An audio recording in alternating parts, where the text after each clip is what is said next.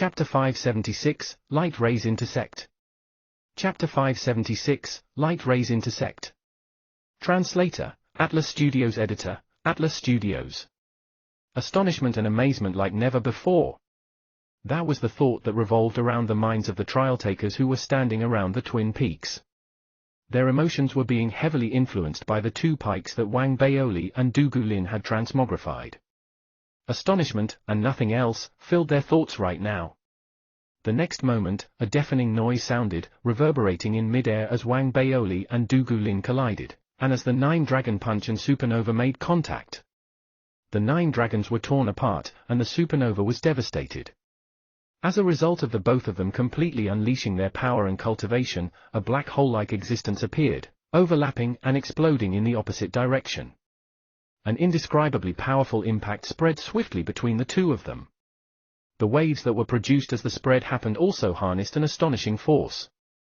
If other core formation realm cultivators were to go between the two of them, they would definitely be killed by the waves themselves. To Wang Baoli, who was equipped with the heart core, the waves may be frightening, but it wasn't sufficient to kill him. That was the case for Dugu Lin as well. He didn't have a heart core, but his combat body could provide him with a physical protective covering. Amidst the loud boom, the two of them didn't even move a single step back, unlike what the others had expected. That was because at that moment, whoever moved back would lose the lead. Being in the lead was important, perhaps the most crucial in a battle between two equally matched individuals. It could be said that from the beginning, the duo's individual attacks were already extremely intense, and they weren't giving each other any leeway. Amidst the loud boom, Dugu Lin laughed heartily, with excitement evident in his laughter. His intention to battle far exceeded when he battled Xu Ming and Lu Yun. He turned around and bellowed. "Wang Baoli, you're qualified." With that, Dugu Lin sealed his right hand, and with his body against the impact, he charged towards Wang Baoli. At that moment, as the blood sea behind him churned, a giant Kuan Peng emerged from under the sea. The appearance of the creature instantly made everyone who was around, as well as those outside, shocked beyond words. The fact that a core formation realm cultivator could create such a powerful scene was incredulous to many. In the minds of most cultivators, only the nascent soul realm cultivators could achieve this feat.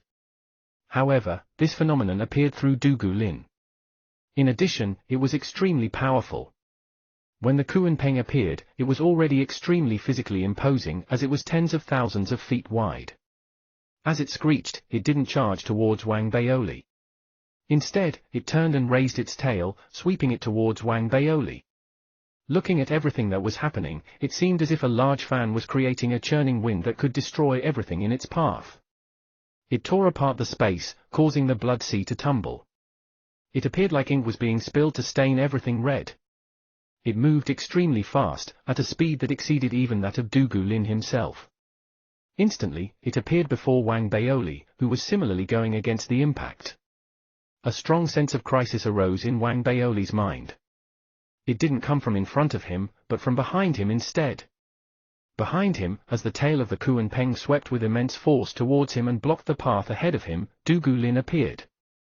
He somehow appeared behind Wang Baoli, and his appearance was extremely bizarre.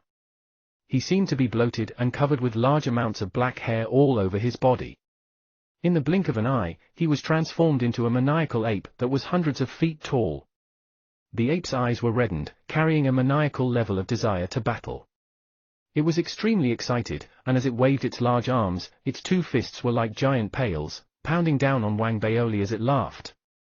The Kuan Peng was in front of him, while the giant ape was behind him. This was an extremely treacherous situation and didn't give Wang Baoli any time to react. If it was someone else, they would be completely flustered.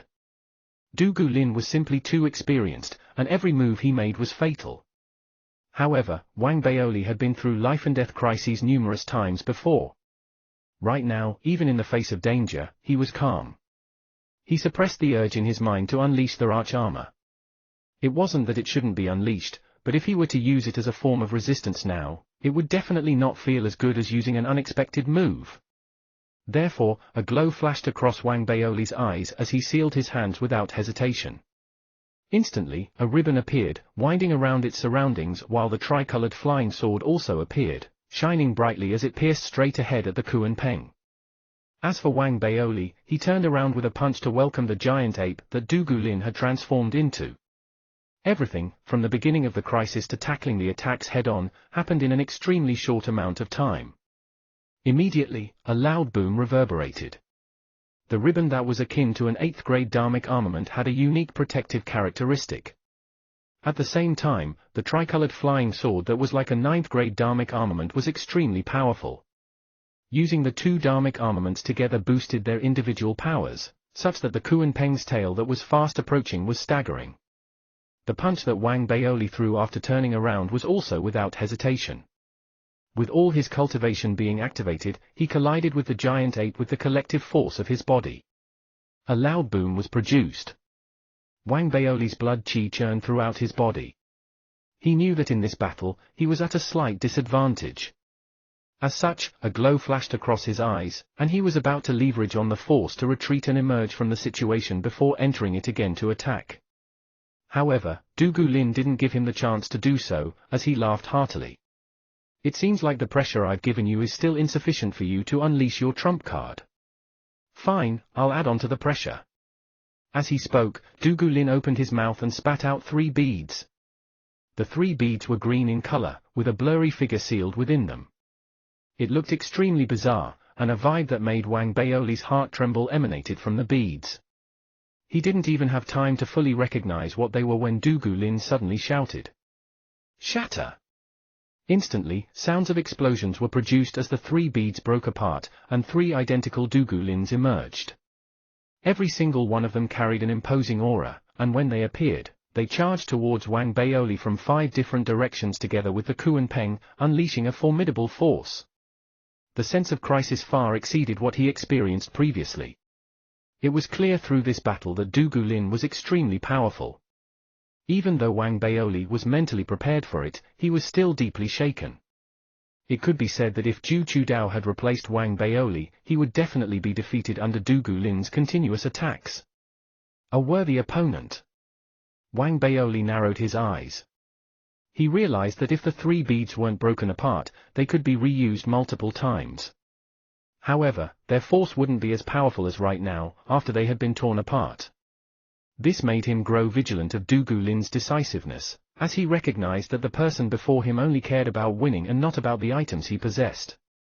With that thought, a look of ferociousness appeared in Wang Baoli's eyes. He no longer fret over making a loss. As he sealed his hands, he pointed towards the ribbon and bellowed.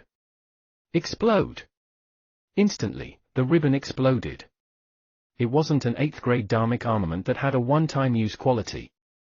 Instead, it was a treasure from an extraterrestrial civilization.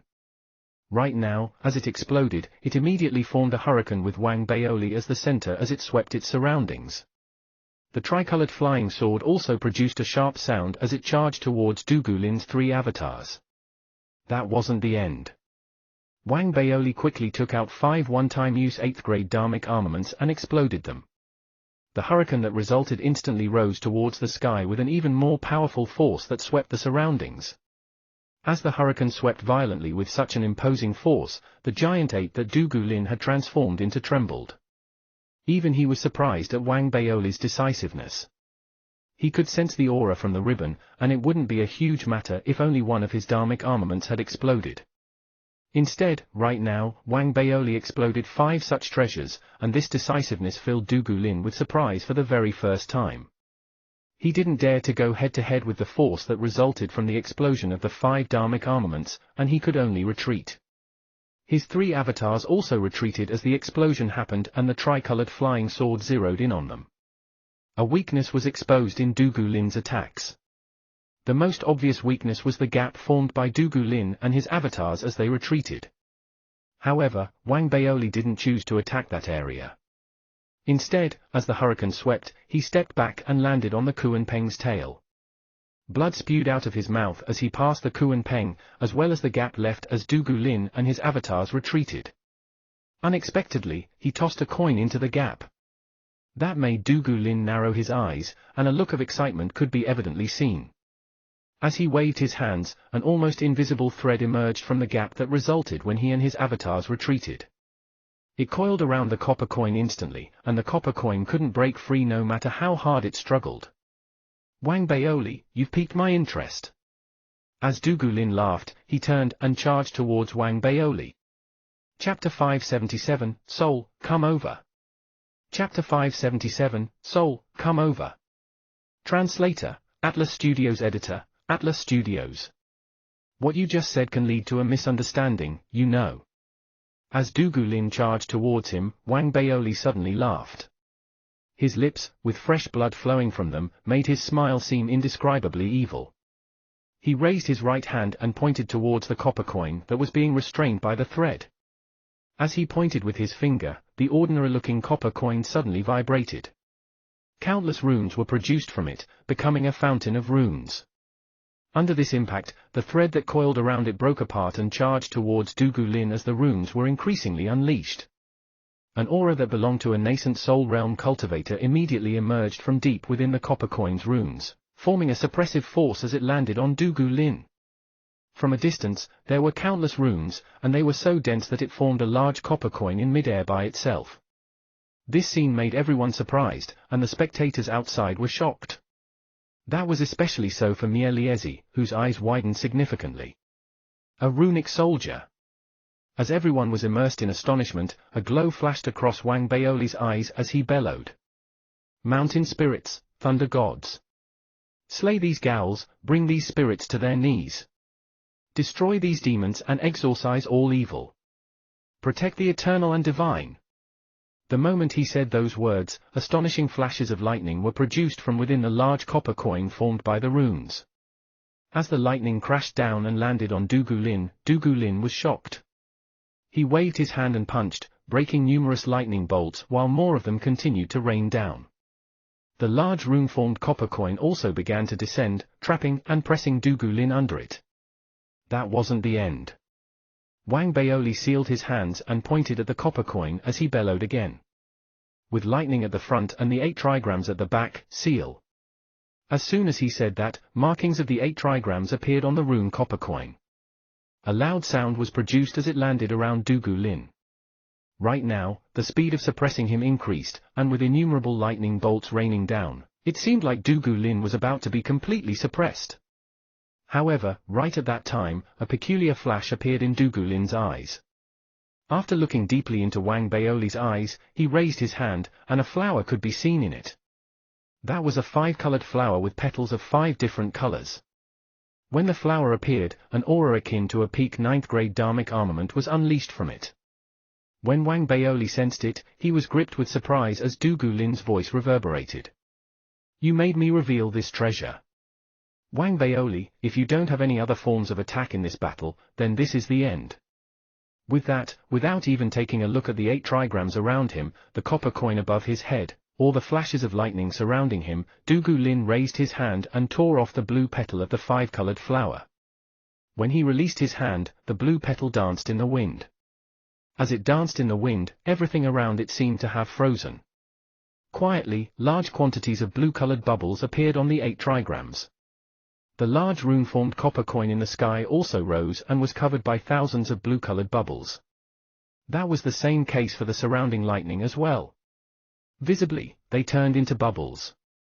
When everything around Dugu Lin had been transformed into bubbles, he cleared his throat, and that was when all the bubbles burst at the same time. When everything was destroyed, a copper coin that looked as if it had been corroded landed on the ground. Wang Baoli retracted his gaze, staring at the flower in Dugu Lin's hands, which now had 4 petals remaining. Of them, he paid special attention to the black-colored petal. Even though he felt a strong sense of crisis from the flower, he still suppressed the urge to unleash the arch armor. He turned and was about to go near when a chilly glow flashed across Dugu Lin's eyes. He tore off the second petal, which was blood-red in color. Blood-draw, Dugu Lin spoke softly. When he released the petal, Wang Baoli was taken aback, and his heart trembled. He had a peculiar feeling that the petal had insidiously formed a strong connection with him. This connection couldn't be controlled and seemed to have been formed automatically after the petal was torn off. When Dugu Lin opened his mouth, the petal transmogrified into a bloody hand that grabbed towards Wang Baoli. Immediately, Wang Baoli's body trembled, and his face turned pale. Blood fog emerged from all his pores. Blood fog also emerged from all his orifices. He clearly felt that the blood in his body couldn't be controlled and was being drawn out by a bizarre force that couldn't be described. That bizarre force of a dharmic treasure was never experienced by Wang Baoli previously. Now, his breathing was visibly quickened, but Du Lin, with his rich combat experience, wasted no time. As soon as the second petal was torn off, he immediately tore off the third petal. The third petal was white in color. Bone cracking. When the petal landed, a white glow was produced as it transmogrified into a small white-colored skeleton that sneered at Wang Baoli. Wang Baoli snorted in his heart. As the blood in his body was being drawn out in large volumes, the bones in his body were being attacked by an unknown force. Cracks appeared as if his bones were about to break apart. If it were someone else, they would have definitely died from these attacks. However, Wang Baoli had a heart core and was physically strong. The green lotus in his body shook quickly, releasing life energy that swiftly recovered the blood and the breaking bones in Wang Baoli's body. Even so, only an equilibrium was achieved. If Du Lin didn't have any further moves, it would be enough. However, if he were to continue to attack, he might be thrown into a state of disequilibrium, which would cause his body to crumble instantly as all his blood would be lost and all his bones would turn to powder. However, despite all that was happening, Wang Baoli didn't unleash the arch armor. Instead, he screamed and charged towards Du Lin. That made Du Lin feel bored. Do you really think that you will be able to walk in front of me with my heaven-representing flower in hand? He shook his head and tore off the fourth petal, which was the black-colored petal. Soul, come over. When he said that, the black-colored petal instantly dissolved. As a black fog spread, a black ball of fire was produced, which gave out a chill. From within, a palm-sized lone boat appeared. There was a small black-robed man with a lantern oar in his arms. As he appeared, he raised his right hand and pointed at Wang Baoli, but that was when the black-robed man trembled. When the black boat and the tiny black man appeared, Wang Baoli raised his head, and a bright glow flashed across his eyes. That was the moment he was waiting for. Without hesitation, the dark core in Wang Baoli's body was instantly unleashed. A dark fire emerged from his body. The black boat and tiny man formed from the black-colored petal turned around instantly, screaming at Du Lin, who was frozen with surprise. The tiny man waved the lantern oar in his hands and pointed at Du Lin. As he pointed, Du Lin's body trembled vigorously and his mind buzzed noisily. In his shock, he wanted to retreat, but it was too late. Wang Baoli roared loudly and charged out, his body like a shooting star that seemed capable of destroying the universe. When he emerged, he raised his right hand and formed a fist. Immediately, the blood-colored meridians transmogrified and coiled around him. An overbearing and sinister aura was produced, and the flame-snatcher arch armor appeared. When the flame-snatcher arch armor appeared, the force from Wang Baoli's body was fully unleashed, and its scale exceeded that of previous times significantly. It was doubly boosted by the collective force, and that was a triple boost for the flame-snatcher arch armor. When they overlapped, the resulting force was extremely imposing, carrying with it an irreversible and destructive power as it approached Du Lin. Everywhere it passed was torn apart, and the heavens and earth shook violently. Du Lin was gripped with indescribable shock. He wanted to resist, but right now, his spirit was trembling and on the verge of being drawn out. He slowed down as Wang Baoli's lightning avatar appeared, snatching away the flower that only had one petal left, while the actual Wang Baoli let out a punch through the flame-snatcher arch armor. The disciples who were surrounding them and watching the battle, as well as the Dao Palace cultivators outside, were all shocked. He was so fast and so powerful that it seemed like he had harnessed the heaven and earth powers. Du Lin vomited blood, and his body retreated. Wang Baoli chased after him like lightning and punched him again. This punch made a dent in Du Lin's chest, revealing his bones. It was a powerful impact as his body was thrown towards the other mountain peak. When he landed, the mountain peak caved in, and Wang Baoli continued chasing after him with his powerful force. Chapter 578, Opening the Seal. Chapter 578, Opening the Seal. Translator, Atlas Studios. Editor, Atlas Studios. The tide had turned. At this moment, both the surrounding spectators and the Dao Palace cultivators outside were watching with their mouths agape. The battle between Wang Baoli and Du Gulin was full of twists and turns. Initially, it was clear that Du Gulin was in the lead, and was pressuring Wang Baoli strongly. However, to the outer world cultivators, they knew about Wang Baoli's blood-colored meridian armor which he used to suppress Ju Chu Dao. As they watched, they realized that Wang Baoli didn't unleash it even in the face of crisis. Some of them even thought that perhaps there were disadvantages to that move of Wang Baoli's, which was why he didn't unleash it.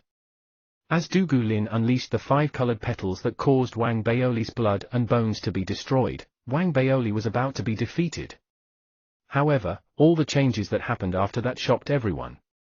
For some unknown reason, the black-colored petal switched alliances. This betrayal was also the factor that turned the situation around.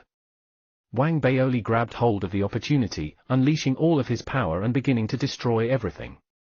The blood-colored armor that wasn't seen previously instantly appeared.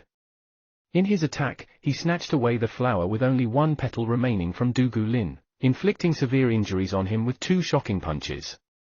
The punches made fresh blood spew out of Du Gulin's mouth and caused his chest to cave in. His body slammed against the mountains. At that moment, as Wang Baoli emerged, he was like a spear, and he was about to attack Du Gulin once again. Everything that happened caused everyone's breathing to quicken as they watched on. However, even before they could gasp, Wang Baoli's pupils constricted.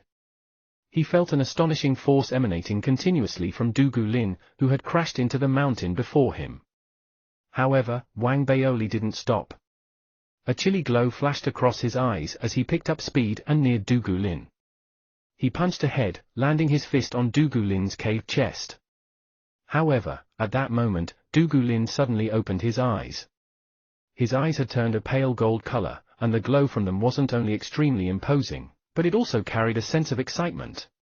The first seal, open. The moment he spoke, an imposing force was unleashed from Du Gulin's body. Du Gulin laughed heartily, raising his right hand, where an identical golden glow spread from.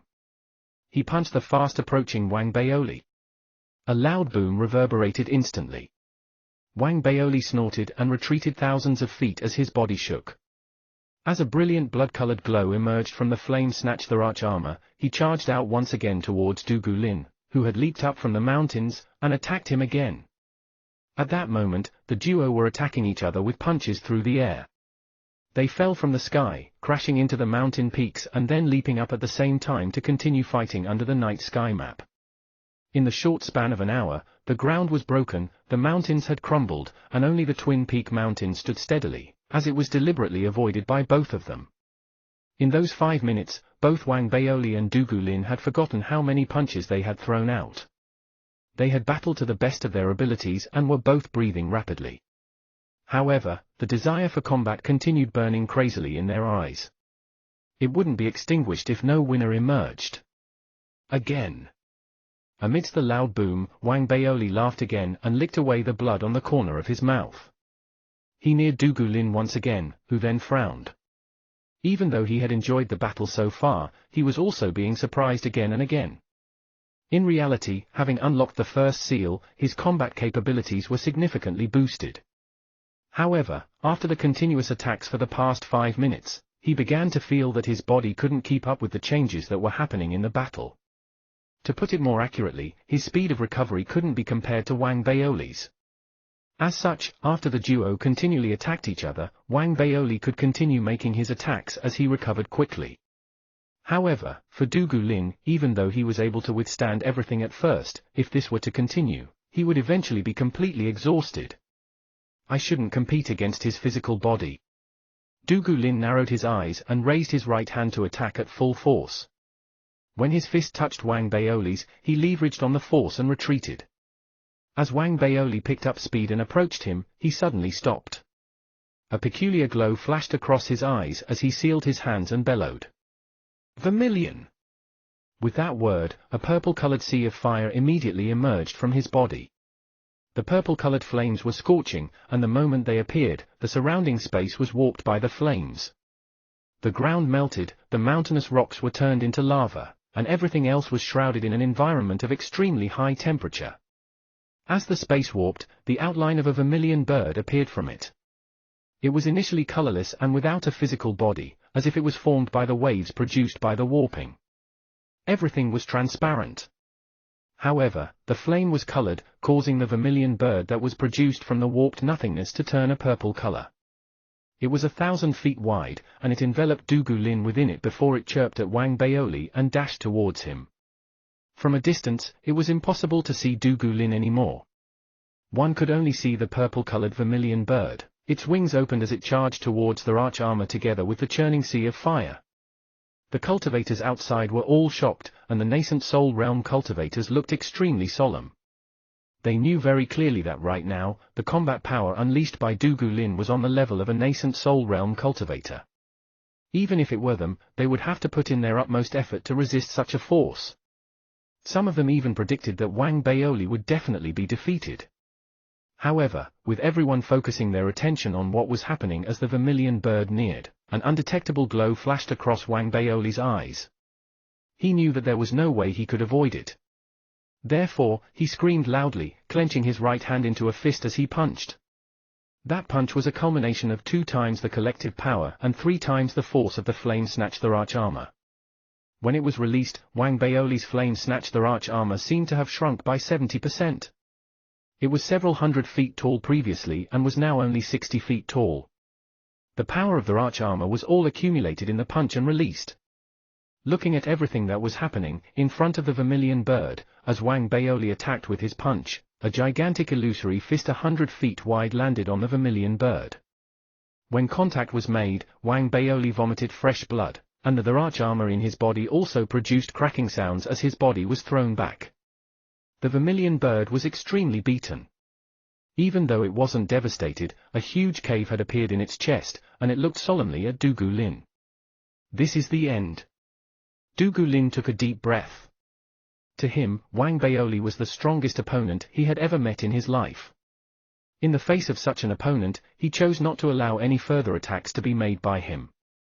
As he spoke, he turned and charged towards Wang Baoli with the severely injured vermilion bird. However, the moment he neared, a glow flashed across Wang Baoli's eyes, and he chanted in his mind. Enlightened, prisoner of the Tao of Heaven, all sentient beings must endure immeasurable calamities. It was the Tao scripture. He may be heavily injured, but in reality, that was the form of retaliation he had thought of during the crossfire just now. As he chanted the Tao scripture in his mind, a frightening and indescribable force emerged from the depths of the universe, about to be awakened. Instantly, it arrived in the solar system, on the ancient greenish-bronze sword, in vast expanse Tao Palace, and in the infinite spells array formation. Boom! The Tao Palace cultivators outside felt their minds buzz noisily with activity. They were all surprised, and the higher their level of cultivation, the more significantly they could feel it. That was especially so for Mie Liezi and Feng Churan, who were now aghast as they stood up and exclaimed. What is this aura? All of them, who were immersed in shock, didn't notice that Daoist ran beside them had blood spewing out of his mouth. Even with his perseverance, he didn't manage to withstand the impact and opened his mouth slightly. Even though his mouth wasn't fully opened, the shape of his mouth had turned into a square. The blood disappeared instantly when he reacted to what was happening. Dugu Lin, who was on the trial grounds, also shook vigorously as his mind buzzed with activity.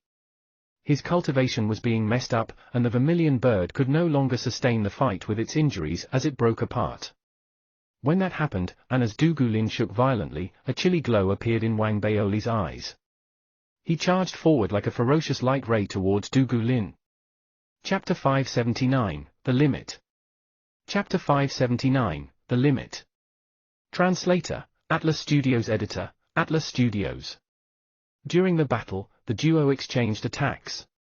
On several occasions, Wang Baoli was in the lead, and on the other, Dugu Lin was leading. Until now, with this suppressive force that appeared suddenly, Wang Baoli leaped into the air and charged towards Dugu Lin, unleashing his force once again. He was so fast that it was as if he was passing through the emptiness. When he emerged, he unleashed his dark core, and instantly, a dark fire emerged from his body, forming a sea of fire outside his body. This sea of fire was black in color. It didn't give off a high temperature but a chill that seemed to be able to seal everything. Crackling sounds were produced continuously, as if the ground, the firmament, and the space between the two of them were instantly frozen. Immediately, Dugu Lin's trembling mind and his messy cultivation were thrown into further chaos by the dark fire.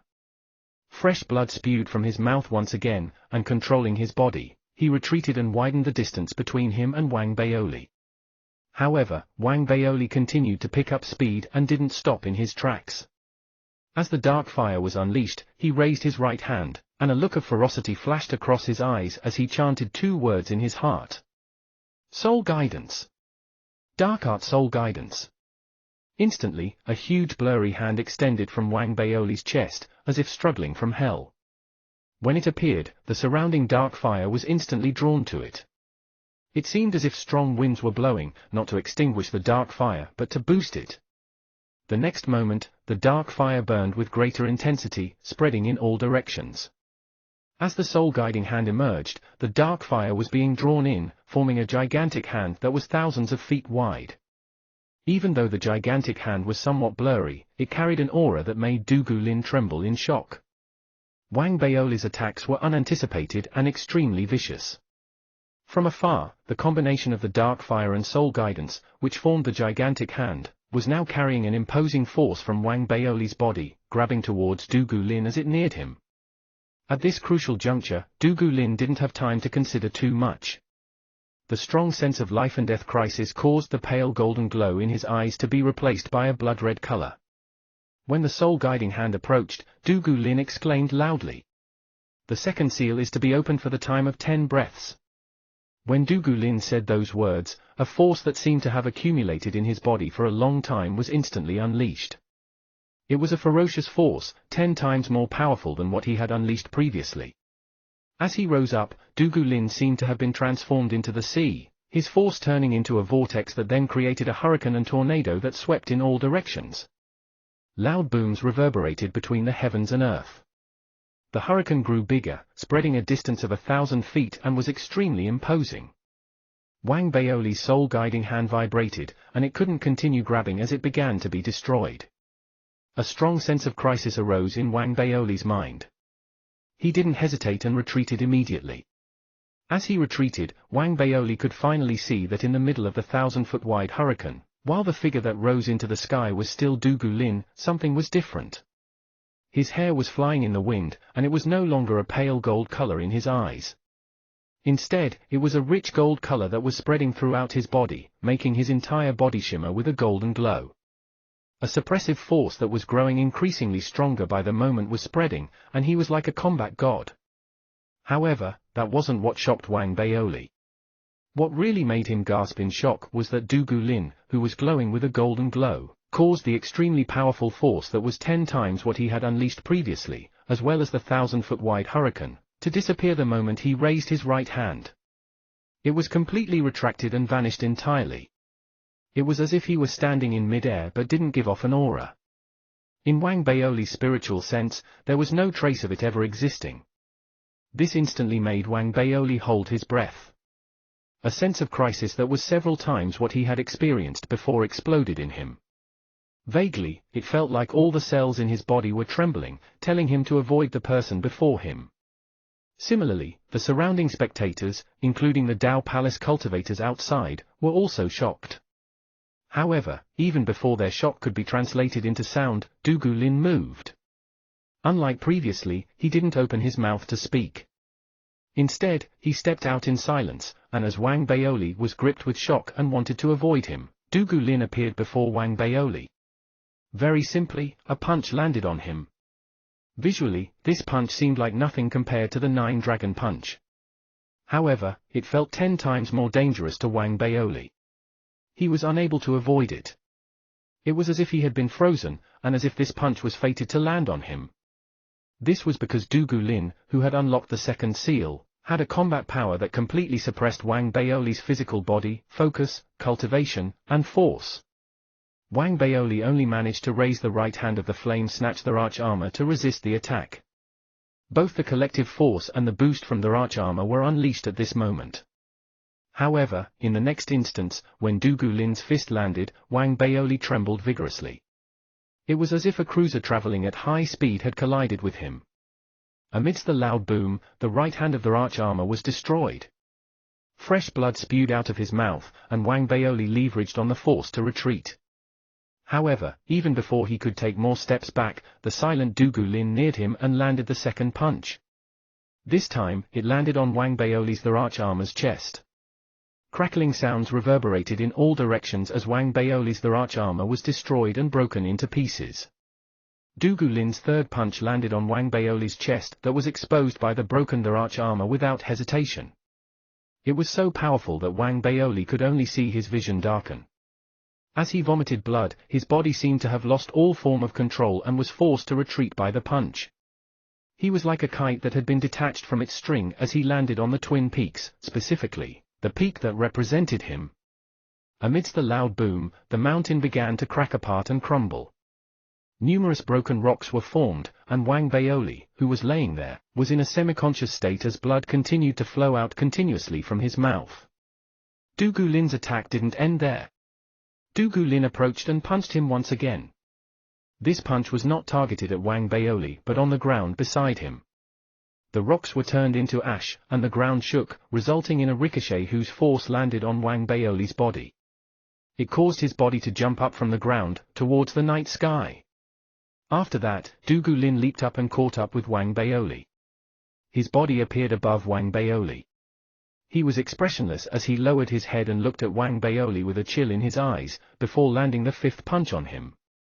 That punch was even more powerful, especially when complemented with his astonishing speed. It formed a suppressive force that harnessed the heaven and earth powers, and when it landed, Wang Baoli's the arch-armor was entirely destroyed. With an even greater speed, his body landed on the ground, forming a large basin-shaped depression in the ground. Fresh blood no longer spewed out just from Wang Baoli's mouth, but from everywhere on his body. He was almost unconscious. Du Lin, who had unlocked the second seal, was so powerful that it was beyond imagination. Even a nascent soul realm cultivator would be extremely frightened and shocked by it. However, Wang Baoli didn't give up. The green lotus turned maniacal as it endlessly repaired his body. Wang Baoli opened his eyes while gasping, looking at Du Lin, who was in mid-air. Wang Baoli! Du Lin lowered his head and didn't show a trace of emotion in his eyes as he looked calmly at Wang Baoli, who was struggling to stand up on the ground. Next is my sixth punch, which is also the peak of my force. I advise you to concede defeat, as if you choose to persevere, you would die without a doubt. However, it is also possible that between the state of life and death, you would unleash your full potential. I have witnessed a similar scenario previously, and it all depends on your fate.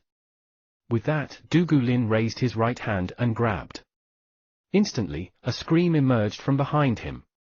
A giant ape first transmogrified, followed by a nine-headed black dragon, then the vermilion bird and the Kuan Peng. The figures of the four beasts took up the entire sky, enveloping Du Lin before interweaving with each other and transforming into a large illusory fist. They each screamed and intertwined with each other. Looking at everything from a distance, the fist was like the firmament, extremely imposing, as if harnessing the heavenly tribulation and charging towards Wang Baoli. The 10 breaths ended. Chapter 580, Slim Down. Chapter 580, Slim Down. Translator, Atlas Studios. Editor, Atlas Studios. Even though the 10 breaths had ended, the punch was still unleashed with a powerful force that seemed like it represented the powers of heaven. Right now, as it arrived, it suppressed everything. It caused the ground to shake as cracks appeared, and that was the case for the surrounding mountains as well. That was especially so for the spectating cultivators who were all shocked as they retreated. Zhao Yaming and Kong Dao, who were watching everything, were both extremely anxious. However, there was no way they could help, and neither could they participate. In reality, the battle between Wang Baoli and Du Lin, having reached the current stage, was no longer on the level of core formation realm cultivators. It was closer to that of the nascent soul realm, just that they could probably demonstrate more types of spells. He still lost. Outside the training grounds, everyone who was watching the battle was shocked. Wang Baoli lay amongst the broken rocks, looking at the giant fist arriving from the skies above him, his lips curled into a bitter smile.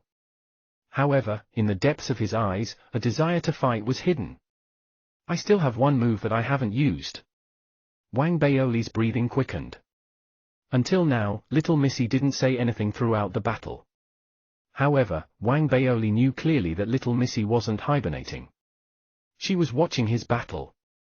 Naturally, the move that Wang Baoli had never used wasn't little Missy, it was his intrinsic scabbard. It was the first true treasure that Wang Baoli had refined. In the words of little Missy, it was an intrinsic treasure that could slay anything. Under the nurturing environment in Wang Baoli's body, other than releasing mosquitoes, it didn't seem to have other uses. Wang Baoli had never considered using it before, but now. A chilly glow flashed across his eyes. The moment the four-beast punch neared him from the skies, the green lotus in Wang Baoli's body shook violently, injecting him with life and allowing him to recover from his severe injuries quickly. Even though he was suppressed by Dugu Lin, which made his recovery slow and incomplete, it was sufficient to give Wang Baoli enough energy to unleash his never-before-used move. Instantly, Wang Baoli's heart burned with the desire for combat, which was extremely strong. He shouted, and green veins bulged on his forehead. His left hand slammed on the broken rocks and broke them with a bang. He leveraged on the force and leaped into the air. Instead of retreating, he charged forward towards the approaching four-beast punch. That scene immediately gripped all the spectators around him and outside with shock. They watched on, dumbfounded, as Wang Baoli charged towards the four-beast punch as if courting death. As Wang Baoli caught the attention of everyone, both outside and on the trial grounds, the four-beast punch was a mere 100 feet from him when he raised his head and grabbed his chest. With that, a brilliant glow emerged instantly from Wang Baoli's chest, revealing an end of the scabbard. In the blink of an eye, as Wang Baoli screamed painfully, a complete scabbard was pulled out from within his body. The scabbard was an antique and had never been seen in civilization. Now that it emerged, the firmament was transformed, and the winds and clouds churned. Even the trial grounds trembled. It was clearly just a 6th-grade dharmic treasure and not a dharmic armament, but when it appeared, it seemed to be able to influence the entire ancient greenish bronze sword. This culminated in an indescribable force that concentrated in the trial grounds, from Wang Baoli's scabbard. Very vaguely, Wang Baoli had a strong feeling that there was an invisible sword in the scabbard that he couldn't see. Even though he wanted to pull it out, something seemed to be lacking. It was just short of something. Wang Baoli didn't have time to feel regret and didn't have time to ponder over it. Right now, without hesitation, he gave up the thought of pulling out the sword. Instead, he used the scabbard as a sword, slaying the incoming four-beast punch. Instantly, the brilliance was like an eternity that soon vanished at that moment. Initially, there was still light under the night sky, but right now, all the light had disappeared. It was as if the act of flailing the sword caused all light to be sucked away, leaving behind the scabbard that had made contact with the four-beast punch under the sky. Loud booms that sounded like the angry roars of the world filled the training grounds, while a maniacal force spread in all directions like a wave. As it spread, Wang Baoli trembled, spewing large volumes of blood from his mouth.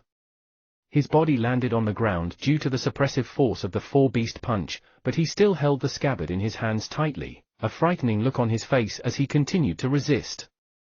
That extremely powerful four-beast punch didn't become devastated with the slaying of the scabbard, but it vibrated strongly, and it could no longer suppress Wang Baoli. It was blocked by the scabbard. The scabbard seemed to magnify Wang Baoli's power, allowing him to withstand the force of the four-beast punch. Right now, looking from a distance, the entire scene was a frightening image. The large and powerful four-beast punch was only one man's length away from the ground. Under that gigantic fist was Wang Baoli, who was gripping onto the scabbard and preventing the fist from landing on him. He was like an extremely hardy stone that was blocking the wheels of fate. As he suppressed it, the wheel couldn't successfully destroy everything. It was already Wang Baoli's limit, having achieved all of that. His hand that held onto the scabbard was trembling, and the green lotus in his body was shaking. Life energy was released on a scale that was never seen before as it tried to restore Wang Baoli's body. As a result, it couldn't relax one bit, as if he did so, he would be completely crushed. His only choice was to persevere. However, very soon, his body couldn't withstand it any longer. As cracks appeared on his skin and on his bones, the force from the fist caused Wang Baoli to be unable to catch his breath. His body was continuously torn apart and continuously repaired, but it was difficult for him to last long. Even his lightning core began to crack at this moment. this was the case for his dark core as well. The cracks grew larger. If it were to continue, his two cores would be destroyed, his cultivation would be wiped out, and his core formation realm would crumble. His consciousness grew increasingly blurry at this moment. He seemed to have heard some voices, some familiar, some foreign, but all anxiously screaming for him to give up and concede defeat. How can I concede defeat? My Tao doesn't allow me to concede defeat. My ambitions don't allow me to concede defeat. I, Wang Baoli, would never concede defeat, ever. As Wang Baoli screamed in his heart, the cracks in his dark core and lightning core grew wider. His body showed signs of breaking down. The repair of his body by the Green Lotus couldn't keep up. However, just as his body was about to break apart, as his will continued to burn, and as he was suppressed to the maximum, the devouring seed in his body was suddenly unleashed with a loud boom. It didn't absorb the force from outside. Instead, in this life-and-death crisis, the devouring seed swallowed the Green Lotus, as well as the dark core and lightning core. They didn't vanish and were instead integrated with the devouring seed for the second time. The first integration happened when the Green Lotus was first planted on the devouring seed, and equilibrium was reached. Right now, at this life-and-death juncture, the devouring seed was unleashed. After taking everything in, it still felt insufficient, which was why it began absorbing Wang Baoli's body. His originally rotund body could be visibly seen slimming down swiftly. In the blink of an eye, the Wang Baoli that appeared before others. It was no longer a rotund body, but one that had entirely slimmed down. He had a long body, well-defined eyebrows, and sharp eyes. Coupled with the well-chiseled face and loose clothing, Wang Baoli appeared extremely handsome right now. Perhaps it was due to the significant contrast with how he looked previously, but everyone who saw him was surprised by the transformation in his physique. The Wang Baoli right now was extremely eye-catching. Even Zhui Yifan, who was considered handsome in the Federation, conceded defeat to Wang Baoli's handsomeness. That was because Wang Baoli had something he didn't have: defiance, an overbearing attitude, and a power that could destroy everything. All this made the current Wang Baoli look handsome, yet a little sinister. His charisma was instantly boosted, and even Li Yi, the Federation seedling outside, was bewildered. At this moment, as the devouring seed was in the process of backlash, the process of reverse nourishment also began. Wang Baoli's cultivation was instantly activated, his force growing stronger from an initially weak state. It reached the peak of the mid-stage core formation realm and entered into the late-stage core formation realm. He broke through with a bang. That wasn't the end. After entering the late-stage core formation realm, the devouring seed continued to nourish him, and his cultivation was boosted again. In a short period of time, his cultivation reached the peak late stage and was just a small step away from perfection. This scene shocked Dugu Lin, as well as everyone inside and outside the trial grounds. Breakthrough in the midst of battle. As the people exclaimed and gasped in shock, Wang Baoli's cultivation was activated, and all his injuries were healed instantly. He regained the power that he had lost, and his power was now several times that of what it was previously. Waves of astonishing forces were released from his body, and it was as if it were capable of destroying the heavens. The hand that was gripping the scabbard no longer trembled and was instead extremely steady. Amid Dugu Lin's disbelief, Wang Baoli raised his head, looking past the four-beast punch before him and directly at Dugu Lin within it. "I do not concede defeat." Wang Baoli spoke softly, a frightening desire for combat clearly evident in his eyes. Chapter 581, Drawing the Sword. Chapter 581, Drawing the Sword. Translator, Atlas Studios. Editor, Atlas Studios. Wang Baoli, at the mid-stage core formation realm, was someone who could unleash Dugu Lin's first-level seal and battle it at an equal level. However, he wasn't someone who could make Dugu Lin unleash his second-level seal. However, right now, everything had changed. As the devouring seed devoured and counter-nourished, Wang Baoli achieved a breakthrough in his cultivation, reaching the late-stage core formation realm. He was only a small step away from entering the perfected core formation realm. That form of breakthrough was also a leap in terms of physical qualities. Right now, not only did it allow Wang Baoli's injuries to fully recover, but it also caused all the cultivation in his body to send shock waves in all directions. The lightning core and dark core could no longer be seen in his body, as everything, including the green lotus, was inside the devouring seed. Wang Baoli could feel their presence and that they were undergoing a form of transformation that even he couldn't describe accurately. However, he knew that the transformation wouldn't be disadvantageous for him. Instead, he would stand to gain greatly when the transformation had been completed. However, these issues weren't the ones that Wang Baoli had to focus on right now. As he raised his head and the glow of battle flashed across his eyes, his lightning avatar appeared once again, layering on top of his body and causing his combat capabilities to be further boosted. What followed was the flame snatch the arch armor that Du Gulin had crushed previously. It reappeared in the next instant, and blood-colored meridians appeared, spreading in all directions and causing Wang Baoli's aura to explode with 3 times the force. His will resonated with his cultivation technique, augmenting him by 2 times. In the end, with all the boosts, an aura that seemed capable of destroying the heavens and earth was formed. That force eventually culminated in his right fist, forming a punch that landed directly on Du Gulin's beast punch. Break! The heavens and earth tumbled, and the winds churned, shaking the entire area. Amidst the shock of the surrounding cultivators and those on the outside, that seemingly unbreakable beast punch instantly showed signs of breaking down. The first to be devastated were the 4 beasts inside. The giant ape, the vermilion bird, the 9 dragons, and the Kuan Peng roared pitifully. They couldn't withstand the impact any longer as they were torn apart by the violent winds. It was then that Du Gulin, who was pale with shock, was revealed, and he scrambled to retreat with blood spewing out of his mouth. He looked surprised and was filled with indignation in his heart. The combination of shock and indignation didn't evoke a sense of weakness, but a desire to battle. Even though he wasn't able to open his second-level seal for too long without it causing irreversible damage to him, at this moment, Du Gulin still chose to lift the seal. The second seal is to be opened for the time of 10 additional breaths.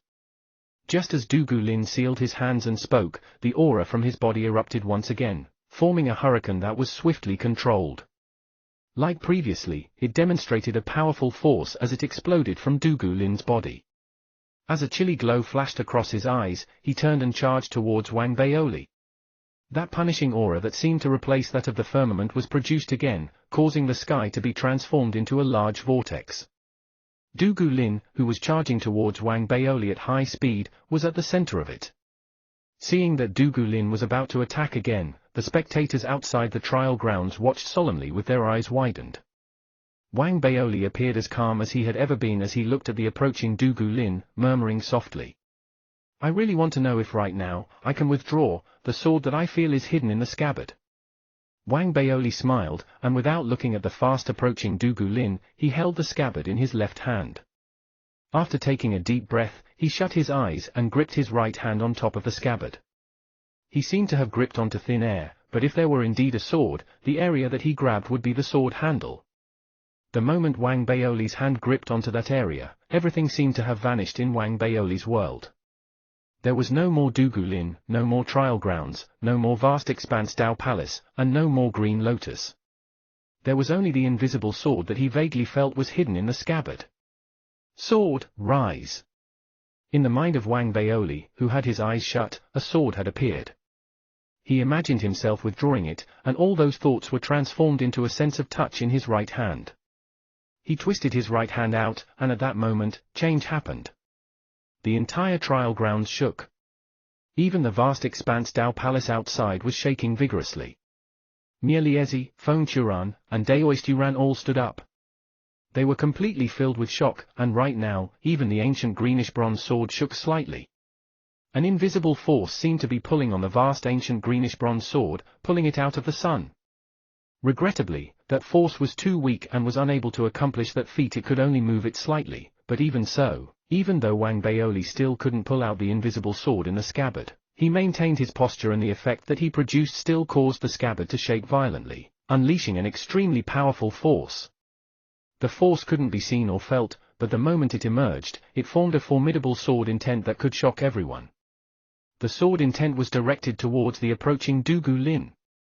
Even though the second-level seal had been opened, Du Gulin, who was extremely powerful, still trembled. A strong sense of impending life-and-death crisis that he hadn't felt for a long time instantly flooded his mind. Amidst his shock, Dugu Lin had a strong premonition that if he continued to advance, he would die without a doubt. In his fear, Dugu Lin retreated. However, it was still too late. As Wang Baoli opened his eyes, a sword projection flashed across his pupils. An invisible sword projection charged towards Dugu Lin, its ferocity extreme. Dugu Lin, with bitterness in his heart, didn't hesitate and unleashed his third-level seal, which he had originally not wished to unleash. As the seal was lifted, Dugu Lin's hair grew. The golden glow in his eyes was replaced by a black glow. It was as if he had been transformed into a black hole that was releasing a frightening aura.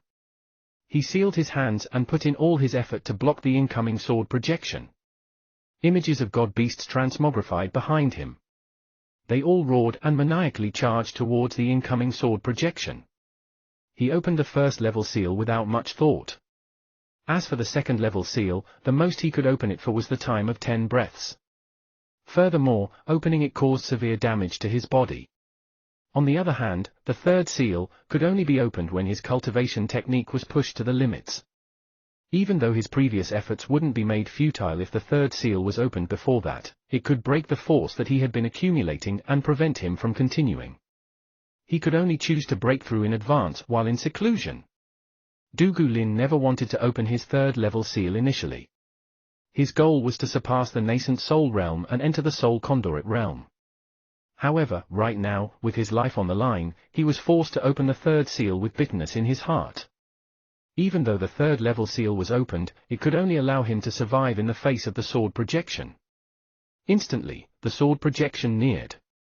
Like an autumn wind that blew off the leaves of a tree, the sword projection destroyed all the illusory images of the god-beasts, and landed heavily on Dugu Lin's body with an extremely strong force. Blood spewed out of Dugu Lin, and his body tumbled and fell backwards, pushing him back to the second-level seal. The black color in his eyes returned to a gold color. Even then, it didn't end as blood spewed from his body again. The second-level seal was devastated, and his eyes were transformed into a pale gold color. That wasn't the end. At that moment, the first-level seal was broken apart as well. The aura from his body weakened, and his body landed heavily and loudly on the blood peak that represented him, crumbling it. He was thrown to the brink of death before a mouthful of fresh blood spewed from his mouth. That was when the sword projection dissipated. There was silence all around. Both outside and within the trial grounds, everyone stood dumbfounded. Wang Baoli sighed softly in his heart. He was still unable to withdraw the sword in the end. No one but him knew that the sword projection that was seen previously was the only one that the scabbard had accumulated so far.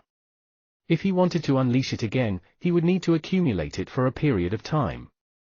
As he sighed, Wang Baoli raised his head and stepped out.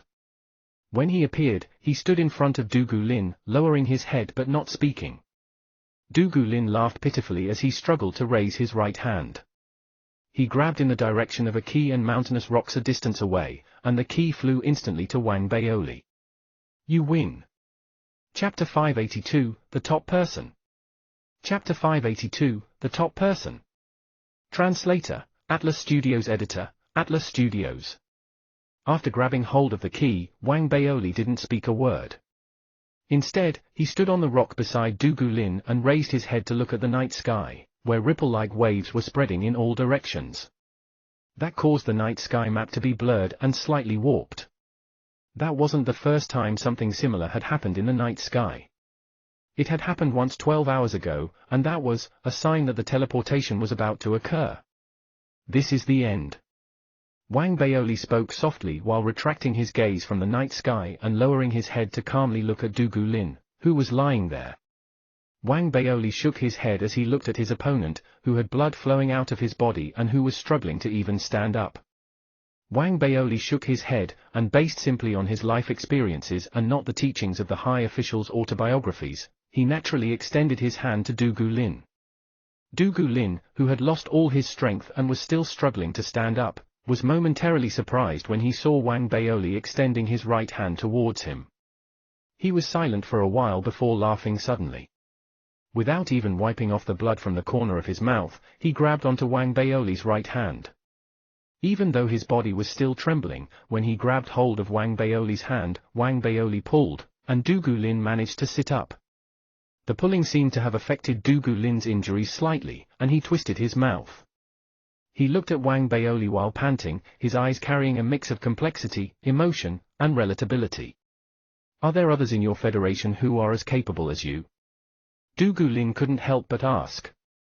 In terms of looks, if I, Wang Baoli, claim to be number 2, no one would dare to claim that they are number 1. However, if it was in terms of combat capabilities, there are many who could defeat me. Wang Baoli raised his head and spoke calmly. If those words were said by someone else, they would have felt embarrassed. However, as Wang Baoli had hypnotized himself countless times, he truly believed what he said about his own appearance. That was especially so as, right now, he had really lost weight. Du Guilin hadn't interacted with Wang Baoli previously, and now that he heard those words, he was visibly thrown into a blur. With a weird expression on his face, a loud boom was heard, reverberating within the trial grounds.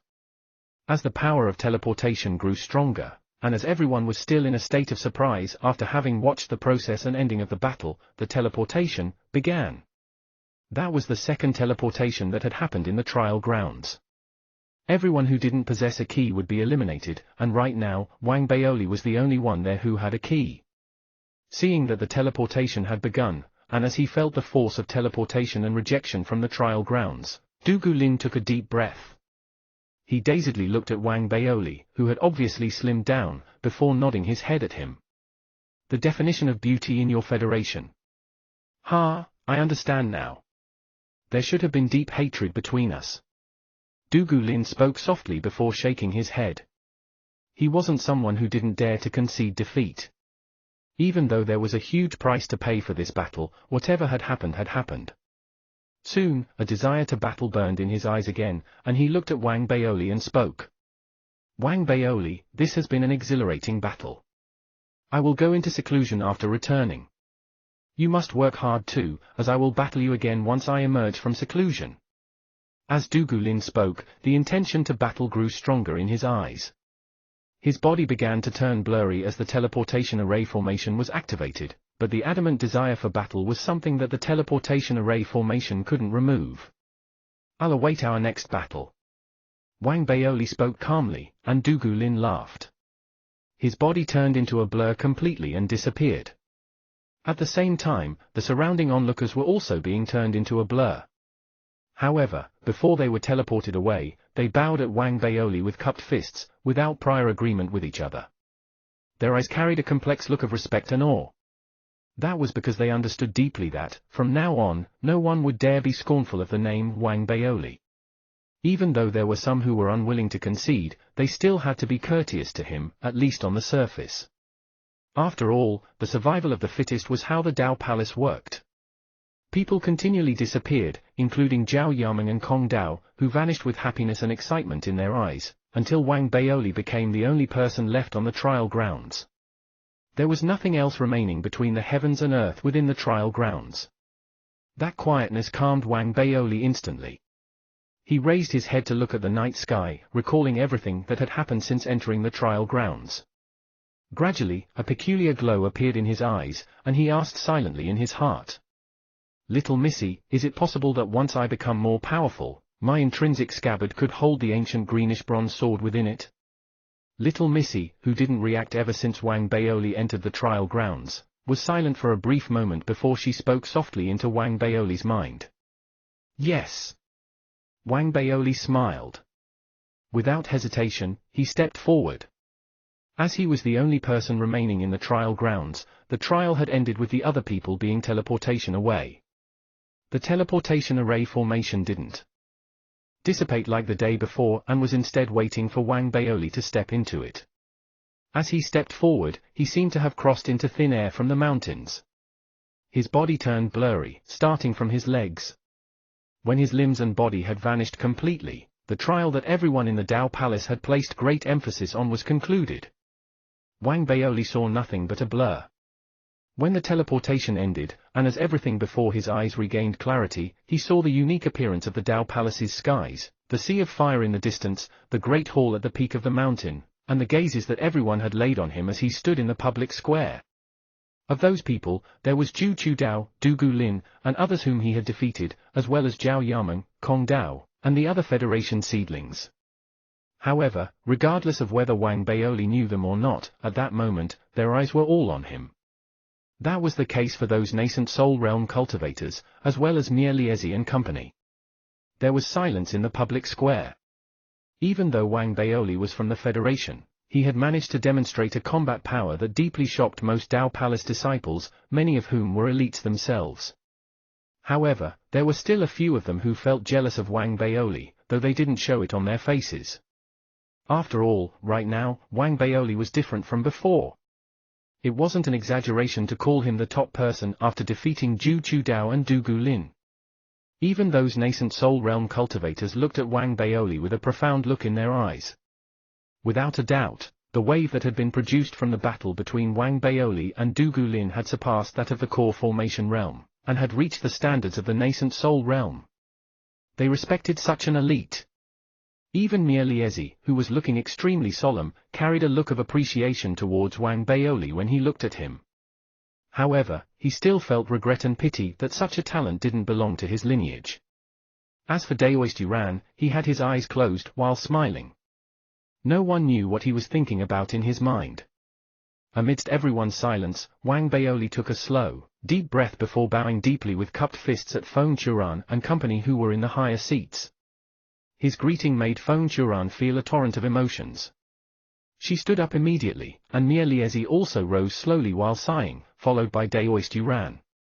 With the three of them standing up, the nascent Soul Realm cultivators also followed suit, and that was the same for all the other disciples who were around. Ring the bell. Feng Churan spoke without waiting for Mier Liezi. If it were some other scenario, Mier Liezi would definitely be displeased. However, right now, the fact that he didn't say anything meant that he silently approved of Feng Churan's action.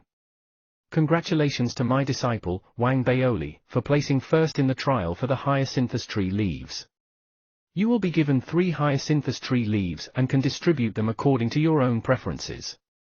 Feng Churan smiled warmly as the ringing of the bell reverberated throughout the entire Dao Palace. The sound of the bell was loud and spread in all directions. That caused ripples in Wang Baoli's heart, who had become the center of attention of the masses. He looked at Zhao Yameng and company and smiled, before greeting Feng Churan and company with cupped fists again. Thank you, elders. As Wang Baoli spoke, cheers erupted from the Federation seedlings. The cheers reverberated, and the other Dao Palace disciples recovered from the silence as well. They experienced different emotions as they began to talk, and some of them even took the initiative to begin a conversation with the Federation seedlings. Amidst the buzzing activity on the public square, Xie Haiyang, who was within the crowd, also began to reap his gains from the bets that he had made with excitement. Someone also brought up the 3 bowls that Xie Haiyang had turned over back then. Xie Haiyang laughed and flipped the first bowl over. There was a jade slip under the bowl, and the words Wang Baoli were written on it. Then, the second and third bowl were also turned over. Similarly, the words Wang Baoli were also written on them. Chapter 583, It's Different. Chapter 583, It's Different. Translator, Atlas Studios Editor, Atlas Studios. Amidst Xie Haiyang's delight, amidst the complex emotions and all that the people on the public square felt towards Xie Haiyang, amidst the reverberation of the bell ring, and with Feng Churan announcing the results, the trial had finally concluded. What followed would be the trip to the Worship Palace Pavilion. However, the Worship Palace Pavilion was located in the body region of the sword and was extremely far from their current location. Even though there was an array formation in the vast expanse Dao Palace that could teleport them there directly, it required a lot of preparation in order to open it each time. They still needed to wait for a period of time before the array formation was ready for the teleportation process. Regardless of that, Wang Baoli, who now held the Hyacinthus tree leaves, had a different status and identity in the vast expanse Dao Palace after the trial. However, Wang Baoli didn't stay long on the main island of the Dao Palace. Instead, he left after Feng Churan announced the results. Even to Wang Baoli, the trial was extremely dangerous. Had he not been able to unleash his potential at the last moment, it would be impossible for him to defeat Du Gulin. Furthermore, as he had just achieved a breakthrough in his cultivation, he needed to stabilize it. Phone Turan understood that clearly, and therefore, before Wang Baoli left, she generously passed Wang Baoli a bottle of pills that could consolidate his cultivation. The pills were expensive and were suitable for both cultivation and healing injuries. Wang Baoli expressed his gratitude for the pills before leaving with Zhui Yifan, Zhao Yameng, and Kong Dao. Many other agitated Federation seedlings also followed them. After exchanging greetings with the other people outside the Dao Palace doors, Wang Baoli turned and stepped into the air, leaving the main island of the Dao Palace and charging towards his Green Fire Island. The Federation seedlings sent him off. Zhao Yameng and company also dispersed to return to their own cave abode after Wang Baoli left. Even with their departure, the trial didn't become an event of the past so quickly. It continued to spread between the Dao Palace disciples and became the topic of conversation amongst them. Wang Baoli didn't care about those matters. Right now, he unleashed his full speed and returned to Green Fire Island, stepping directly into the cave abode to enter seclusion. He meditated with his legs crossed to cultivate, and also checked on his devouring seed in detail. The green lotus is gone, and so is the lightning core and the dark core. Wang Baoli was troubled as he recalled the final transformation of the devouring seed at the last moments of the trial. Even though he vaguely felt that the transformation benefited him, he couldn't help but scratch his head when he thought about it. After pondering for a moment, he tapped into his spiritual sense to find out what exactly was going on inside the devouring seed. As his spiritual sense spread and entered the interior of the devouring seed, he soon saw a pitch-black emptiness before his eyes. He didn't know how big it was, but it was extremely quiet and vast. There was only a green lotus shaking in that emptiness. Looking at the green lotus, as well as the dark core and lightning core on it, Wang Baoli heaved a sigh of relief. However, he couldn't figure out how to take them out. Vaguely, he felt that his green lotus, together with the lightning core and dark core, had integrated together with the devouring seed. He felt that everything was culminating in some sort of transformation. Wang Baoli didn't manage to figure out anything after thinking about it in detail. He gave up eventually and retracted his spiritual sense. He then sealed his hands, and his lightning avatar stepped out from his body. After taking a look, he realized that there were some subtle differences to his lightning avatar. The transformation was shown on its absorption. It appeared that after the lightning avatar had been released, it could absorb the spirit chi from the heavens and earth for cultivation. Wang Baoli's heart trembled. He widened his eyes and observed. After a moment, a peculiar look flashed across his face as he raised his right hand and pointed. Instantly, a flying sword emerged from his storage bracelet, charging directly and ferociously to his lightning avatar. It didn't pierce the avatar but inflicted an abrasion to it. The injury healed in the blink of an eye. That made Wang Baoli ponder, and his eyes lit up. The ability to cultivate has something to do with the devouring seed. At the same time, the fact that the avatar is so tough and could recover so quickly means that it has something to do with the green lotus. Wang Baoli's heartbeat became even faster. He hypothesized that the avatar harnessed part of the energy of the dark core. There were no spirits that Wang Baoli could use to test out the hypothesis, but he was quite certain that was the case. Interesting. This way, the combat power that my lightning avatar can demonstrate will be formidable. Wang Baoli seemed to be deep in thought. He then unleashed his physical force, as well as the force of the dark fire. He realized that even though the devouring seed had devoured everything, there seemed to be no negative changes to him. Instead, there seemed to be some improvements. He then put the matter aside and no longer pondered about it. Instead, he took out the cultivation technique Jade Slip of the Lightning Immortal Transformation to take a look at the third level. The first level of the Lightning Immortal Transformation cultivation technique allowed Wang Baoli to carry the power of lightning in all his abilities, with a more obvious effect on his physical body. The second level allowed him to produce an avatar that was extremely helpful to him. However, what he desired most was still the third level. Once the third level of the Lightning Immortal Transformation had been successfully cultivated, he could change positions with his lightning avatar instantly. It wasn't seamless, but it was extremely close to that state. That would allow him to be more flexible in terms of his battle techniques, and it would make him unpredictable. To a certain extent, it wouldn't be an exaggeration to say that his combat capabilities would be significantly boosted.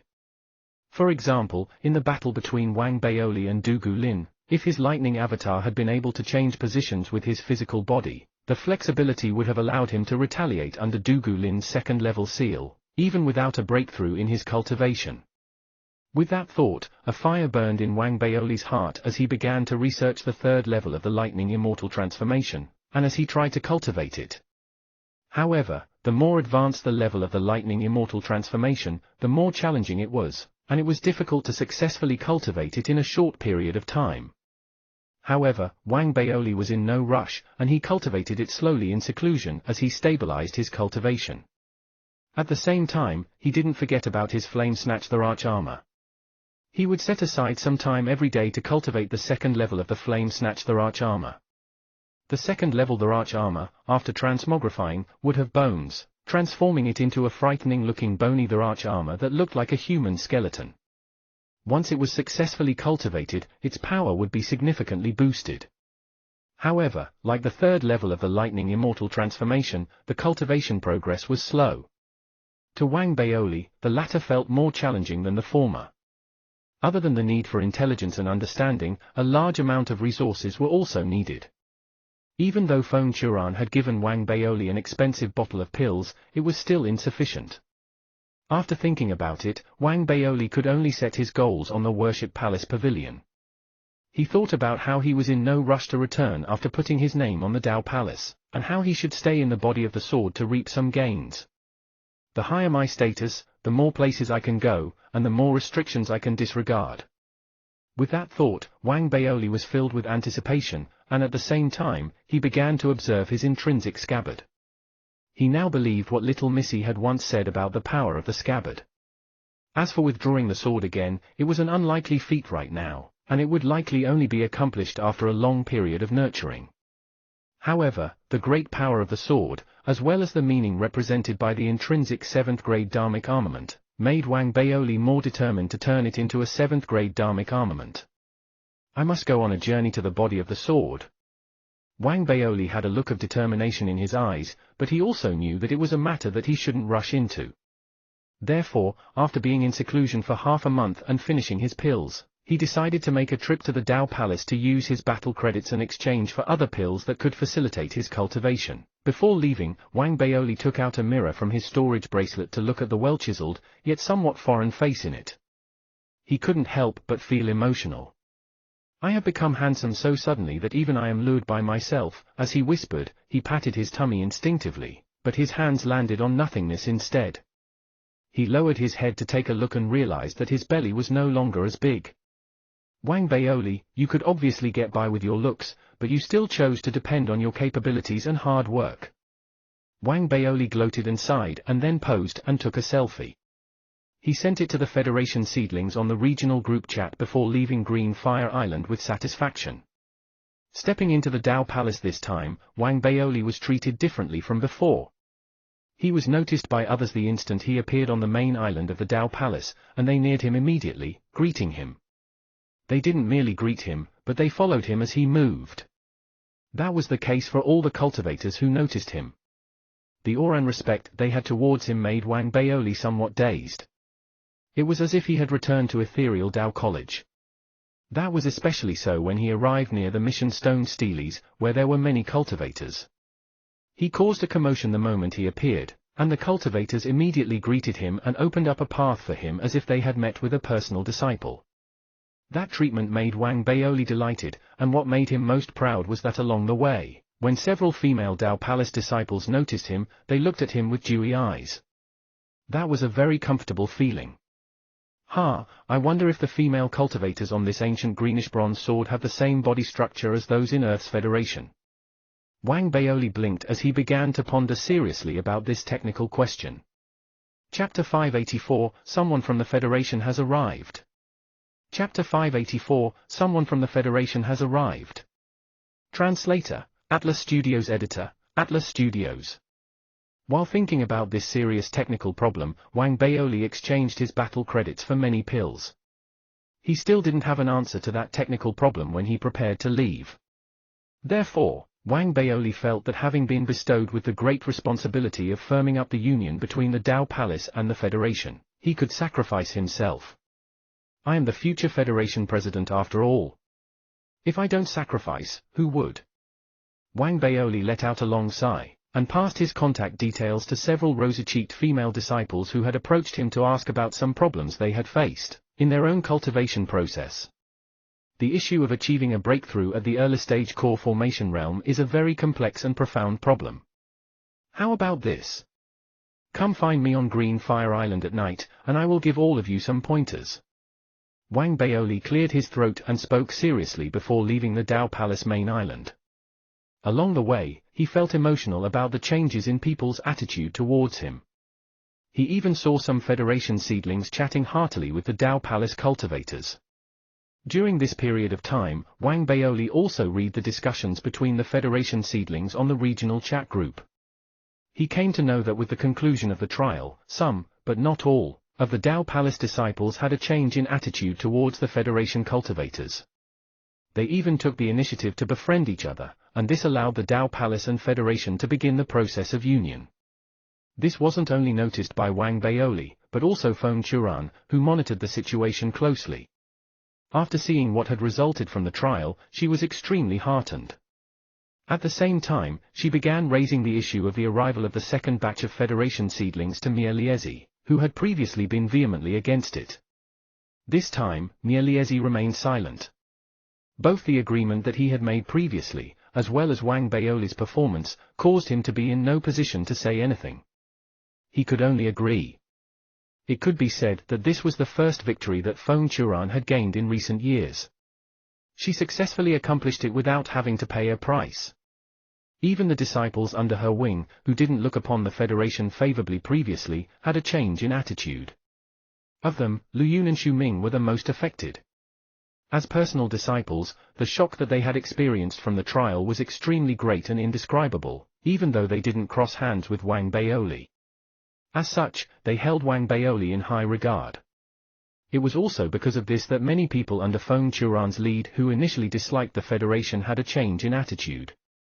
It could be said that Wang Baoli's rise in status benefited Feng Churan greatly, boosting her authority in the Tao Palace to the top. Therefore, half a month later, the teleportation of the second batch of Federation seedlings began successfully. This was a significant matter to the Federation as well, especially as they had already shortlisted the people to be teleported but didn't receive a reply from the Tao Palace previously. The Federation had even guessed that a problem had occurred and made preparations to handle it. Now, with the turn of events for the better, the Federation heaved a sigh of relief. After all, unless they were left without a choice, the Federation didn't wish to start a war. It was also because of this reason that the people who made up the second batch of Federation seedlings were changed slightly after discussions held between Du and Muke, Li Xingguan, and the upper echelons of the Federation. Furthermore, there was another goal, as they no longer simply wanted to assist Feng Churan. In this manner, after the teleportation array formation had been prepared for several days, Wang Baoli ended his period of seclusion and left for the Tao Palace, after receiving notice from the Tao Palace that the second batch of Federation seedlings was about to arrive. All the Federation seedlings gathered outside the Tao Palace's teleportation array formation. They all stood beside Wang Baoli, putting him as a leader. Numerous Tao Palace disciples also joined in. After Feng Churan, Mia Liezi, and Daoisturan had arrived on scene, the teleportation array formation was activated slowly. As a loud boom reverberated, and as the array formation outside the ancient greenish-bronze sword on Mercury was similarly and simultaneously activated, blurry figures began to appear within the vast expanse Tao Palace's teleportation array formation. The waves reverberated, and winds swept violently, sweeping up everyone's hair and robes. At that moment, the figures within the teleportation array formation gradually became clearer. Wang Baoli then constricted his eyes, as the first person he saw was a middle-aged cultivator who was standing at the front of the second batch of Federation seedlings. That person, who was about 40 years old, looked handsome, though somewhat weathered. There was also an aura of someone from the upper seat that was given off from him. He felt imposing to others, and even though he was clearly someone who had a mere perfected core formation realm cultivation, he gave others a sense that he was extraordinary. He was Xu Yunkuan, the sect lord of the Galactic Dusk sect who had been punished to stay in prison for his entire life due to the incident on the moon. The failure of securing an opportunity, coupled with the punishment placed on him, probably made the then youthful sect lord look like a middle-aged man, though his appearance hadn't changed much. He was an elite of the older generation of the Federation, someone whose seniority had surpassed that of Duan Muke and was on par with Li Xingwen and the head senator. He was also amongst the first batch of cultivators that had arrived on the ancient sword together with Li Xingwen and company years before. The moment he appeared, Wang Baoli was shocked, and several vast expanse Dao Palace nascent Soul Realm cultivators were surprised. Only Feng Churan remained calm. Apparently, she had known that Xu Yunkuan would arrive. At the same time, as the figures in the teleportation array formation grew increasingly clearer, Wang Baoli soon noticed many familiar faces, with Shui Yixian and Jin Duoming amongst them. Other than that, Wang Baoli realized that of the remaining people, there were more strangers than people he knew. There were over half of the new batch of people sent by the Federation that Wang Baoli didn't know. However, there was something in common about the group of people, and that was: most of the people in the second batch were handsome and beautiful, astonishing in terms of looks. Wang Baoli narrowed his eyes in thought. At the same time, after Jin Duoming managed to gain a stable footing within the array formation, he directed his gaze downwards, as if searching for someone. He looked past Wang Baoli and searched, and with a look of suspicion on his face, his gaze landed on Wang Baoli again. After analyzing Wang Baoli for a long time, Jin Duoming widened his eyes and mouth in shock. Shui Yixian clearly didn't recognize Wang Baoli either. However, he noticed Shui Yifan and snorted under his breath with a cold expression on his face. Ignoring the shocked expression on Jin Duoming's face after he had seen the most handsome person in the universe, Wang Baoli cleared his throat and raised his chin arrogantly. However, he still continued to ponder about the Federation's intentions this time. Disregarding the handsome gentlemen and beautiful ladies, the appearance of the Galactic Dusk Sect Lord made Wang Baoli feel that the Federation had sent a sly old fox to guard the ford. I remember that he was to be imprisoned for a whole lifetime, Wang Baoli murmured and suddenly laughed.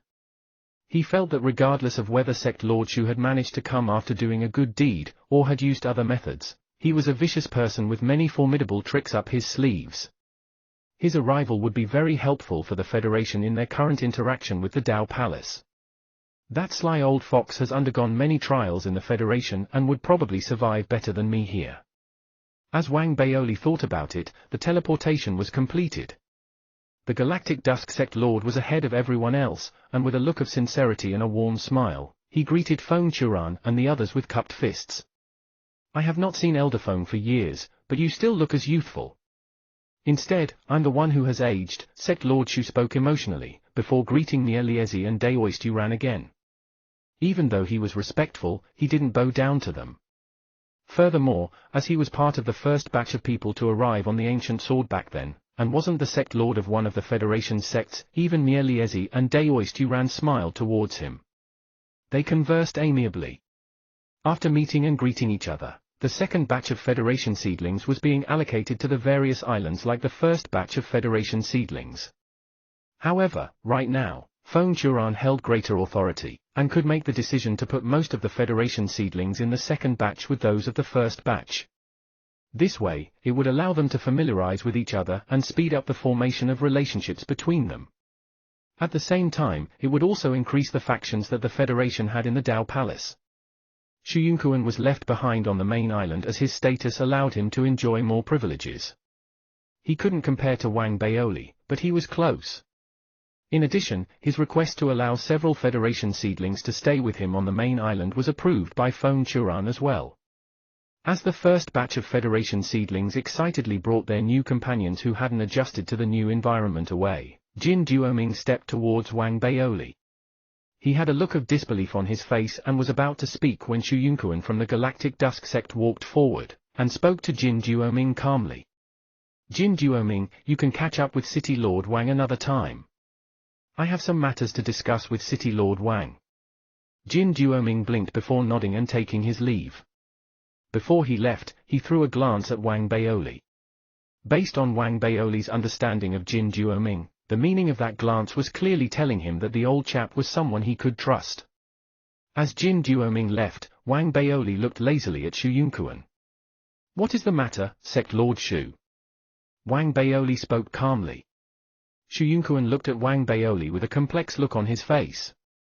He couldn't help but recall that back then on the moon, it was this person who was now in front of him that had ruined his opportunity and gained the most out of everything. Chapter 585, The Wind Dissipates Past Hatred. Chapter 585, The Wind Dissipates Past Hatred. Translator, Atlas Studios. Editor, Atlas Studios. However, having not met for many years, it seemed like many changes had occurred. When they met, the suppressive force from Wang Baoli surprised Xu Yunkuan, who had perfected core formation realm cultivation himself.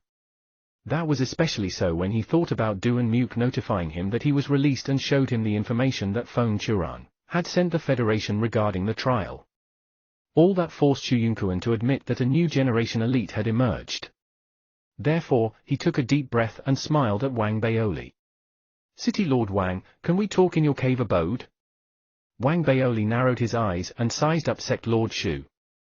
What happened those years ago surfaced in his mind as well.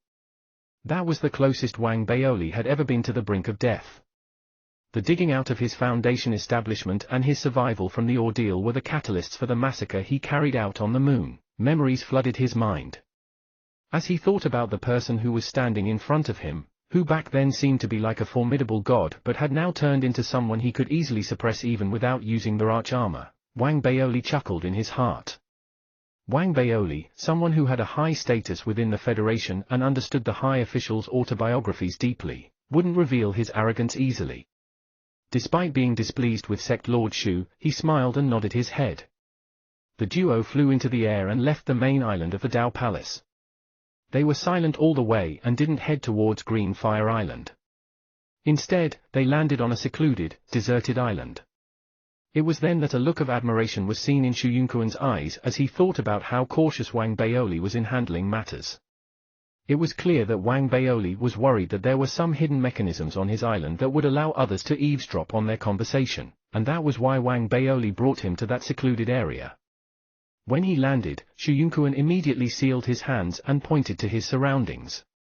At the same time, he took out a compass from his storage bracelet and put it under his feet. The compass glowed and formed a protective covering that enveloped the duo. Wang Baoli also sealed his hands, taking out numerous items and even scattered his second level. It was only after both of them put in place measures to ensure that the area they were in was secure that Xu Yunkuan took a deep breath. "We should be fine. This compass was made in secret by the Federation. According to analysis, it can dodge the detection of someone at the Soul Conduit realm for 5 minutes. Wang Baoli nodded his head and sat at a corner, looking at Xu Yunkuan while waiting for him to speak. "City Lord Wang, in the incident back then. The elder who attacked is still being suppressed on Venus, and I have also been punished. Please don't hold it against us. This time, I have come here after doing a good deed and don't have the power to boss you around. Instead, I would need your help in many different scenarios." As Xu Yunkuan spoke, he bowed deeply towards Wang Baoli. He knew very well that right now, in the vast expanse Dao Palace, Wang Baoli was leading the Federation's faction. That was especially so after the trial, which made Wang Baoli's status surpass many others from the Federation. He was worried that his arrival would cause Wang Baoli to misunderstand. Therefore, that was the first thing he addressed. "I have 2 tasks to fulfill here. The first task is to build a secret mini-teleportation array formation, and that is because we need to play safe. If there is ever a day where we need to break out, it would be the escape route for everyone." Listening to those words, Wang Baoli felt calmer and nodded his head after thinking about it. "I would definitely help you with this matter. However, you must work cautiously and be especially vigilant of Daoist Ran." Wang Baoli thought about it before speaking softly. "Daoist Ran?" A flash appeared across Xu Yunkuan's eyes. "I don't have evidence, but I have a hunch that this person has a threat level that surpasses that of Nia Liezi." Wang Baoli spoke with a deep voice. Xu Yunkuan seemed to be deep in thought. If someone else had said the same thing, he would have taken it with a pinch of salt. However, since it was Wang Baoli who said it, he took it extremely seriously. After setting the matter aside, Xu Yunkuan and Wang Baoli began to converse on a deeper level. They mainly talked about what had happened to the Federation seedlings in the past year. Xu Yunkuan needed to have a full understanding of the situation in order to carry out his second task. When he heard about the deaths that had occurred, the ordeals that the Federation seedlings had faced, as well as Feng Churan's soft personality, Xu Yunkuan hesitated. He then laughed bitterly while looking at Wang Baoli. City Lord Wang, there are some things that I don't know whether it's appropriate to say. However, if I say it, I hope that you don't misunderstand. Listening to those words, Wang Baoli looked at Xu Yunkuan seriously before nodding and speaking. Please say it. After thinking about it, a profound look flashed across Xu Yunkuan's eyes. He looked increasingly like a sly old fox, and he spoke softly. City Lord Wang, I know that the first batch of Federation seedlings faced many ordeals and were ostracized everywhere they went. However, do you know where all of you went wrong? Perhaps your cultivation wasn't wrong. Instead, your mindset was wrong. It was never a thought of yours to integrate with the vast expanse Dao Palace from the beginning. Even if that thought was present, it was a weak thought. This subconsciousness distanced all of you from the vast expanse Dao Palace like a tumor on one's skin. My example may not be appropriate, but the meaning isn't far from it. This skin tumor could be eliminated by the vast expanse Dao Palace without much thought and without much loss. Xu Yunkuan sighed as he spoke after interpreting the situation based on his own experiences. Wang Baoli was shocked listening to those words. Closing his eyes in silence and thinking about it, he realized that Xu Yunkuan made a lot of sense. Wang Baoli wasn't a stubborn person, and when he opened his eyes, he bowed at Xu Yunkuan with cupped fists. Please share your insights, Sect Lord Xu. You are too courteous, City Lord Wang. It is natural that the people who are involved typically don't have an objective judgment of the entire situation. That would be the case for me as well. Xu Yunkuan smiled humbly and returned the greeting to Wang Baoli. From beginning to end, he didn't act like someone who was superior to Wang Baoli. Instead, he appeared as if he was slightly lower in status compared to Wang Baoli. That is also the second task that I have to accomplish here. A truly formidable plan of action that would make the vast expanse Dao Palace suffer is to achieve complete union with the Federation. If the Federation is integrated into every part of the vast expanse Dao Palace, there is no way they can get rid of us. Even if they tried to, they would suffer severe consequences as well. Therefore, unless they have been pushed to the brink, they wouldn't act rashly. While Xu Yunkuan spoke, he carried a sharp look in his eyes. An indescribable aura emanated from his body. When Wang Baoli heard those words, he was impressed by their profound meaning. He thought silently in his mind that the old fella was indeed experienced. In reality, his analysis also made a lot of sense. It was true that when Wang Baoli and the other people in the first batch of Federation seedlings had first arrived in the vast expanse Dao Palace, they had instinctively not harbored the intention to form a union with the vast expanse Dao Palace. Since the vast expanse Dao Palace treated them as outsiders, they viewed the Dao Palace cultivators as outsiders as well. I already have some ideas as to how to execute this. When the time comes, I would need your help, City Lord Wang. Xu Yunkuan then carried on the conversation with Wang Baoli to gain a more complete understanding of the whole situation, before bidding farewell with cupped fists. Before he left, Xu Yunkuan laughed bitterly and spoke. City Lord Wang, please let what happened in the past become history. It has already gone like the wind. Wang Baoli looked at Xu Yunkuan with respect. He had already realized that compared to a sly old fox like Xu Yunkuan, he was still inexperienced. There were many things he could learn from Xu Yunkuan. Listening to Wang Baoli's reply, Xu Yunkuan looked deeply at Wang Baoli and laughed heartily. He greeted him again before taking his leave. When Wang Baoli could no longer see Xu Yunkuan, he closed his eyes and thought silently in his mind. This sly old fox isn't a simple person. However, anyone who could establish a sect in those years is not simple as well. Wang Baoli didn't wish to bear grudges with someone like that. At the same time, no one wanted to bear grudges with Wang Baoli either. Wang Baoli was fine with letting the incident on the moon pass. After all, the Dao Palace would be the one who should fret over the sly old fox's arrival. To the other disciples of the Federation who were here, having a person like Xu Yunkuan around made them feel safer. With that thought, Wang Baoli laughed and retracted all the protective measures that he had put in place previously. He charged back to Green Fire Island. Not long after returning to his cave abode, Jin Duoming, who had somehow managed to find out his whereabouts, arrived.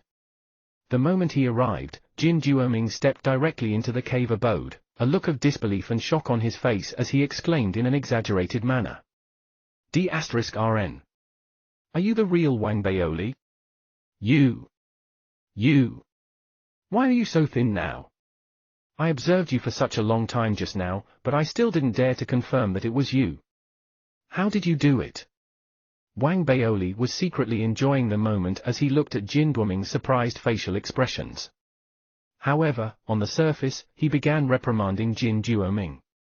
Little Ming, how could you judge others by their appearance? Do you know why I was fat previously? It was because when I was a young boy, I grew sick of people like you who specially came to look at my handsome face. Therefore, I fattened myself up so that I would no longer be disturbed and could live my life as an Adonis peacefully.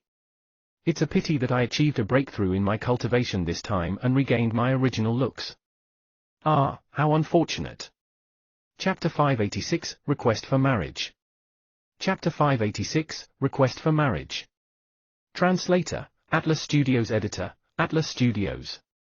Jin Duoming was a little taken aback by what Wang Baoli had said. He opened his mouth, seemingly wanting to say something, but noticed that Wang Baoli had cast a glance at him. That glance was somewhat threatening, and that made Jin Duoming laugh bitterly. He swallowed the words that he had wanted to say, but he was still unable to sing unwilling praises to Wang Baoli. Therefore, he cleared his throat and took out a jade slip from his storage bracelet before passing it to Wang Baoli. This is the Federation Seedlings Contributions ranking announced by the Federation. I have brought it specifically for you. Wang Baoli's eyes lit up with satisfaction upon hearing Jin Duoming's words, and he hurriedly looked into the jade slip upon receiving it. When Wang Baoli saw that his name was ranked highly as first on the list, and that his contributions had exceeded that of Li Yi's by tens of cultivation techniques, he felt extremely good about himself. To him, the only thing that was separating him from becoming the president of the Federation was his return.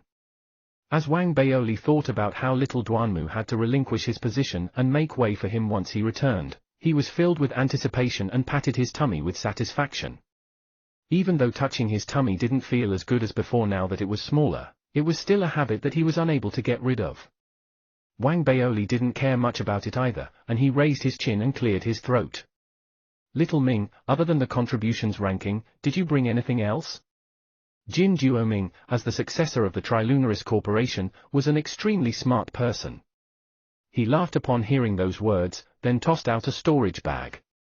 Wang Baoli opened it to take a look, and his eyes instantly lit up. He looked at Jin Duoming with appreciation. The storage bag was bursting with snacks of various flavors, and there were over 100 boxes of ice spirit water as well. To Wang Baoli, someone who had licked his last 3 pieces of snacks over and over again in the past year he had spent in the Dao Palace, until they had lost all flavor, that was a huge gift. Therefore, Wang Baoli couldn't control himself and tore open a bag of snacks. He took a bite out of it, and his body trembled. He closed his eyes and began murmuring to himself softly after a brief moment. Ah, this is the taste of home. I, Wang Baoli, am not someone who is greedy about food. This is homesickness. Jin Duoming blinked several times. He thought about how his act of bringing the contributions ranking and snacks to Wang Baoli, as well as not arguing against Wang Baoli's narcissistic exclamations, were perhaps enough to make Wang Baoli satisfied by now. Therefore, he cleared his throat before speaking with an embarrassed expression on his face. Baoli, there is something that I need to tell you about. Wang Baoli took out a bottle of ice spirit water and drank a large mouthful of it. That made him feel extremely comfortable and elevated his mood greatly. He also looked at Jin Duoming with greater satisfaction, and he waved his hand and spoke with generosity. Say it. What's the matter? Having heard Wang Baoli's words, Jin Duoming sighed with an awkward expression on his face. Baoli, I've been leading a tough life for the past year. We are brothers, and this is a fact known by everyone on Mars, and even within the Federation. However, this matter is beyond my control. I am here this time with a mission to fulfill." With that, Jin Duoming observed Wang Baoli's facial expression carefully. After noticing that Wang Baoli had stopped moving his hand, which was holding the bag of snacks, Jin Duoming hurriedly spoke again. "Ah, it's all because you are too capable and superior. That made that evil Federation President Duan Muk extremely cautious of you, such that he had despicably threatened me to shoulder the burden with you. Baoli, this is not a rebellion from me. I don't have a choice, either. Even though my Trilunaris Corporation is formidable, we still pale in comparison to that shameless Duan Muk. That fella has gone overboard in forcing me to compete with my brother. Baoli, after I thought about this matter in detail, I feel that the best way out of this is that I become the Federation President, while you can be the Deputy Federation President. You can have the final say in everything then." Jin Duoming looked extremely indignant, appearing as if this were something that he didn't want either. However, at this point, Wang Baoli suddenly laughed as he set aside both his snacks and the ice spirit water, raising his head to look at Jin Duoming. "Little Ming, this isn't a major issue. I, Wang Baoli, am not a petty person. We will compete fairly and squarely, and all of this is for the benefit of the Federation. However, the vast expanse Dao Palace is a dangerous place, and everyone here is ruthless. Ah, it's hard to say, but if there were ever a day when someone finds you an eyesore." Wang Baoli shook his head with emotion. He didn't finish his sentence, but the ferocity in his eyes was already so strong that it couldn't be hidden. Wang Baoli snorted in his heart. As to him, anyone who dared to compete against him would be his enemy. At the same time, he felt that what Jin Duoming had mentioned at the end sounded familiar. That was how Wang Baoli had hoodwinked Li Wana back then as well. Looking at the ferocity in Wang Baoli's eyes, Jin Duoming felt troubled, and he hurriedly opened his mouth to speak again. "Baoli, I'm unwilling to do this as well, but Duan Muk is pressuring me with his authority. Furthermore, I remember that the Federation President must be someone from the 4 great Dao colleges, but does that include the Trilunaris Corporation as well?" With that thought, Wang Baoli looked at Jin Duoming. Jin Duoming blinked several times. It was incorrect to say that he wasn't interested in becoming Federation President. However, after weighing everything, Jin Duoming still decided to speak the truth. "In the second half of last year, Duan Muk sent me to White Deer Dao College to study. I didn't do it out of my own will, as that was an order by that evil Duan Muk." When he heard those words, Wang Baoli put on a fake smile. Based on his understanding of Jin Duoming, Duan Muk's initiative was just one of the driving factors. Jin Duoming himself must also have been very tempted to take on the opportunity handed to him. In addition, even though both of them had worked on Mars for a period of time, Jin Duoming wasn't like Kong Dao. Kong Dao had conceded to him, while Jin Duoming was still extremely arrogant. Therefore, it might be true that Jin Duoming didn't take the initiative in this matter, but it was also very possible that he wanted to leverage on the opportunity he was given. However, it was without a doubt that all this fundamentally happened as Duan Muk had been too full of himself back then. Now that he felt that Wang Baoli's contributions had far exceeded what was expected, he was afraid that Wang Baoli would really replace him when he returned. "Little Duanmu, you have gone overboard." Wang Baoli snorted in his heart, but he didn't bother himself too much about it. After all, he held an advantage after what he had been through the past year. He was in the lead and had quite a high status in the Dao Palace as well. It was also much easier for him to earn battle credits now. "It seems that it is pertinent for me to obtain 100 cultivation techniques in total so that little Duanmu would give up all hope, and relinquish his position without any qualms." With that thought, Wang Baoli felt a little proud. After all, he was perhaps the only person in the entire Federation who could make the Federation President stressed about his position. With that, Wang Baoli waved his hand and didn't continue talking about the matter. Noticing that, Jin Duoming heaved a sigh of relief as well. Even though he had wild ambitions himself, he also didn't want to offend Wang Baoli. Most of what he said previously was sincere as well, and he had mentioned that beforehand to prevent the possibility of turning into Wang Baoli's enemy in the future. After all, he knew that even though Wang Baoli may appear to be amicable on the surface, he could also be extremely ruthless if he wanted to. Right now, Jin Duoming was really troubled, and therefore instinctively sang some praises to Wang Baoli. They then chatted for a long while before Jin Duoming took his leave late in the evening. Wang Baoli pondered about the matter in detail after Jin Duoming had left.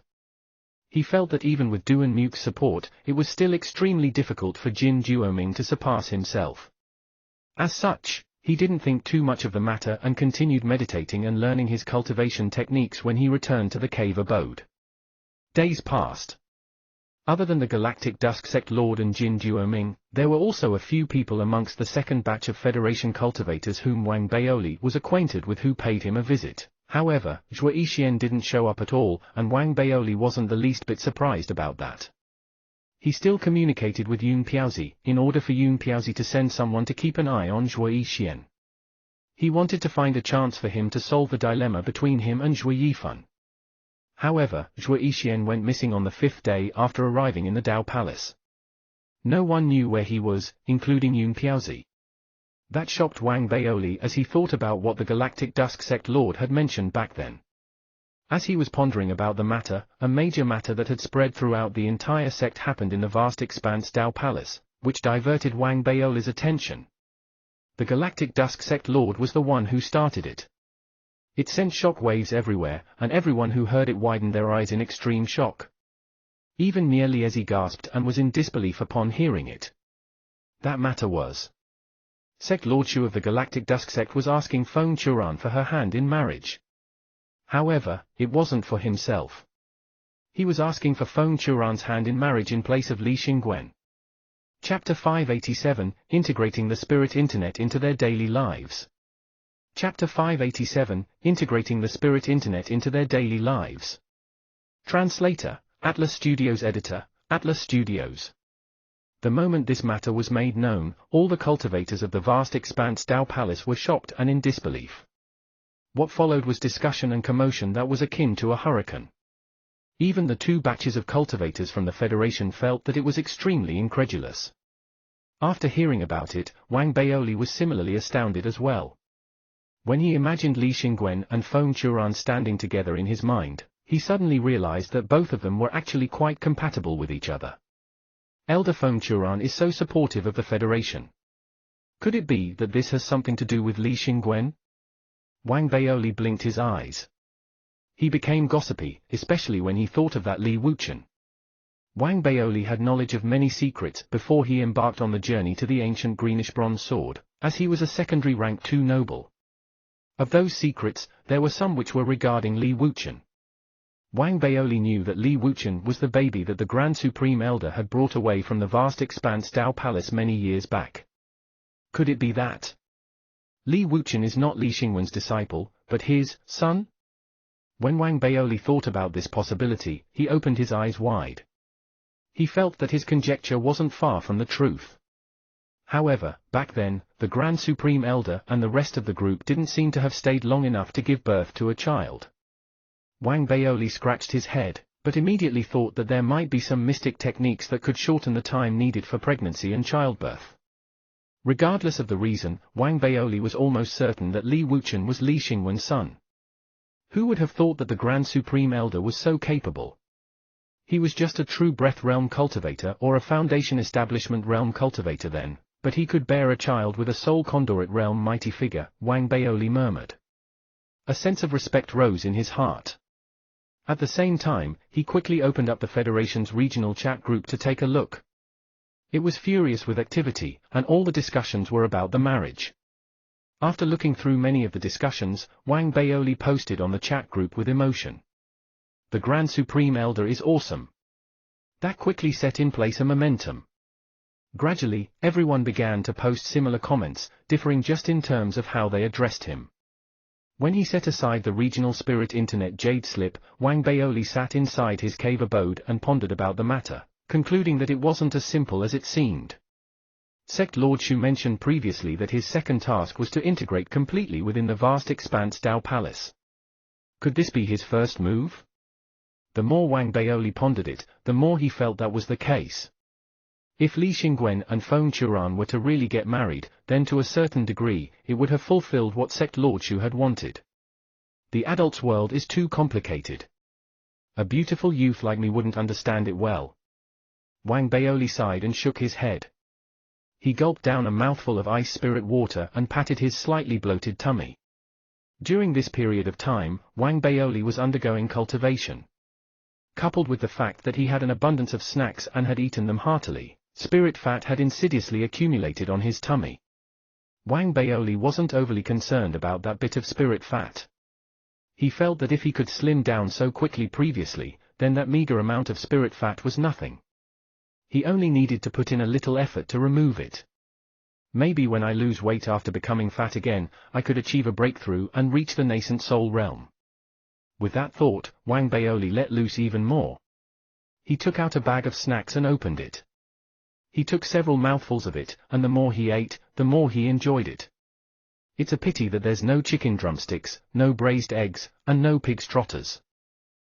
Everything is great in this vast expanse Dao Palace, but there isn't anything delicious here. Wang Baoli shook his head and continued to meditate to study the third level of the lightning immortal transformation, as well as the second level of the flame snatch the arch armor. In addition, he also focused on how to refine his intrinsic scabbard so that it could become a dharmic armament. He spent some time thinking and researching it every day. Time passed slowly in this manner. Typically, gossip would fade from people's minds with time. However, that wasn't the case for the matter regarding Li Xingwen asking Feng Churan for her hand in marriage. Not only did it not fade from people's minds, but it grew increasingly prominent instead. That was especially so as the protagonist involved, Feng Churan, didn't clarify the situation herself after her initial shock. Even though she didn't agree to it, she didn't reject it either. That made everyone who had their attention on it even more gossipy. At the same time, while heated discussions about Li Xingwen and Feng Churan were taking place in the vast expanse Dao Palace, Jin Duoming and Sect Lord Shu of the Galactic Dusk Sect began to share a close relationship. Sect Lord Shu brought Jin Duoming along to pay a visit to almost all the nascent Soul Realm cultivators, as well as Mie Liezi. Sect Lord Shu didn't forget about Daoist Yuran either. Through some means, Sect Lord Shu had managed to establish an extremely friendly relationship with many of the upper echelons of the Daoist. There were numerous female nascent Soul Realm cultivators who seemed to share a good relationship with him. That wasn't the most surprising. After such relationships had been maintained for half a month, another matter that shook the Dao Palace happened. The person who started it wasn't Sect Lord Shu, but Jin Duoming. Jin Duoming set up a spirit internet system in the vast expanse Dao Palace. 30% of the cultivators of the second batch of Federation cultivators were experts in the area. With their assistance and cooperation, the Federation's technology was brought to the vast expanse Dao Palace, and the spirit internet was established. It must be mentioned that in the Federation, the spirit internet was a product that was created and disseminated by the Trilunaris Corporation, and it was eventually approved and adopted by the entire Federation. Therefore to Jin Duoming, the spirit internet was the Jin family's trade. The biggest hurdle to the establishment of the spirit internet should have been the interruption by the upper echelons of the vast expanse, Dao Palace, but somehow, with Sect Lord Shu's persuasion, it was approved by the Dao Palace. It seemed that the visits he made and relationships he established in the past month were all to pave the way for the introduction of the spirit internet. At the same time, there was definitely some sort of transaction that had taken place.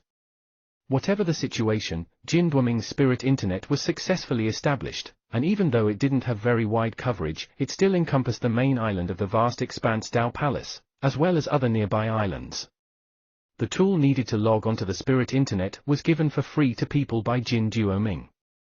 He didn't care much about the cost involved and gave the tool to almost all the Dao Palace disciples. Initially, some of them didn't value it, while some of them were scornful towards it. There were also some people who tossed it aside and didn't care about it after receiving it. Only a small proportion of people were curious and logged on to take a look at the spirit internet. Those Dao Palace disciples were instantly attracted to the spirit internet the moment they logged on. They felt that it was extremely novel. The main webpage of the spirit internet was very simple and was separated into several panels by Jin Duoming. Even though only one of the panels was opened, with the rest being closed, the panel that was opened was mainly used for news and gossip. On it, there were matters, both huge and trivial, that were being collected by the Federation cultivators. It was incomplete, but it could still allow one to know the happenings of the sect without stepping out of their houses. At the same time, Jin Duoming also invested heavily in mining the news. He didn't have battle credits, but he had a lot of refinement resources. It caught the attention of many people, who tried trading valuable information for refinement resources from him. That made the news and gossip's panel grow increasingly richer. Jin Duoming didn't disregard gossip either. He focused mainly on 2 points. One was the ambiguous relationship between Li Xingguan and Feng Churan, and the other was to spread Wang Baoli's life story to attract the attention of the Dao Palace disciples now that he was so famous. If that was simply the case, people would lose interest in the spirit internet after a while. However, as the successor of the Trilunarist Corporation, Jin Duoming knew how to capture the market. After noticing that the number of people who were logging onto the spirit internet was dwindling by the day, he immediately opened up the second panel. That panel was named Panel for Blind Dates, Friendship, and Entertainment. The moment the panel was opened up, it lit up the eyes of the Dao Palace disciples who had logged onto the spirit internet. They explored the panel curiously, and somehow, perhaps through the hefty sum that Jin Duoming had paid, he managed to invite Huang Yunshan, one of the personal disciples of the Dao Palace and Zhu Chudao's Dao partner. He invited Huang Yunshan to be an ambassador and advertiser for the panel for Blind Dates, Friendship, and Entertainment. Every disciple who logged onto the spirit internet and that particular panel would immediately see Huang Yunshan's provocative figure. That garnered everyone's attention. As word spread, the number of people who logged in swelled, and the additional number of users were all new users. That made Wang Baoli feel extremely threatened. Chapter 588, The Anxious Se Haiyang.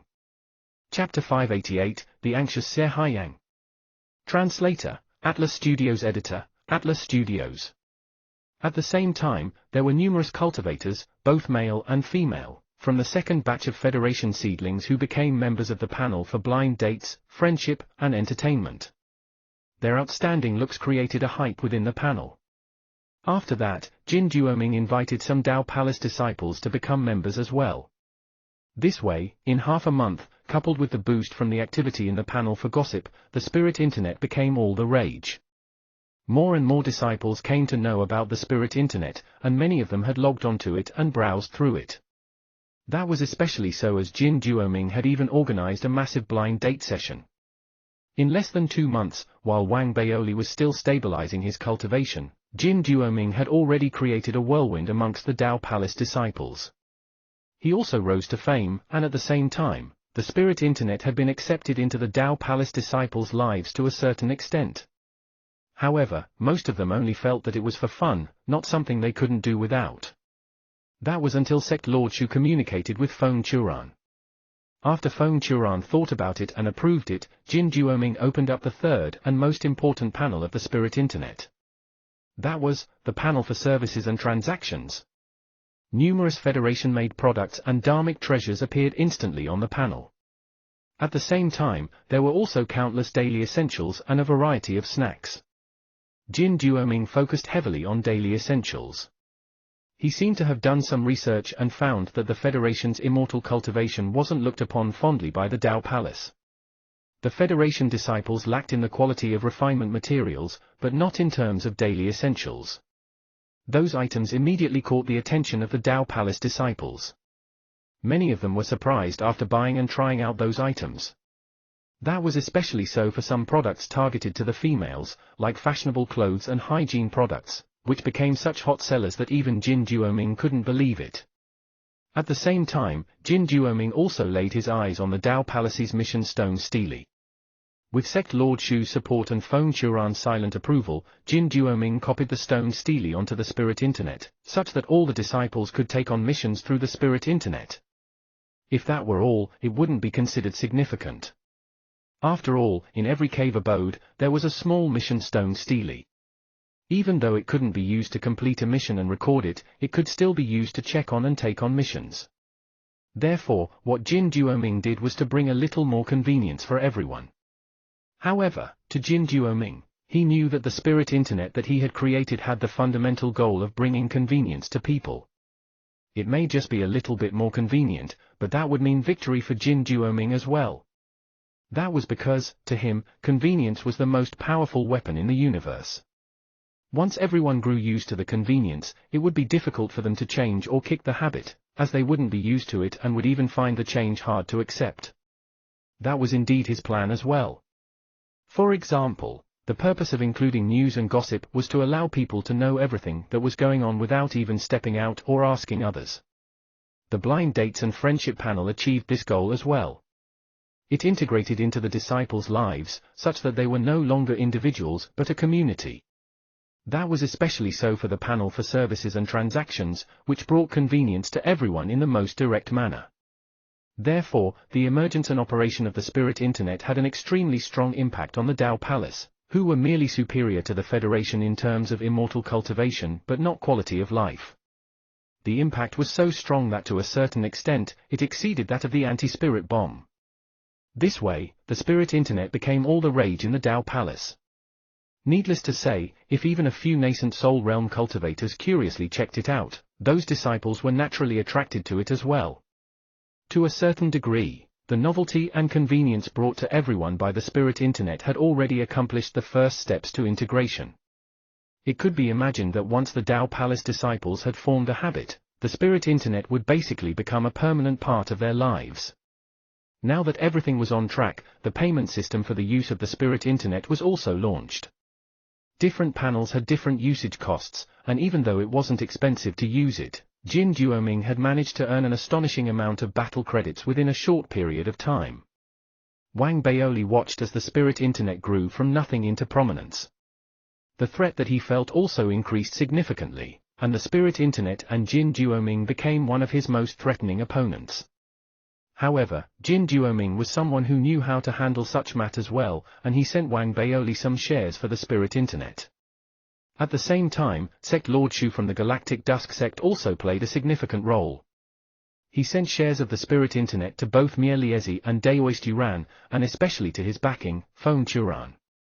Even those nascent soul realm cultivators received some shares as well. In this way, 70% of the shares were given away. The remaining 30% belonged to Jin Duoming, but it was also temporary.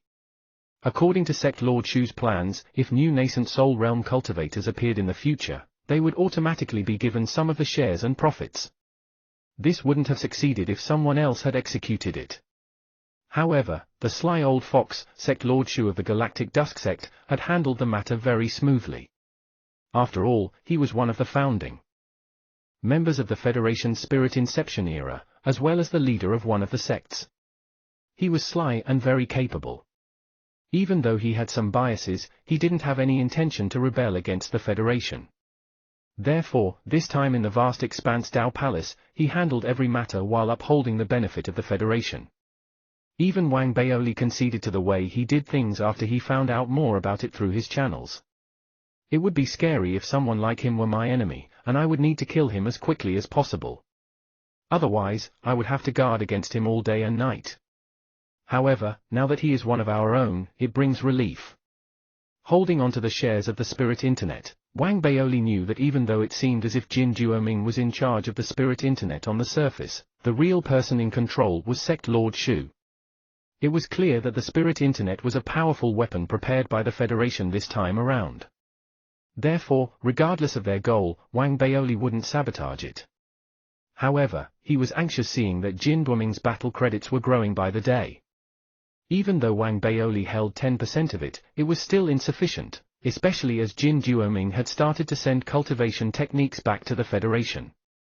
In the span of a few short months, that fella had actually sent back 20 cultivation techniques. This fella really wants to compete with me for the position of Federation President, huh? Little Duanmu, is this the radical solution you have thought about? You have made me anxious. I will bash you up the moment I return. Wang Baoli was anxious, and when he thought about how he could really bash Du and Muke up with his combat capabilities now, he was suddenly very tempted by the idea. Speaking of which, I should be the most powerful person in the Federation right now, right? Wang Baoli blinked his eyes and grew excited. As Wang Baoli was tempted by the idea of returning to the Federation to carry out his plans, there was someone else in the vast expanse Tao Palace who was even more anxious than Wang Baoli. That person was Xie Haiyang. The emergence of the Spirit Internet made Xie Haiyang the biggest loser. The intelligence he held previously was replaced by the panel for gossip, while the business stream he owned was replaced by the panel for services and transactions. That was especially so as on the panel for services and transactions, there were already some Tao Palace disciples who were posting information about buying and selling services, and that was akin to destroying Xie Haiyang's lifeline. Cutting off my wealth stream is like killing my parents. Xie Haiyang's eyes were reddened. In the past few months, he had led a difficult life and could only earn some income through a few of his connections. He could no longer lead a carefree lifestyle like he did previously. Therefore, under this intense state of anxiety, he found Wang Baoli. Baoli, this sect Lord Shu from the Federation is too capable. If this were to carry on, my business would fold. The position of Federation President would be handed to Jin Duoming as well. We need to join forces. Based on Xie Haiyang's interpretation, whatever the Federation was doing had made Wang Baoli an ally. Unsurprisingly, Wang Baoli agreed with Xie Haiyang's words immediately. However, regrettably, as Wang Baoli was someone from the Federation, he couldn't destroy the spirit internet, as that would drive him to the limits. Xie Haiyang seemed to be well prepared to handle the helplessness that Wang Baoli felt, and he spoke immediately. Baoli, I don't want you to ruin the spirit internet's business. Rather, we should form an alliance to create a better business so that we can earn some money together with the Federation. I, Xie Haiyang, am a businessman, and no one is my enemy. My only goal is for everyone to earn money together. What business? Wang Baoli was tempted, and he turned to look at Xie Haiyang. Chapter 589, A Mysterious Game. Chapter 589, A Mysterious Game. It is, of course, the most lucrative business in the new civilization generation now. Xie Haiyang cleared his throat after hearing Wang Baoli's question. He took a look at his surroundings, and after making sure that no one was eavesdropping, he spoke with a low and proud tone. That is, games. Games? Wang Baoli was confused. He didn't seem to really understand what Xie Haiyang meant. He was about to speak again when Xie Haiyang raised his right hand and took out a jade slip. He pressed the jade slip in front of Wang Baoli, and instantly, the jade slip glowed, 2 shining runes appearing on it. Wang Baoli had clearly never seen the runes before, but when he took a look at it, an authoritative voice reverberated in his mind. Descend. As that word created a wave of shock in Wang Baoli's mind, Xie Haiyang laughed and began explaining. Did you hear that? This is a game created using a special technique. It solves the problem of language, and anyone can get the hang of it easily. It is known as Descend, and the business that we will establish would involve managing this game. Let me tell you, this game is impressive. I only managed to obtain it after spending a hefty amount and activating some of my channels. It can allow the gamer to immerse themselves in a virtual reality within it, and it would feel extremely real. Do you want to strike it rich? Begin the game. Do you want to pick up babes? Begin the game. Do you want to become the top leader? Begin the game. Whatever the case, as long as you have paid for the game, you will be the most formidable. Xie Haiyang grew increasingly agitated as he spoke. In the end, he even clapped and chuckled heartily. These novice gamers of the vast expanse Tao Palace have probably never come across a game of this type and level of technology. Therefore, once they get the hang of it, they would definitely become addicted to it, and once that happens, they would start paying for it. Then, us brothers would strike it rich. Xie Haiyang was excited, and even his eyes were glowing brightly.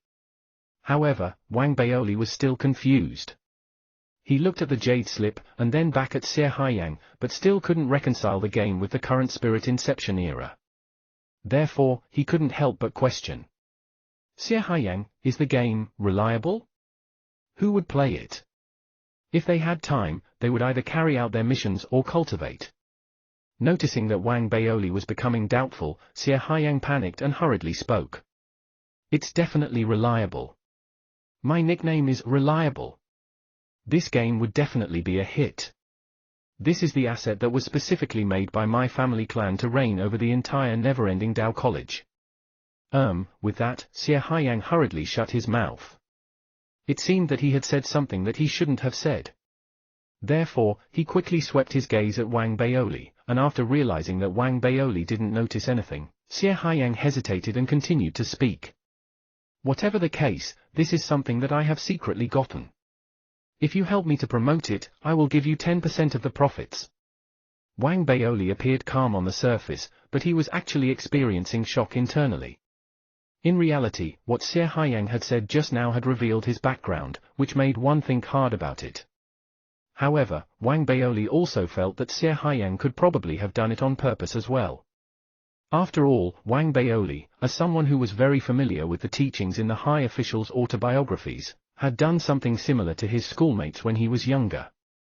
He would pretend to have let the cat out of the bag to brag about an illustrious background that didn't exist, in order to achieve his goal. Is what Xie Haiyang said the truth or not? After thinking about it, Wang Baoli still couldn't determine if it was the truth. Therefore, he looked at Xie Haiyang and then at the jade slip in his hands. I'll decide after trying the game out. No problem, I will give you a unique privilege so that you can experience it for yourself. Xie Haiyang felt at peace instantly, thinking silently in his heart that once someone started playing the game, it was very unlikely that they would dislike it. Therefore, in his excitement, he sealed his hands on the jade slip before passing it to Wang Baoli. After telling Wang Baoli about the method for playing the game, Xie Haiyang bid farewell and left. When Xie Haiyang left, Wang Baoli took a look at the jade slip and tossed it aside. He didn't plan to look at the game immediately and wanted to continue meditating and cultivating instead. Wang Baoli had more or less gained a complete understanding of the third level of the Lightning Immortal transformation. He estimated that he would be able to successfully cultivate the third level of the Lightning Immortal transformation in half a month, at most. However, the progress for the cultivation of the second-level Flame Snatch the Arch Armor was lagging behind significantly. Despite that, Wang Baoli knew that he shouldn't rush into the matter. As long as he continued to cultivate, it wouldn't be long before he succeeded. Just like that, after meditating for several days, Wang Baoli thought about Xie Haiyang's game during a period of free time. Therefore, he took out the jade slip again, and after thinking about it, he felt that there was no major danger involved. However, he wanted to remain on the side of caution and called the donkey out. The donkey looked extremely confused as it was held by Wang Baoli by its hooves and pressed onto the jade slip. Son, the donkey was instantly dumbfounded.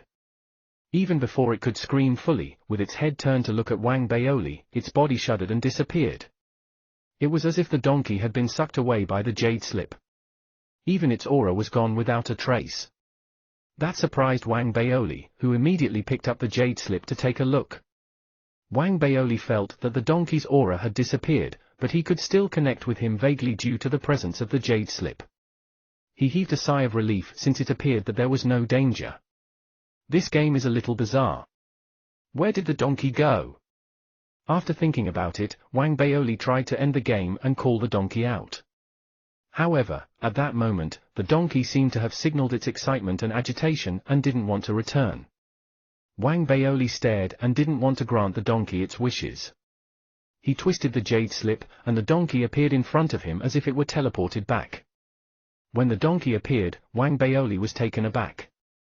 Even though no change seemed to have occurred to the donkey, a look of disappointment was clear in its eyes. It even raised its hooves by itself to touch the jade slip, as if it wanted to return. That made Wang Baoli curious. He pushed the donkey aside, not caring about how dejected and wronged it was as it lay there. Wang Baoli held the jade slip and pressed it after a brief moment. Instantly, everything was a blur in Wang Baoli's eyes, as if a large suction force had sent him into a vortex. There was no discomfort, and the next moment, when he opened his eyes, there was emptiness before him. That emptiness was boundless and unimaginably vast. In front of him, there were hundreds of light clusters that were grey in color. They all seemed to have been sealed closed, with only one of them shining brilliantly. Wang Baoli looked at everything in front of him, suspiciously. After thinking about it, he looked intently at the brilliant light cluster. The moment he looked at it, countless illusory figures appeared from the brilliant light cluster. There were humans, beasts, as well as vegetation amongst the illusory figures. The illusory figures of humans were similar to that of the Federation cultivators. However, there were also some differences. For example, their ears were smaller, their noses were longer, and they had a third eye on their glabella. They were also slightly shorter. However, without exception, even though they looked slightly different from the Federation cultivators, they were all extremely handsome and beautiful. Wang Baoli was momentarily dazed. After taking a detailed look, numerous messages appeared before his eyes. 6th grade Spirit Cultivator Tune Seeker from the Herodium Civilization. 3rd grade Spirit Cultivator Rhoda from the Herodium Civilization. 1st grade Spirit Cultivator Palace Protector from the Herodium Civilization. The messages that appeared before his eyes were runes, but Wang Baoli could understand them clearly when he read them. That created ripples in Wang Baoli's heart, and the more he looked, the more the messages appeared. Wang Baoli gasped as he began to understand that each of those countless figures, when he looked at them, they would reveal their identity and background. He could descend and replace them if he had the intention to. So, this is descend? After a brief moment of silence, Wang Baoli chose a message to read in detail. It was about a 9th grade spirit cultivator named Wire. Instantly, when the image before Wang Baoli's eyes cleared up, he had reappeared in a noisy public square buzzing with people. There were also spirit cultivators dashing about in the skies. He even noticed some combat vehicles rushing by. The surrounding buildings were also different from that of the Federation, and they were mostly mushroom-shaped. Without waiting for Wang Baoli to get used to everything, a pleasant yet fearful voice arrived by his ears. Great Spirit Cultivator, please buy me. All you require is 1 spirit crystal. Chapter 590, Touring the Stars. Chapter 590, Touring the Stars. Translator, Atlas Studios. Editor, Atlas Studios. This evil game of Descend. Wang Baoli turned his head and looked at a fair-skinned, beautiful young lady who was probably 18 to 19 years old. She wasn't tall and was dressed thinly with her cheeks reddened, and she was looking at Wang Baoli with anticipation. Great Spirit Cultivator, buy me. The young lady bit her lip and looked at Wang Baoli with pleading eyes. What use do I have in buying you? Wang Baoli was a little confused. You can do anything to me, the young lady said with her voice lowered. Wang Baoli blinked and found a card made from a crystal on his body. He took a look at it and was dumbfounded. There was a number on the card, and he took a long time to figure out exactly how many 9s were on it. The young lady shuddered visibly when she saw Wang Baoli's crystal card. When she looked at Wang Baoli, there was a look of fear in her eyes. Noticing the young lady's gaze, Wang Baoli made the decision to buy the young lady. He began exploring the world known as the Herodium Civilization. Over the course of the day, when he gradually grew familiar with his status and gained a better understanding of that civilization, Wang Baoli couldn't help but be shocked. Everything here could be bought using the so-called crystal points. Anything, from the highest position of the Senate in the world to the lowest position of a commoner, could be bought as long as one had enough crystal points. It appeared that it was a rule that everything in the civilization was related to the crystal points, which made the crystal points symbolize everything. It could also be said that in this civilization, one could do whatever he desired. It was also possible to switch identities. With just a thought, one could return to the emptiness and select a different medium, just that it would require some crystal points as well. If it were just virtual reality, people would get sick of it even though it was interesting. However, after Wang Baoli observed and studied everything in that civilization, he realized that everything felt extremely real. Even the passage of time was much slower than in the Federation. The spirit cultivators were also all from the same cultivation system. Even though the system differed from that of the Federation, the spirit cultivators also seemed to be extremely capable. However, none of this was what made Wang Baoli most shocked. What created the greatest shockwave in his heart was what the young lady he had purchased said to answer his question. 1,000 years ago, the Herodium civilization failed to advance and was also punished heavily by the heavens. In the end, it was bought over by the ancient trade civilization and was transformed into a Taur star. The so-called Taur star is a land provided to superior civilizations for games and entertainment. According to the rules, the Herodium civilization can only redeem itself when it has accumulated enough crystal points. Only then can it rekindle the hope of advancing into a stronger civilization.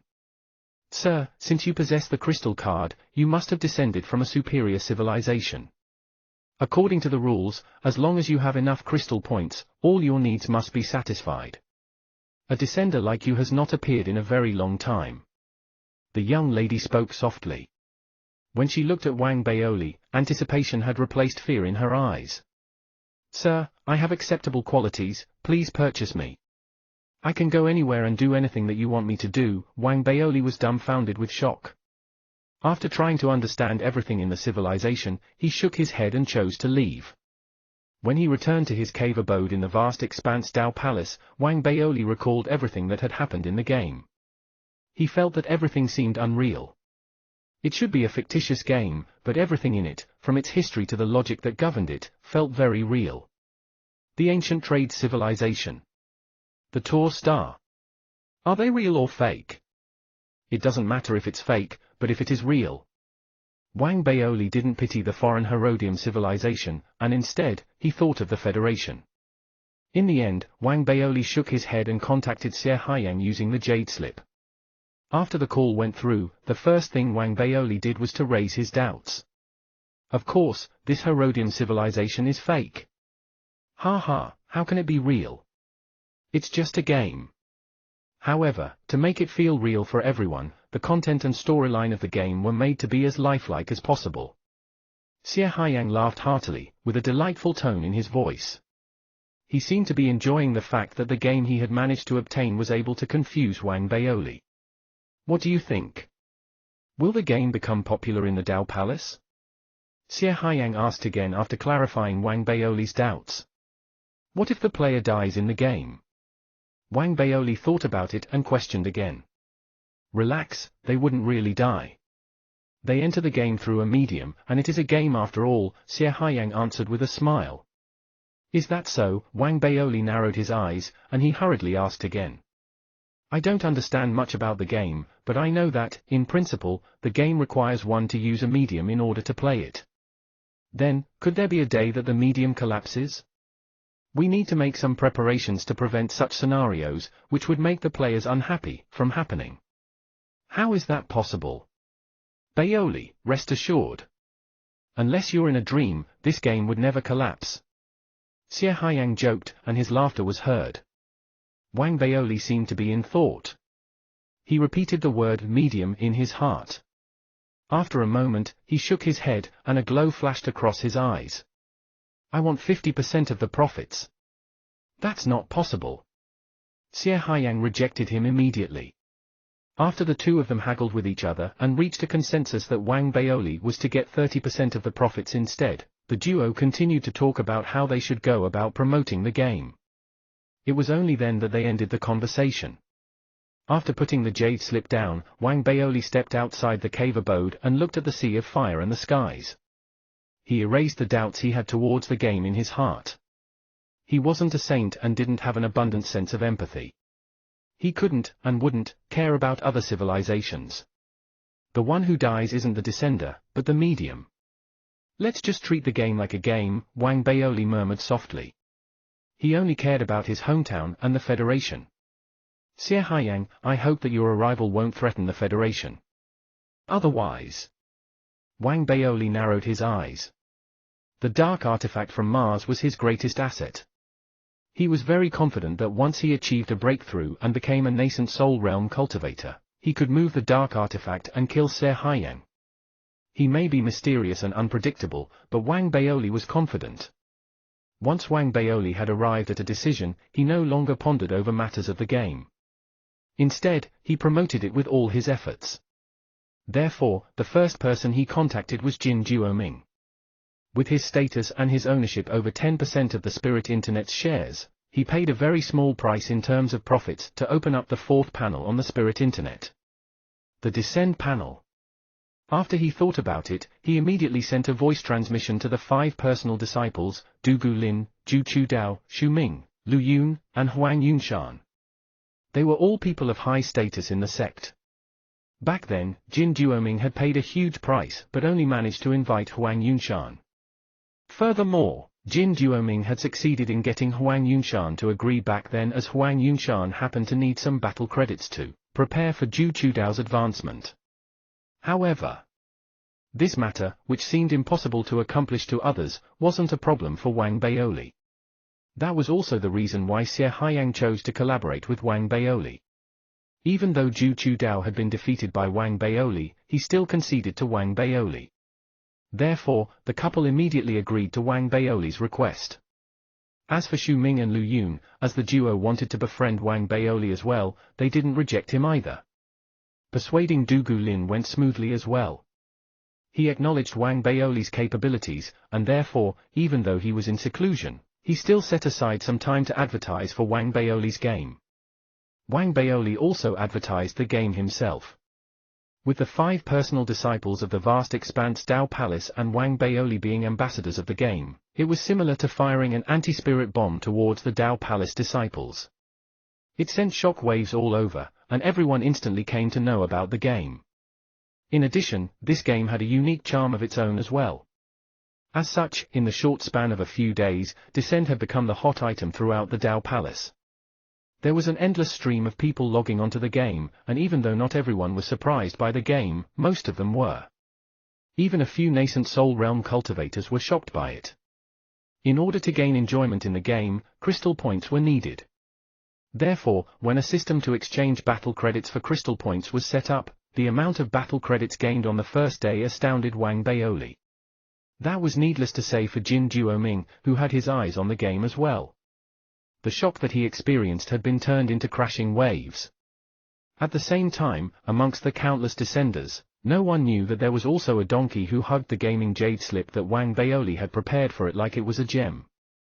Even though Wang Baoli wasn't addicted himself, he would also take a look at the game from time to time. He wanted to find out more about the Herodium civilization's history, the system shared by the spirit cultivators, as well as items like cultivation techniques. However, nothing in the game could be brought out physically. It seemed as if this function had been blocked. Even though Wang Baoli had unlimited crystal points, he couldn't do it. Chapter 591, Rectifications. Chapter 591, Rectifications. Translator, Atlas Studios. Editor, Atlas Studios. As the game became all the rage, the spirit internet gained popularity as well. It could be said that in these short few months, the Federation had transformed the Dao Palace significantly and had indeed achieved integration with the Dao Palace, which was the goal mentioned by the Galactic Dusk Sect Lord to Wang Baoli when he first arrived. He wanted to leave the mark of the Federation everywhere within the Dao Palace so that it would be difficult for the Dao Palace to get rid of the Federation. It was also because of this plan, and the success of the Spirit Internet, that created a huge change in the lives of the Dao Palace disciples. Right now, they didn't leave their houses to get in touch with the news and gossip of the entire Dao Palace. There was also entertainment, friendship, and service transactions between them. The emergence of the game had changed the quality of their leisure lives. All this was nothing to the Federation cultivators. Even though there was temptation, it wasn't strong enough to be earth-shaking. After all, even though the Federation's immortal cultivation paled in comparison to the Dao Palace, their daily lives were rich and fulfilling, as they were supported by the operations of the entire civilization. On the other hand, there weren't many Dao Palace disciples, and their civilization was lacking. That was perhaps not the case in the past, but they were clearly in a deficit these tens of years. Therefore, the clash of civilizations from both sides was extremely impactful to the Dao Palace disciples. While it enriched the lives of the Dao Palace disciples, it also allowed the Federation to set its roots within the Dao Palace. The next mission that Sect Lord Shu of the Galactic Dusk Sect had to accomplish was to carry out the construction of the teleportation array formation in secret. At the same time, he had to be a guardian of the union between the Federation and the Dao Palace. While spending time with the upper echelons of the Dao Palace, he didn't neglect his own cultivation. He was inching closer to advancing to the nascent Soul Realm. In addition, as the game continued to grow in popularity, and as the amount of battle credits he earned swelled, Wang Baoli began to live an increasingly comfortable life. However, he didn't teleport cultivation techniques back immediately. Instead, he exchanged his battle credits for large amounts of refinement materials. A significant portion of the resources were supposed to be used to advance his intrinsic scabbard. However, even so, Wang Baoli didn't dare attempt it, as he wasn't completely confident. Furthermore, according to his analysis, if he failed, he would damage the intrinsic scabbard greatly. If not for the previous battle with Dugu Lin, Wang Baoli wouldn't have realized that fact. However, after the battle, the ferocity of the intrinsic scabbard made Wang Baoli realize how important it was. The more he focused on its importance, the more he was unwilling to try it haphazardly. Therefore, Wang Baoli planned to refine an 8th-grade dharmic armament first and advance the scabbard once he succeeded in doing that and became more confident. In the meantime, Wang Baoli's gaming business boomed. Jin Duoming, after noticing the astonishing earnings from the game, couldn't sit still any longer. He didn't know Xie Haiyang and only came to know about such a formidable character through the game. Therefore, he naturally didn't know that Xie Haiyang had once been in the Ethereal Dao College. After all, only people from the Ethereal Dao College would know about it. In addition, Xie Haiyang was also secretive, with Wang Baoli apparently being the only one amongst the Federation seedlings who knew him well.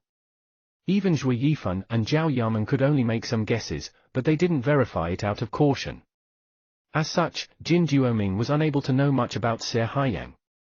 Even though he tried to find out, he didn't manage to obtain much information. He then decided to ask Wang Baoli directly about Xie Haiyang's background. He didn't have eyes on the profits that Wang Baoli had gained from his game, he didn't dare to. However, he still had some intentions with regards to Xie Haiyang. He thought that everything would be perfect if he could gain some profits from him. Xie Haiyang? Wang Baoli raised his head to look at Jin Duoming, who was sitting with a smile on his face in front of him. Wang Baoli put aside the bottle of ice spirit water in his hands. Wang Baoli didn't dislike Jin Duoming, as even though he was his competitor and had some intentions against him, Wang Baoli felt that all this was the result of Du and Nuke's manipulation. At the same time, Wang Baoli was confident in emerging victorious with the revenue from the game. In addition, Wang Baoli's cultivation was also formidable, which made him feel that he had the right to turn the tables on Jin Duoming anytime he wanted. On the other hand, Jin Duoming also knew how to handle relationships well. Wang Baoli smiled at Jin Duoming as well, as he had learned from reading the high officials' autobiographies since he was a boy. He understood that the world didn't revolve around one person, and it was important that one didn't think of himself as the center of the universe. Setting aside all those thoughts in his mind, Wang Baoli thought about Xie Haiyang's background, as well as his suspicions, before enlightening Jin Duoming. Little Ming, Xie Haiyang isn't a simple person. I don't understand him fully either, I only know that he seems to have a strong backing in the Dao Palace. I encourage you to not have any intentions towards him. Wang Baoli looked deeply at Jin Duoming. That gaze sent ripples through Jin Duoming's heart.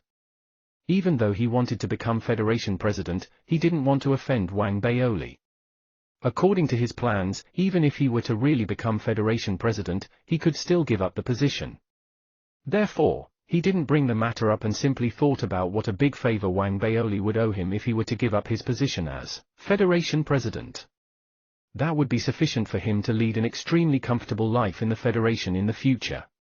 Therefore, he believed whatever Wang Baoli said. Amidst the silence, he immediately aborted his original intentions and decided not to investigate Xie Haiyang's background anymore.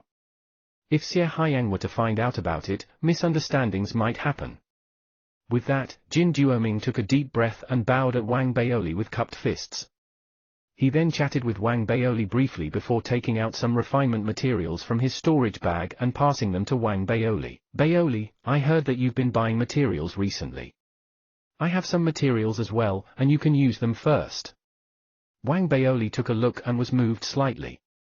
That was because those refinement materials weren't from the Dao Palace but the Federation. They were also extremely expensive materials that were needed for the refinement of 9th-grade dharmic armaments. Therefore, Wang Baoli laughed and didn't act as if he didn't need them. He took the materials and sent Jin Duoming away before going into seclusion to cultivate. A week passed, and as the cultivation in Wang Baoli's body increased to a high level, Wang Baoli opened his eyes while still meditating. He felt an indescribable sense of satisfaction coming from within his body. That feeling made Wang Baoli realize that he had truly stabilized the cultivation that was elevated through the devouring seed when he was in the trial grounds back then. He was now at the peak of the late-stage core formation realm, and he was only a step away from perfection. At this time, he was also extremely clear with his understanding of the lightning immortal transformation. As such, with continued cultivation over the next few days, he finally succeeded in cultivating the third level of the lightning immortal transformation. When he sealed his hands, an overlapping figure emerged immediately from his physical body. When the lightning avatar stepped out, it was extremely difficult to distinguish it from Wang Baoli, and it was basically an identical replica of him, down to his flesh and bones. That was especially so as the lightning avatar also possessed a devouring seed. To a certain degree, it was almost a true avatar. Looking at his lightning avatar, Wang Baoli was filled with anticipation. He controlled his avatar and flew it out of the cave abode and into the distance. When it was several thousand feet away, Wang Baoli began to feel that he had reached a limit. He stopped and murmured in his heart. Lightning escape. Almost the instant those two words reverberated in Wang Baoli's heart, his avatar became blurry instantly. In the blink of an eye, his physical self in the cave abode interchanged with the lightning avatar, and he appeared above the sea of fire. In his exhilaration, Wang Baoli tried several more times. When he returned to his cave abode, he couldn't help but chuckle heartily. With the lightning escape allowing me to change positions with the avatar instantly, my combat power has been boosted. Numerous unexpected techniques that could be used for battle surfaced in Wang Baoli's mind instantly. In his excitement, he sat down to meditate and attempt the second level of the Flame Snatch the Arch armor. Despite the second level of Flame Snatch the Arch armor being challenging, Wang Baoli had managed to gain an understanding of it over time. Right now, as he cultivated, the outline formed from the blood-colored meridians emerging from his body began to be covered with white threads. The white threads weren't numerous, but Wang Baoli knew very well that it was a sign of bone formation. What was needed next was a long period of unrelenting persistence to form the complete bone structure. Only then could the second level of the arch armor be considered to have been cultivated successfully. I shouldn't rush into this matter. Unless there are some shortcuts similar to back then when I used the Flame Snatch technique to cultivate the first level Arch armor. With that thought, Wang Baoli checked on his Arch armor. He had many ideas but eliminated most of them. Forget it. Whatever the case, I am currently much more powerful than I was when I went into the battle on the trial grounds previously. Wang Baoli smiled and took out a petal from his storage bag.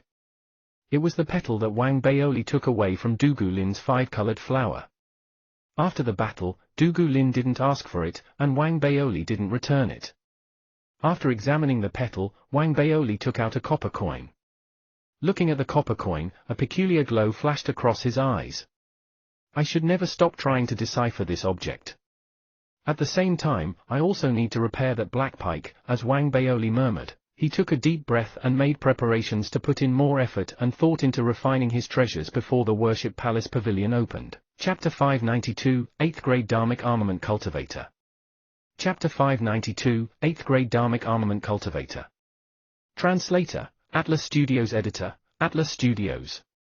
Previously, Wang Baoli could already refine a one-use 8th grade Dharmic armament, and he had also occasionally succeeded in refining 8th grade Dharmic armaments that could be used several times. The greatest obstacle preventing Wang Baoli from refining a true 8th grade Dharmic armament was his lack of spiritual sense. Even though it was boosted slightly by the shriveled fruit that he possessed, the growth of his spiritual sense was still slow and was only a little better than no growth. However, it was different now. Having achieved a breakthrough at the trial grounds, which allowed him to advance from mid to late-stage core formation realm, and even approach the peak, he was now just a step away from perfection. Because of the increase in his cultivation, Wang Baoli's spiritual sense was significantly advanced. That made it easier for him to refine the artifacts compared to the past. Right now, equipped with sufficient materials, Wang Baoli tested it out briefly and could already feel that it was different from previously. He then decided to focus on refining the artifacts after stabilizing his cultivation, and after successfully mastering the cultivation technique. 7 days passed. In those 7 days, Wang Baoli tried to refine 8th grade Dharmic armaments many times, ranging from those that were one use to those that could be used multiple times. When he finally managed to refine a true 8th grade Dharmic armament, Wang Baoli was extremely excited and exhilarated. Finally!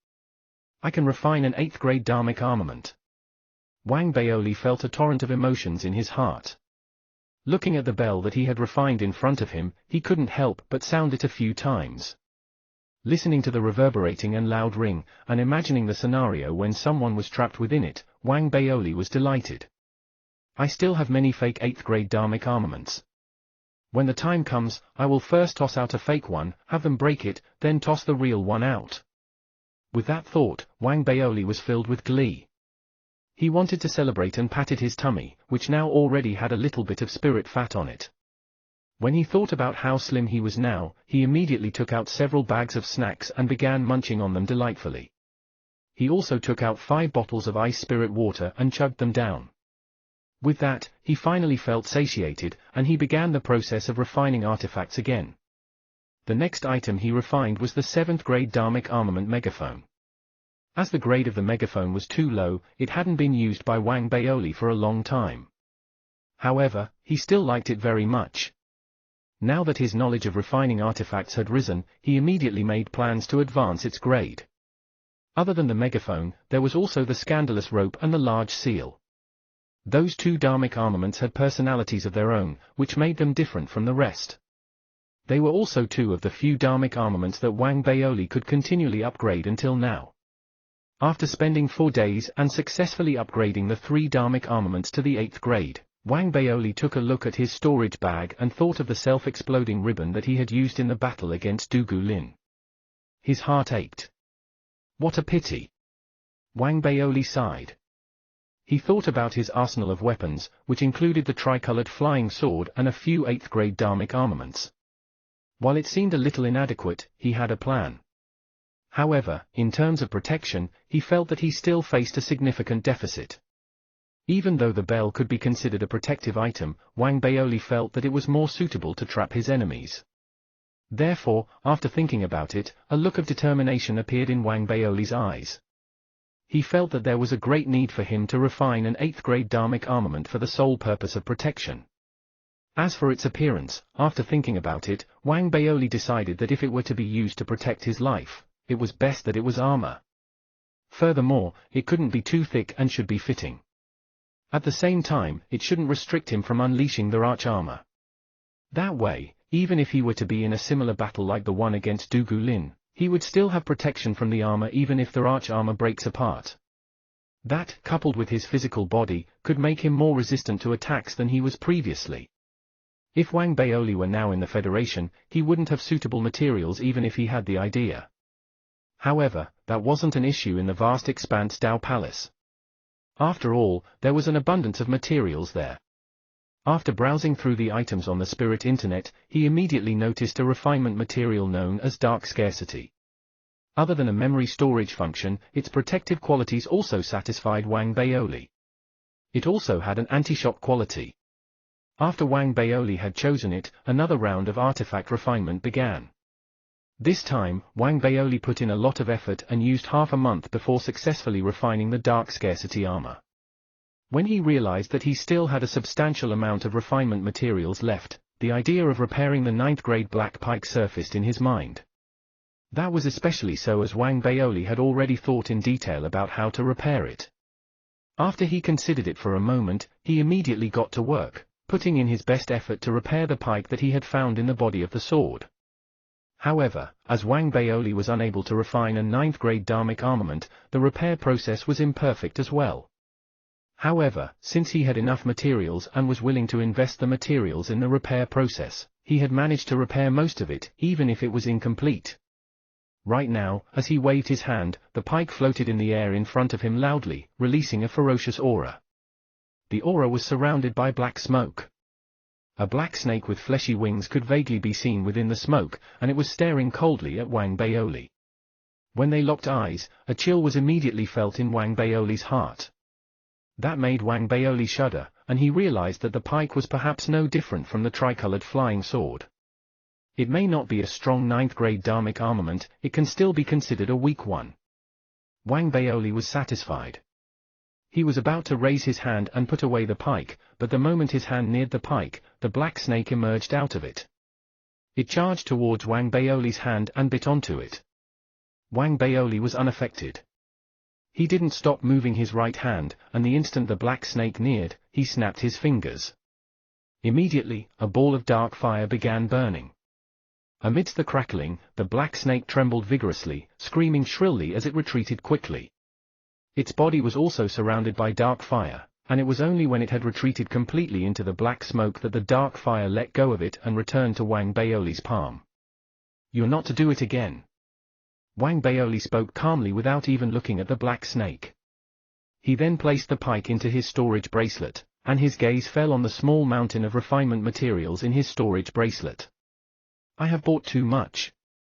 Looking at those materials, Wang Baoli felt that it would be a waste if he didn't use them.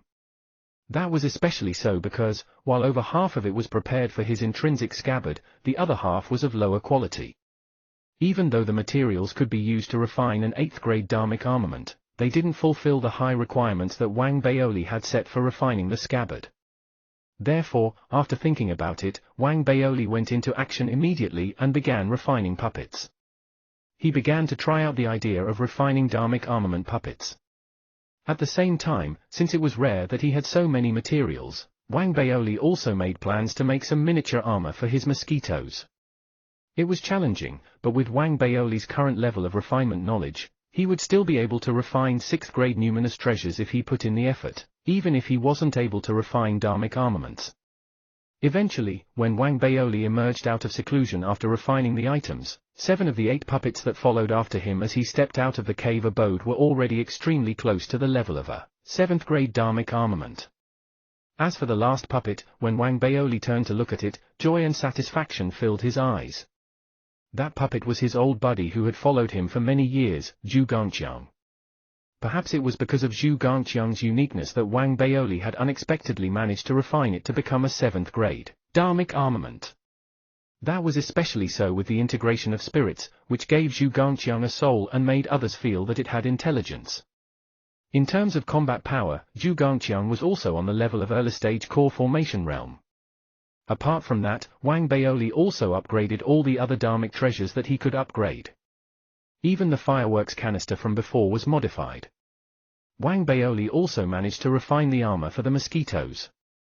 However, as the mosquitoes' form was only seen when they flew out, Wang Baoli kept the miniature armors after testing their strength. Right now, basking in delight, Wang Baoli waved his hand and put away all the puppets. Afterward, he charged towards the main island of the Dao Palace.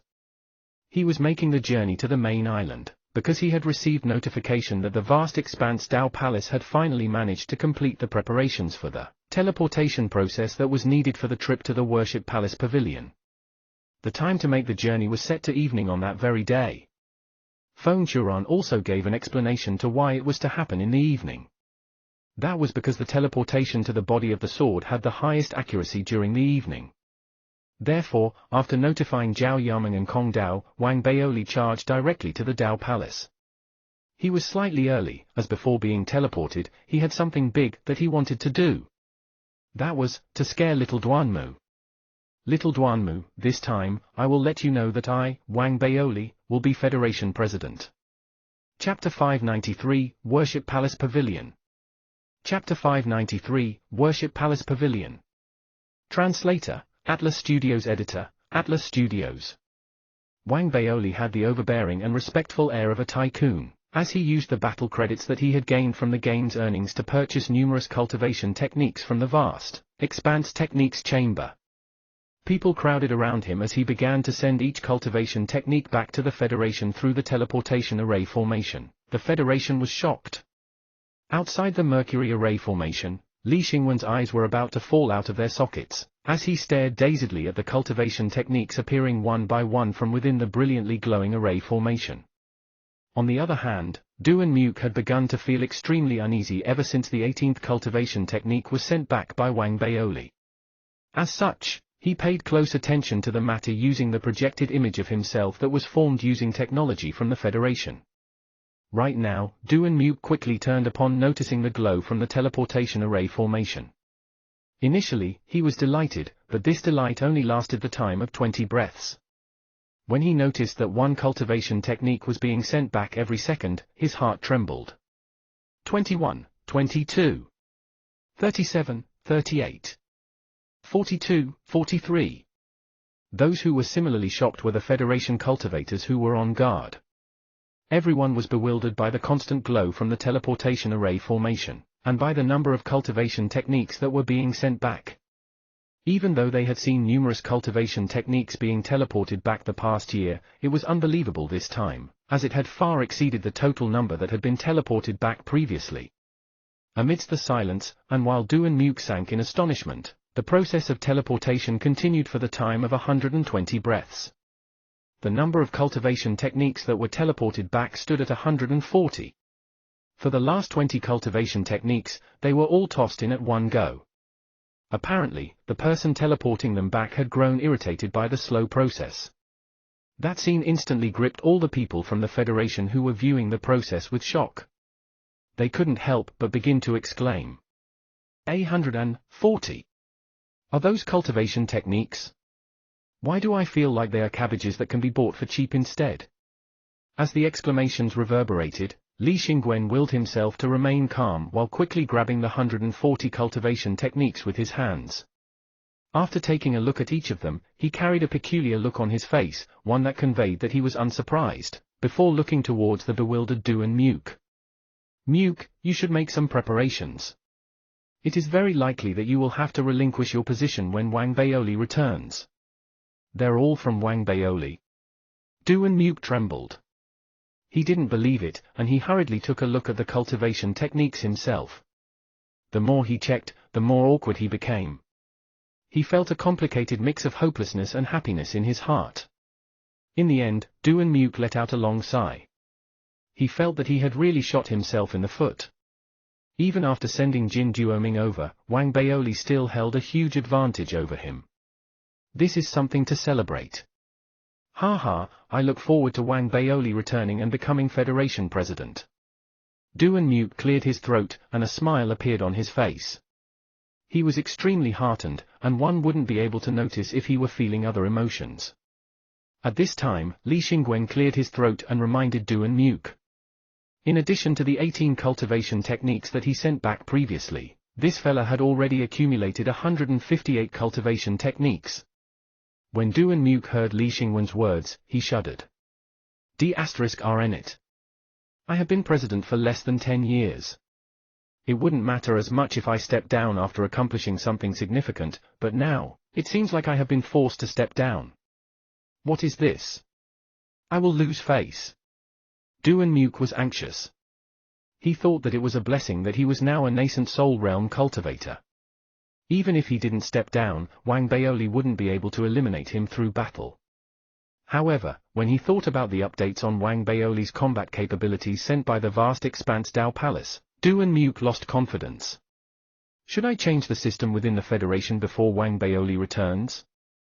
For example, by increasing the number of noble positions above secondary rank 2 by 10? Du and Muke sighed. He knew that it wasn't possible to do that, and he began to feel frustrated. While Du and Muke was sunken deep in frustration, Wang Baoli, who was in the public square of the Dao Palace on the ancient greenish bronze sword, patted his tummy in delight. Even though he couldn't see Du and Muke, he could guess that a dark cloud must be hanging above his head now. You want to compete against me, little Duan Mu? Do you think over 100 cultivation techniques marks the end of everything? I am going to do something major. The game of noble advancement between us hasn't ended. Wang Baoli was energized as he arrogantly raised his chin. With the Federation cultivators and Dao Palace disciples around him looking at him in shock, he left the public square and proceeded towards Feng Churan's cave abode. Wang Baoli didn't bring the donkey along with him. Other than heading out occasionally to feed, the donkey was now completely immersed in the game. That saved Wang Baoli a lot of trouble as well. As time was tight, it was already almost evening when Wang Baoli arrived at Feng Churan's cave abode. Zhao Yaming and Kong Dao also rushed to the cave abode after receiving the notification from Wang Baoli. Soon, the trio met outside Feng Churan's cave abode.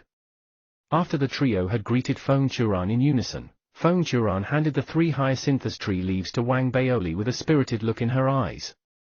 Feng Churan agreed to Wang Baoli's previous proposition of distributing the hyacinthus tree leaves to Zhao Yaming and Kong Dao. That was because, according to Feng Churan's understanding, Zhao Yaming had the heritage of the Eye of Infinite techniques, allowing her to survive and be considered an inner sect disciple even if she failed in the trial. Feng Churan looked highly upon such a status. As for Kong Dao, even though he didn't have the heritage of the Eye of Infinite techniques like Shui Yifan, it was awkward for Wang Baoli to hand the leaf to Shui Yifan instead. Thankfully, Shui Yifan was understanding of the matter. In addition, Feng Churan didn't wish to interfere with the choices made by Wang Baoli and company. Therefore, after handing the hyacinthus tree leaves over, she brought the trio towards the mountains on the Dao Palace main island. The teleportation array formation on the mountain had already been prepared. Mia Liezi and Daoist Yuran didn't show up, as the matter was completely handled by people from Feng Churan's lineage. However, Sect Lord Shu was invited to witness the process. After ensuring that everything was safe, Sect Lord Shu greeted the trio with cupped fists and a smile on his face. Here's wishing the three of you have a smooth journey, emerge at the top, and are awarded the status of a vast expanse Dao Palace disciple. Wang Baoli's impression of Sect Lord Shu had already changed, and he cupped his fists towards him as he heard those words. Zhao Yameng and Kong Dao also returned the greeting. After that, the trio looked at each other before stepping into the array formation in unison. As the cultivators from Feng Churan's lineage sealed their hands, the array formation began operating. Feng Churan had a serious expression on her face as she looked at the trio and gave them a final reminder. She reminded them to remain vigilant, and she also informed them of what she understood about the process of entering the Worship Palace Pavilion. The Worship Palace Pavilion is divided into two parts. One is the Road of Brilliance, and the other is the Seven Worships Palace. There is no danger in the former, as it merely tests whether one has the caliber to enter the Seven Worships Palace. On the other hand, a certain level of danger exists for the latter. Therefore, all of you must remain vigilant. Failure to pass the trial is better than risking your life there. In addition, based on my understanding, Baoli and Yameng, both of you have received the inheritance of the Eye of Infinite techniques. As such, after entering the Worship Palace Pavilion, both of you should be able to skip the first few trials and enter the trial to become a core disciple directly. Once you succeed, you will become a core disciple. Lastly, I wish all of you success. With that, Feng Churan produced a seal with her hands and pointed. Instantly, a loud boom was heard from the teleportation array formation. Wang Baoli and company, who were in the array formation, saw nothing but a blur. They felt a force that could contort their bodies at that instant. The trio was immediately being teleported away, but it took a long while after they had disappeared for the array formation to return to normalcy. I hope they will have a smooth journey. After seeing that the trio had been teleported away, Sect Lord Shu from the Galactic Dusk Sect murmured before looking at Feng Churan and clearing his throat. Elder Churan, have you made a decision? That brother Xingwen of mine has true feelings towards you. Upon hearing that, Feng Churan instantly experienced a headache, and she stared at Sect Lord Shu. Let Li Xingwen tell me about it himself. With that, Feng Churan left hurriedly. The other cultivators from Feng Churan's lineage looked at each other before leaving. Some within them couldn't keep the matter under wraps and began to spread information about the incident on the Spirit Internet's panel, for news and gossip. Instantly, the matter involving Li Xingwen and Feng Churan created waves on the Spirit Internet once again. At the same time, in the depths of the sword body, an unusual-looking mountain stood within a heavily restricted region. There was only one mountainous path on the mountain, but there were 7 peaks. The peaks were arranged like a flight of stairs, with one taller than the previous. There was no sea of fire surrounding it, but there were countless bolts of black lightning that were striking across the sky continuously. It made the 7 peaks appear extremely imposing. 7 majestic palaces were clearly visible on the 7 mountainous peaks. At that moment, something was glowing on the mountainous path. In the next moment, Wang Baoli and the others appeared. When they emerged, the thunder roared noisily, and the lightning flashed more intensely, lighting up the signage that indicated that the mountainous path was under repair. The trio also noticed 3 words written clearly on the signage at that moment. Worship Palace Pavilion. Chapter 594, Road of Brilliance. Chapter 594, Road of Brilliance. Translator, Atlas Studios. Editor, Atlas Studios. After briefly acclimating to the aftershock from the teleportation, as well as the surrounding environment, Kong Dao suddenly spoke. Baoli, Yaman, I paid Yifan a visit a few days ago to transfer the eligibility to him, but he didn't want it. Kong Dao, you're overthinking. Wang Baoli patted Kong Dao's shoulder as he shook his head and smiled. Wang Baoli had also approached Shui Yifan regarding this matter, but Shui Yifan had rejected him as well. After all, he didn't take part in the trial, and even though Wang Baoli had the right to decide who was eligible, it was an opportunity that was to be given to Kong Dao, without a doubt. Upon hearing Wang Baoli's words, Kong Dao heaved a sigh of relief in his heart. He then held his chin up high as he looked at the mountainous path in front of him together with Wang Baoli and Zhao Yamen. This should be the road of brilliance mentioned by Elder Churan. I sense the aura of an array formation from it. It's very strong, but there is no danger. Zhao Yamen looked intently at the path for a moment, then she spoke softly. I'll go first. As soon as Zhao Yamen finished her sentence, a look of determination appeared in Kong Dao's eyes. He was thankful that Wang Baoli had given him the opportunity and wanted to be the first to take on the unknown road of brilliance. This way, Wang Baoli and Zhao Yamen could make preparations if there was any danger. Therefore, as Kong Dao spoke, he went straight ahead and stepped onto the first step of the stairway even before Wang Baoli and Zhao Yamen could stop him. When Kong Dao's foot landed, he trembled. Wang Baoli and Zhao Yamen went forward immediately and observed the situation intently. After waiting for 15 minutes, just as both of them began to grow anxious and wanted to pull Kong Dao back, Kong Dao suddenly exhaled deeply. I saw imagery. It should be safe here. As Kong Dao spoke, he continued walking forward. After taking 100 steps, he trembled and stood where he was, motionless again. Upon noticing that, Wang Baoli and Zhao Yamen looked at each other and nodded. They then stepped onto the first step of the stairway together. Instantly, both of them trembled. It was at that moment that Wang Baoli finally found out what Kong Dao had seen. He only felt that it was all a blur before him. It was as if an earth-shaking transformation was happening in front of his eyes. The black lightning in the firmament had disappeared and was replaced by the blue skies. The surrounding restrictions also vanished, and peaceful plains took their place. There were also birds flying in the air, and even the seven-peaked mountain looked less imposing. The mountain seemed to have shrunk and became a tiny hill. A calm and peaceful feeling filled the air, making one feel relaxed. Wang Baoli blinked several times and noticed a courtyard on the peak of the mountain he was at. There was a well in the courtyard, and a large dog was lying lazily beside the well. A middle-aged man with an unusual air was sitting with his legs crossed as he caressed the dog's head. He was smiling at the two children who were hanging a plaque outside the gate of the courtyard. The two children were very young but extremely agile. They didn't take long to hang the plaque on the door. Wang Baoli immediately noticed the two words written on the plaque. Vast Expanse Courtyard. The imagery paused at that moment and faded away. Everything began to return to normal. The black lightning, the surrounding restrictions, and the imposing seven-peak palaces returned. Wang Baoli was silent for a moment.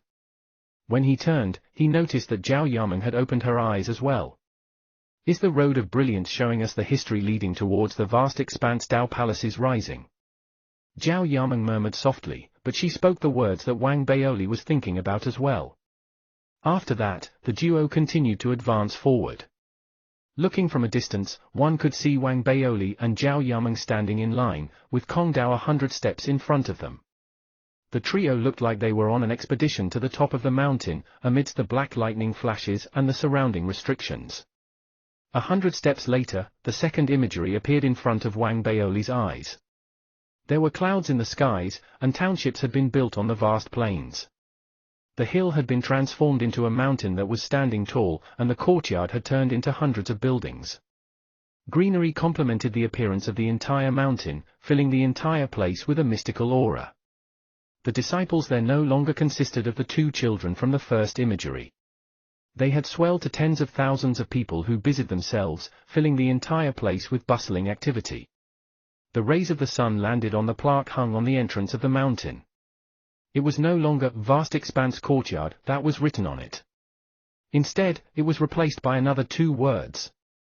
Vast Expanse Clan. With every 100 steps forward, new imagery would appear.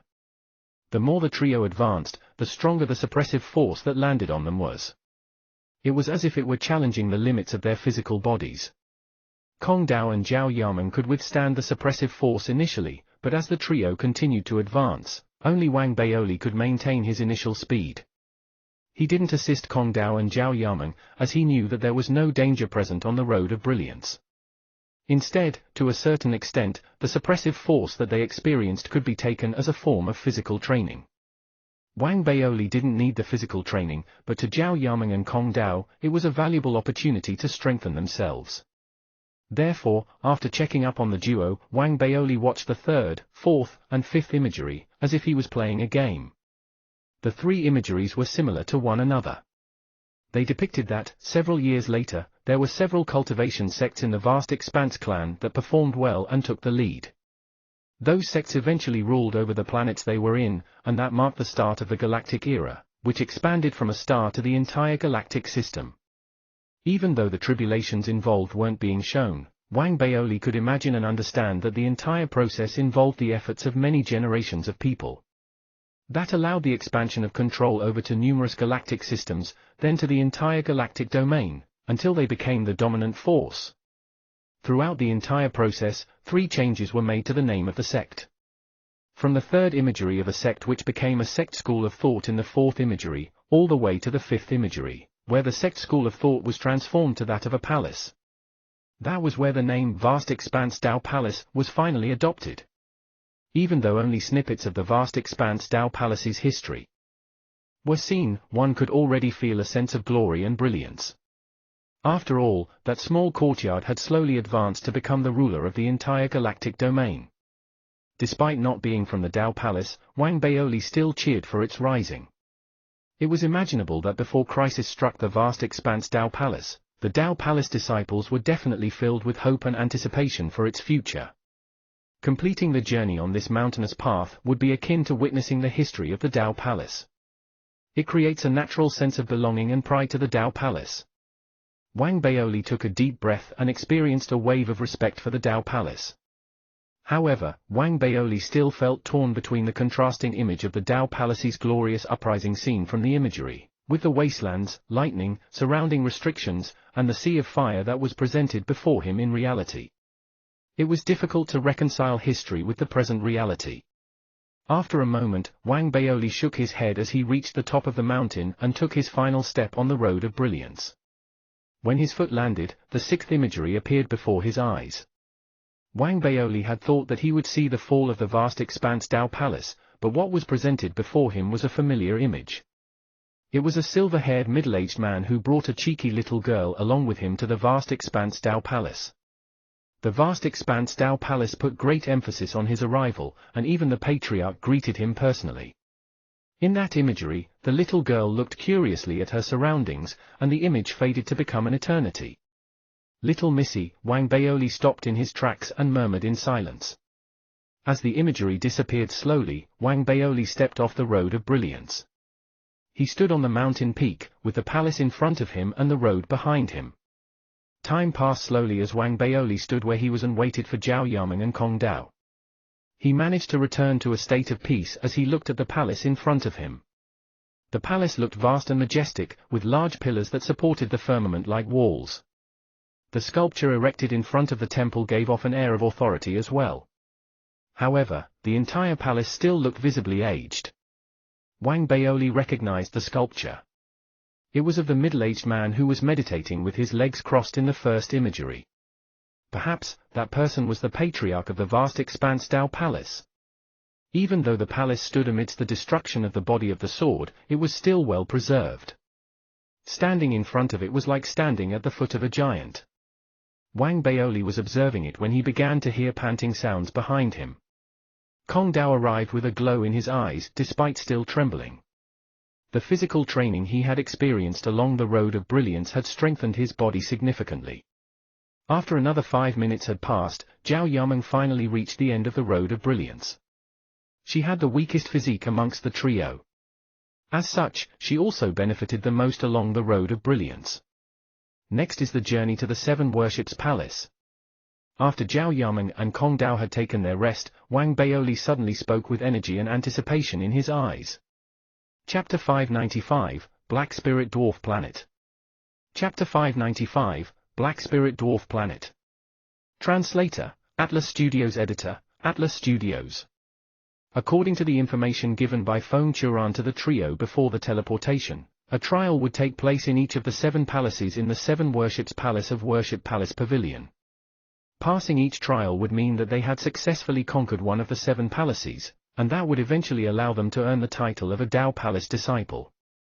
The different ranks of disciples that could be attained, in ascending order from the 1st to the 6th palace, were in-name disciple, outer sect disciple, inner sect disciple, core disciple, personal disciple, and adopted disciple.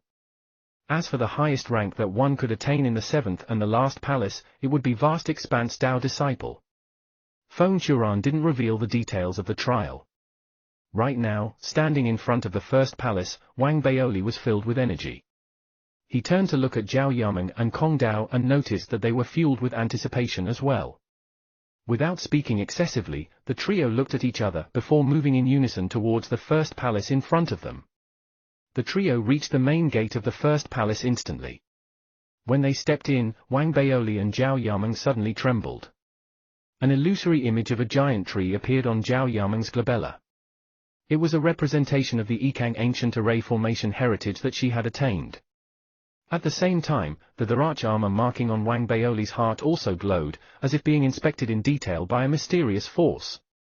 The bodies of both of them then blurred out, before disappearing entirely as if they had been teleported away.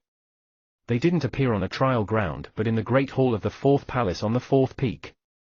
Only Kong Dao stepped into the 1st palace to begin the trial to become an in-name disciple. Due to the heritage that Wang Baoli and Zhao Yameng had attained at the Eye of Infinite techniques that was sensed by the Worship Palace Pavilion, they were both allowed to skip the first 3 palaces. They didn't have to begin at the stage of an in-name disciple and could instead enter the trial to become a core disciple directly. If they could pass the trial, they would become a core disciple.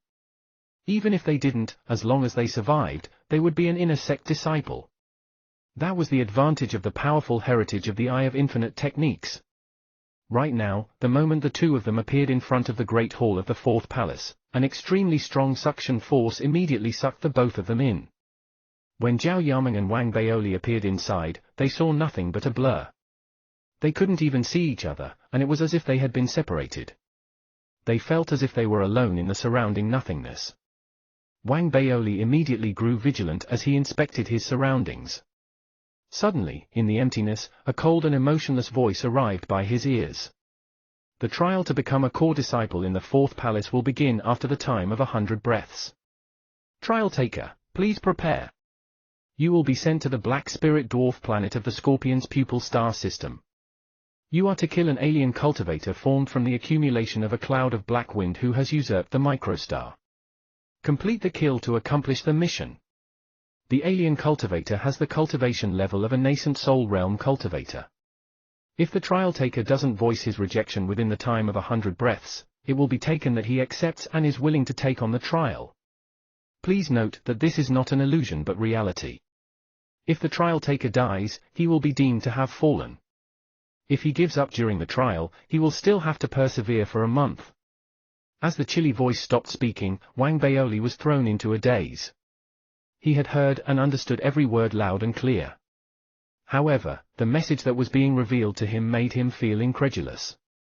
Scorpion's pupil star system? Black Spirit Dwarf planet? An alien cultivator formed from the accumulation of black winds? What on earth is all that? Wang Baoli blinked in disbelief. However, despite those doubts, he still made preparations and ensured that he was at optimal physical condition. He counted down the time of 100 breaths in his heart, and at the end of that period, a force of teleportation stronger than what he had ever felt before exploded in the emptiness he was in. As the force exploded, an invisible hurricane swept towards him from all corners, circling Wang Baoli as it spun at high speed. It was pitch black in front of Wang Baoli's eyes. It felt as if a century had passed, yet it also seemed as quick as the blink of an eye. When Wang Baoli regained clarity of vision, he was no longer in the 4th palace. A heatwave enveloped him. The heated air was dry and carried an unusual scent which made one feel extremely uncomfortable breathing it in. Even though Wang Baoli was physically tough, he also became queasy upon the first whiff, retching while hugging his stomach. However, he didn't vomit anything out. With his head lowered, he could only see the ground, which was composed of black-colored sand. After a while, when Wang Baoli had slightly gotten used to the new environment, he raised his head with his face still pale and noticed the boundless desert surrounding him. The entire desert was made up of the black sand and made one feel indescribably constrained. The sky was green in color, completely different from the one that existed in Wang Baoli's memories. There was also no moon and no sun where he was. There was only an uneven and oddly shaped source of light that hung high up in the sky to light up the land. At the same time, it also made the entire place feel eerie and bizarre. Wang Baoli was somewhat confused. He had already inspected the area when he had first arrived by teleportation, and he understood that it was not a threatening place. Despite that, he still stood frozen for a long while. Is this an extraterrestrial civilization? Wang Baoli mumbled after a moment. He was curious about the fact that he could breathe in the air in the area, and he was also curious about whether the extraterrestrial civilization really existed. He had an explanation for the former. After all, he had the physique of a cultivator and not a commoner. If he could traverse the cosmos, there was no doubt that he could withstand the poor weather conditions on some of the stars. Wang Baoli was more troubled over the latter issue. He wouldn't be fretting so much if he hadn't experienced the fame of descent. However, having played the game, Wang Baoli took a look at his surroundings and touched his own body. He even took a look at his storage bracelet. Eventually, he came to the conclusion that he was indeed not in an illusory world. Everything present was real. This place should be the Scorpion System Black Spirit Place, or something like that. However, if there is really a Black Wind alien cultivator, then how could the Worship Palace Pavilion be so sure that he is still at the nascent Soul Realm? After all, the vast expanse Dao Palace has already fallen due to the crisis. At the same time, how did this trial come about? Is it the same trial for both Zhao Yamen and me? A glow flashed across Wang Baoli's eyes. He had too many doubts, and he couldn't help but ask Little Missy about them. After all, Little Missy had once told him that when his name appeared on the Dao plate, she would assist him so that he could advance. Wang Baoli's doubts were extremely simple to Little Missy. Therefore, she didn't feign ignorance this time. Instead, she carried the tone of a know-it-all and spoke nonchalantly. This question. I know. Little Missy knew the answer since you were 3 years old. Wang Baoli cleared his throat and replied to Little Missy in his head while he glanced at his surroundings. Wrong. I knew the answer since I was 1. Little Missy seemed somewhat displeased as she snorted. Then, she continued with her reply. The Worship Palace Pavilion is similar to the lands of 5 senses. They didn't belong to Vast Expanse Dao Palace initially, and were both alien items that were found in the universe by the Vast Expanse Dao Palace. They were then modified to become areas where trials for the disciples took place. All the trial grounds were once colonies of the Vast Expanse Dao Palace. Furthermore, even if the Dao Palace has fallen now, these colonies still continue to exist. Despite them being transformed significantly, they are still under constant surveillance. Now, go on and complete your mission. After attaining the status of a core disciple, go take on the trial to become a personal disciple in the next palace. When the next mission is announced, activate the scabbard in your body. That way, there is a high chance that you will be sent to a place where it is suitable for me to give you a hand. With my assistance, becoming a personal disciple would be a piece of cake. Little Missy announced proudly. Wang Baoli blinked several times before singing some praises to Little Missy. Then, he turned and charged forward. The mission is to kill the Black Wind alien cultivator. However, how am I to find him on such a vast star? I only have a month's time. Wang Baoli had no plan of action. In his silence, he continued to pick up speed and was so fast that he created a sonic boom. After 15 minutes of charging forward at high speed, Wang Baoli suddenly stopped in mid-air. He turned and looked to his right for several seconds as if noticing something. He then turned and charged towards the left. Before long, in the area a distance away, a village-like gathering area appeared.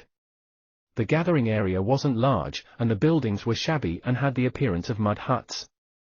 There were about 100 of them, and it was there that Wang Baoli noticed the indigenous people of Black Spirit Dwarf Planet. Unlike the Federation, the vast expanse Dao Palace, and Herodium, the indigenous people on Black Spirit Dwarf Planet were all skinny and had small heads. However, their legs were very well developed. The length of their legs made up half their body lengths. Therefore, at a glance, they looked somewhat like ducks. They also had black skin. Even though they had a pair of eyes, there was only the sclera and not the pupils. Right now, hundreds of them were gathered at the center of the village as they prayed towards a sculpture. The sculpture looked even more unusual, with a skull that looked like an elderly human whose face was covered with wrinkles. However, it had the black-colored body of a bird that gave out a red glow. Wang Baoli was surprised and couldn't help but inch closer. However, the moment he stepped forward, all the indigenous people in the village turned their heads to look at Wang Baoli, who was in mid-air.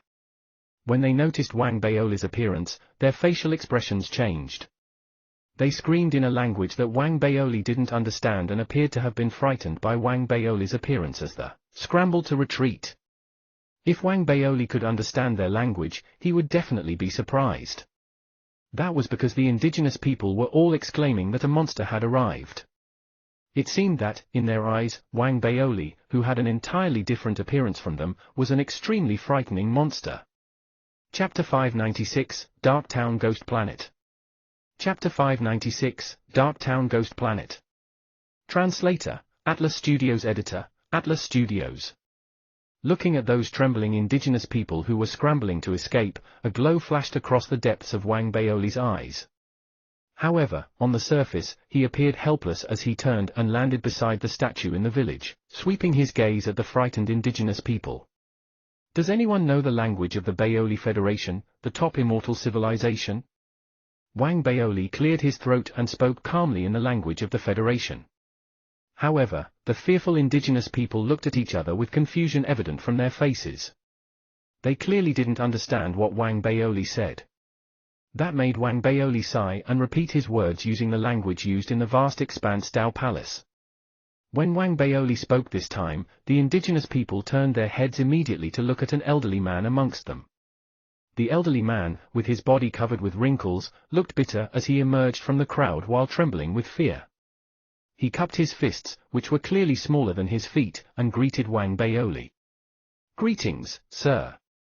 I am the only person in the entire village who understands the language of the superior sect. Please direct any questions you have to me." The elderly indigenous man spoke in parts with a weird intonation and a heavy slang. Thankfully, Wang Baoli could understand him. "Oh, what planet is this? In addition, why are all of you praying to this statue? Who is this statue of?" Wang Baoli thought about it as he expressed his doubts and looked at the elderly indigenous man. The elderly indigenous man blinked. With a cautious expression on his face, he sized Wang Baoli up before speaking softly. "Sir, we are on the Black Wind planet. The statue is the altar of the Patriarch. Altars similar to it are present in every village on the Black Wind planet. We have to pray to it every day, and if we don't, the glow from the statue will dampen and eventually extinguish. Patriarch Black Wind inspects the villages frequently and will deem villages with statues that no longer glowed as disrespectful to him. He would then eat everyone in that village. So that is how it is." Wang Baoli seemed to be in deep thought and didn't bother himself with the other indigenous people around him anymore. Instead, he turned his head to analyze the sculpture in detail. However, as he was analyzing the sculpture, the elderly indigenous man who was answering Wang Baoli's questions suddenly made small movements to his toes. Instantly, a blood-like reddish glow emerged from the sculpture's eyes. The glow appeared extremely suddenly and enveloped Wang Baoli in the blink of an eye. It seemed to have been turned into a seal that froze Wang Baoli where he stood. It appeared as if his body and soul had been frozen, and they were both unable to move at that moment. At the same time, the initially frightened indigenous people revealed eerie smiles on their faces, regardless of whether they were men or women, young or old. They no longer trembled in fear, and instead had a peculiar glow in their eyes. At that moment, their glabella split apart, and a black fog emerged from the crack, forming spirit-like existences in mid-air. As they smiled eerily, they charged directly towards Wang Baoli. It's been a long while since someone with flesh and blood has arrived. What good luck we have this time. This fella is destined for death, having been frozen by the patriarch's gaze now. How dare he come to this ghost planet of ours? Ha, I like his eyes, don't any of you try to snatch them from me.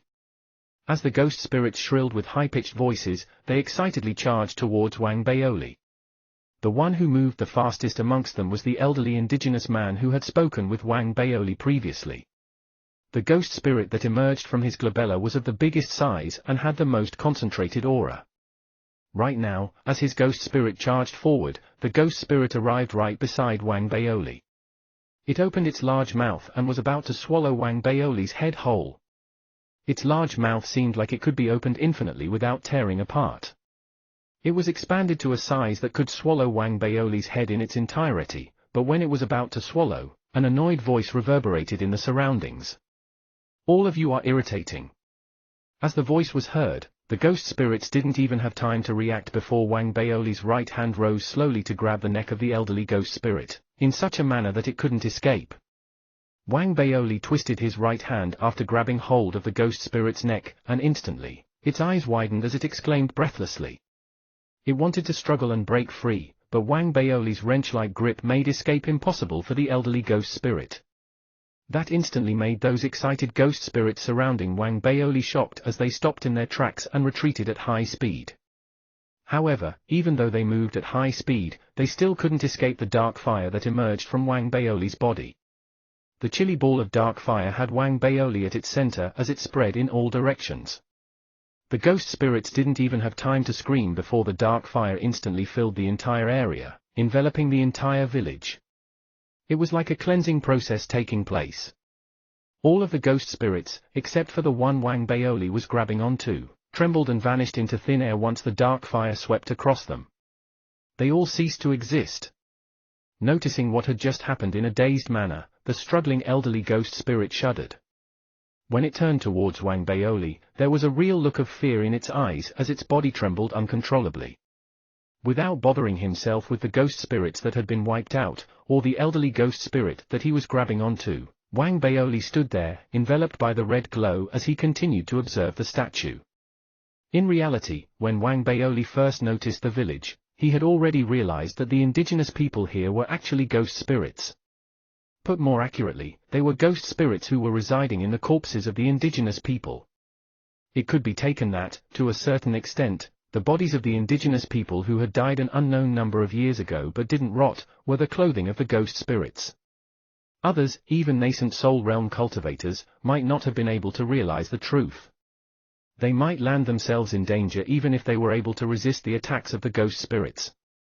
After all, the red glow from the sculpture targeted one's spirits. This was nothing to Wang Baoli.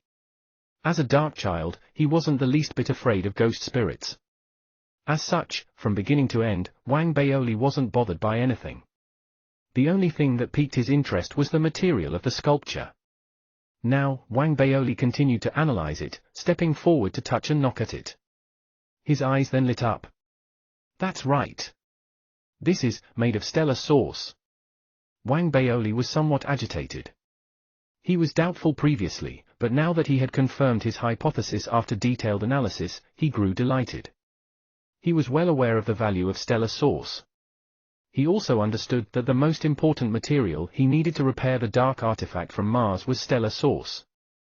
However, it was difficult to obtain stellar source unless one eliminated a star. Therefore, Wang Baoli was left helpless in the Federation.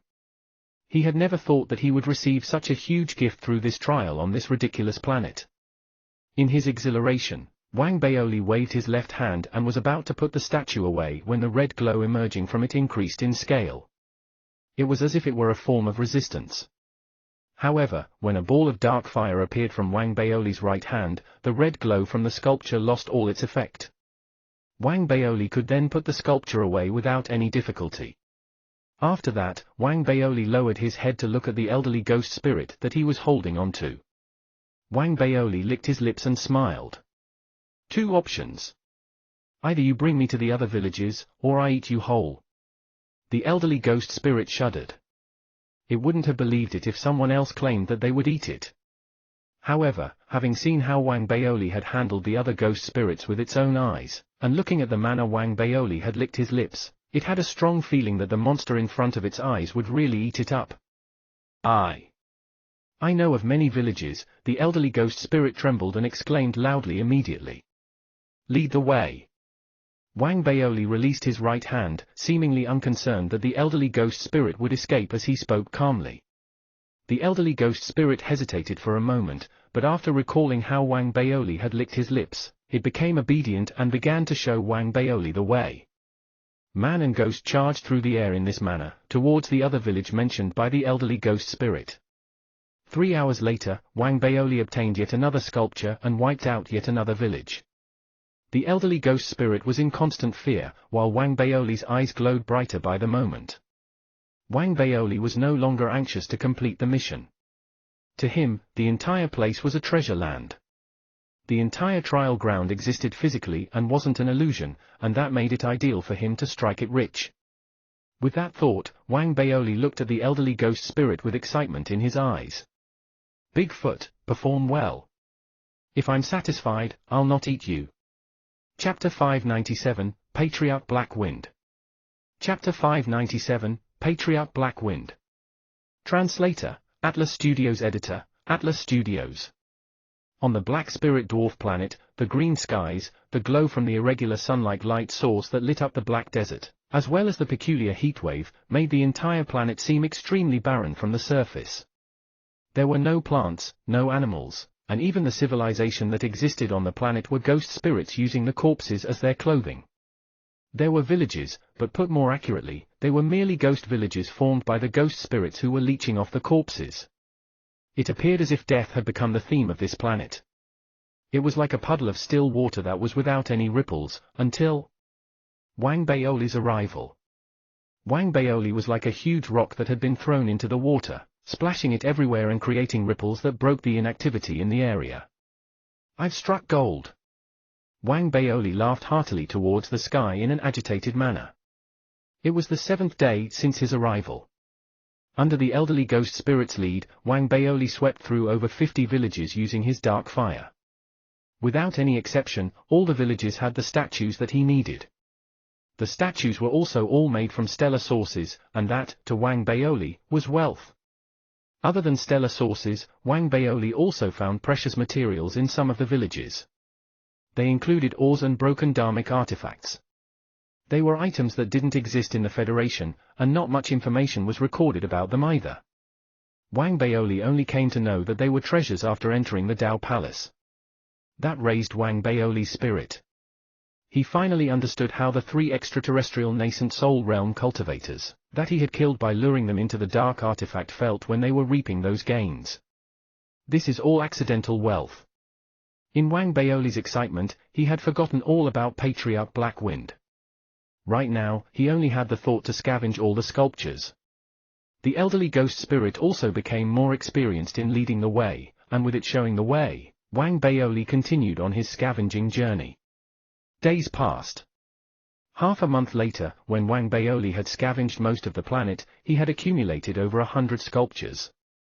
Seeing that the 1-month time limit was approaching and that he had only managed to cover half the planet, Wang Baoli grew anxious. With a combination of threats and urging, the elderly ghost spirit brought Wang Baoli to the place on the planet with the biggest sculptures. It was a deep trench that was surrounded by a vast, empty area. There were no other ghost spirits present. There was only a 1,000-foot-tall giant sculpture that was erected in the area, giving off a red glow. The sculpture appeared to have been rooted deep into the ground, and a mysterious force from the space between the heavens and earth seemed to be channeled deep underground, using the sculpture as a channel. When Wang Baoli saw the sculpture from afar, he felt disbelief, and his heartbeat rose furiously. The sculpture seemed to be mostly, though not entirely, composed of stellar source. The material that made up the rest of it also seemed impressive. That made Wang Baoli feel extremely agitated as he dashed towards the sculpture immediately. As he neared the sculpture, he transformed into the arch armor while laughing. His body instantly grew to a size of 100 feet as he hugged the sculpture and twisted it while roaring. As Wang Baoli twisted, the earth trembled. The sculpture was being pulled off the ground little by little by Wang Baoli, creating a shockwave that spread from the connection point to deep underground. Right now, in the cave underneath the sculpture, there was an altar that was shrouded by black winds. The black winds formed a vortex that spun continuously.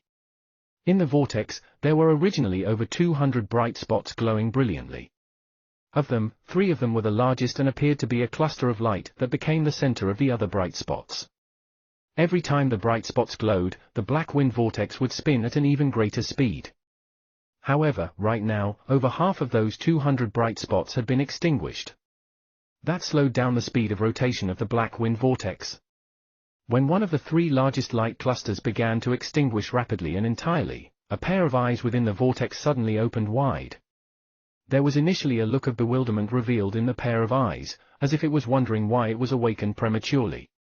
However, very soon, it realized that the number of sculptures that it had painstakingly refined to sustain its training had decreased by over 100. On top of that, one of its 3 intrinsic light clusters had been extinguished, causing furious screams to emerge from within the vortex immediately. D*RN. When the scream reverberated, above ground, Wang Baoli, who was forcefully pulling the large sculpture out, blinked. At that moment, the red glow emerging from the sculpture intensified, as if the sculpture was coming alive. A sign of activity was also visible from the sculpture's originally listless eyes. It's alive? Wang Baoli was shocked. In his disbelief, he raised his right hand and revealed a large ball of dark fire. He smacked his hand onto the head of the sculpture. Then, I have no choice but to snatch it. As Wang Baoli spoke, his hand smacked down on the sculpture loudly. The sculpture vibrated several times, and the red glow dissipated. When everything returned to normal, Wang Baoli pulled the sculpture out of the ground completely. He was excited and wanted to put the sculpture in the storage bracelet. Only, he realized that the sculpture was too big and that his storage bracelet was almost entirely filled. Unless he dismantled the sculpture, he wouldn't be able to keep it. Wang Baoli regretted immediately, as he felt that he should have prepared more storage bags when he came. Right now, without a choice, he could only pull the sculpture along as he hurriedly left. At the same time, he raised his hand continuously and smacked it onto the sculpture to break it into pieces. He did everything while simultaneously putting the pieces into his storage bag. As Wang Baoli escaped, on the altar deep underground, a scream even louder than previously reverberated. The vortex had even detached from the altar and shrank significantly, eventually transforming into the illusory image of a human-like creature with the body of a bird. The figure had the head of a woman, but not of an elderly lady. Instead, it looked like a middle-aged woman, but it wasn't the least beautiful. It looked extremely frightening, and there was a black mark on its face. It had a mouthful of sharp teeth. With viciousness in its eyes, it turned and transformed into a gust of black wind, emerging from the basin through the cave and shooting into the sky. Instantly, black wind spread in all directions, charging towards the sky. It immediately noticed Wang Baoli, who was hugging the sculpture and escaping at high speed into the distance. "You have to die for stealing my sculpture." As it screamed, the alien cultivator with the head of a human and the body of a bird pursued Wang Baoli at immense speed. Patriarch Black Wind? Wang Baoli, who was attacking the sculpture and breaking it into pieces before storing them in his storage bag, turned to take a look upon hearing the voice. He recognized the owner of the voice, as the Black Wind was extremely powerful, which made recognition easy. A nascent soul realm cultivator indeed. A glow flashed across Wang Baoli's eyes as he picked up speed. As he continued to escape at high speed, he also attacked the sculpture even more furiously. Seeing that Wang Baoli was escaping, Patriarch Black Wind was extremely unhappy and refused to let Wang Baoli get his way. It was formed by the accumulation of black winds and had an edge in terms of speed. That was especially so as Wang Baoli was a mere core formation realm cultivator. Patriarch Black Wind didn't consider the issue of how a core formation realm cultivator could appear in the area. Instead, it picked up speed in its pursuit and resolved to swallow Wang Baoli whole. In reality, even though Patriarch Black Wind was at the nascent soul realm, it was only at the early stage. Furthermore, as it didn't train using a physical body, it didn't have a high spirit intelligence. It was so authoritative on the Black Spirit Dwarf planet simply due to the crisis that the vast expanse Dao Palace had experienced previously, which left the area unattended. All the elites from the vast expanse Tao Palace were nullified, which gave it the unplanned opportunity to rule the area, transforming it into a place for cultivation. At the same time, it made use of the stellar source present in the area and spent many years to lay the sculptures so that it could cultivate. However, now that its efforts were negated by Wang Baoli, it grew furious, especially as Wang Baoli continued to attack the sculpture. "Little thief, I will swallow your flesh, extract your soul, and convert you into a ghost spirit. I'll whip you repeatedly for 1,000 years to make you suffer for stealing my sculpture." Patriarch Blackwind neared as it screamed. When it was a mere 1,000 feet from Wang Baoli, Patriarch Blackwind screamed shrilly, sealing its hands as it pointed. Immediately, its body vanished, transforming into a black hurricane as it swept towards Wang Baoli. Realizing that his speed was no match for Patriarch Blackwind, Wang Baoli was unhappy and wanted to pick up speed. However, noticing the black hurricane that it had transmogrified into, Wang Baoli narrowed his eyes. "It's related to spirits indeed." Wang Baoli laughed suddenly, tossing the remaining half of the sculpture aside. When he turned his head, a look of ferocity appeared in his eyes. "Are you blind? I'm not a thief. This is the territory of my vast expanse Tao Palace. As a disciple of the vast expanse Tao Palace, I'm just here to take something. It's good enough that I didn't find trouble with you, yet you dare to threaten me." Wang Baoli sounded extremely righteous as he turned and clenched the right hand of the arch-armor into a fist and punched. Chapter 598, Slaying Nascent Soul. Chapter 598, Slaying Nascent Soul. Translator, Atlas Studios. Editor, Atlas Studios. Hearing Wang Baoli's words, Patriarch Blackwind trembled internally with shock. Without a doubt, the name Vast Expanse Tao Palace, along with the status of a disciple, created a natural response of fear. Amidst its surprise, Wang Baoli's fist landed.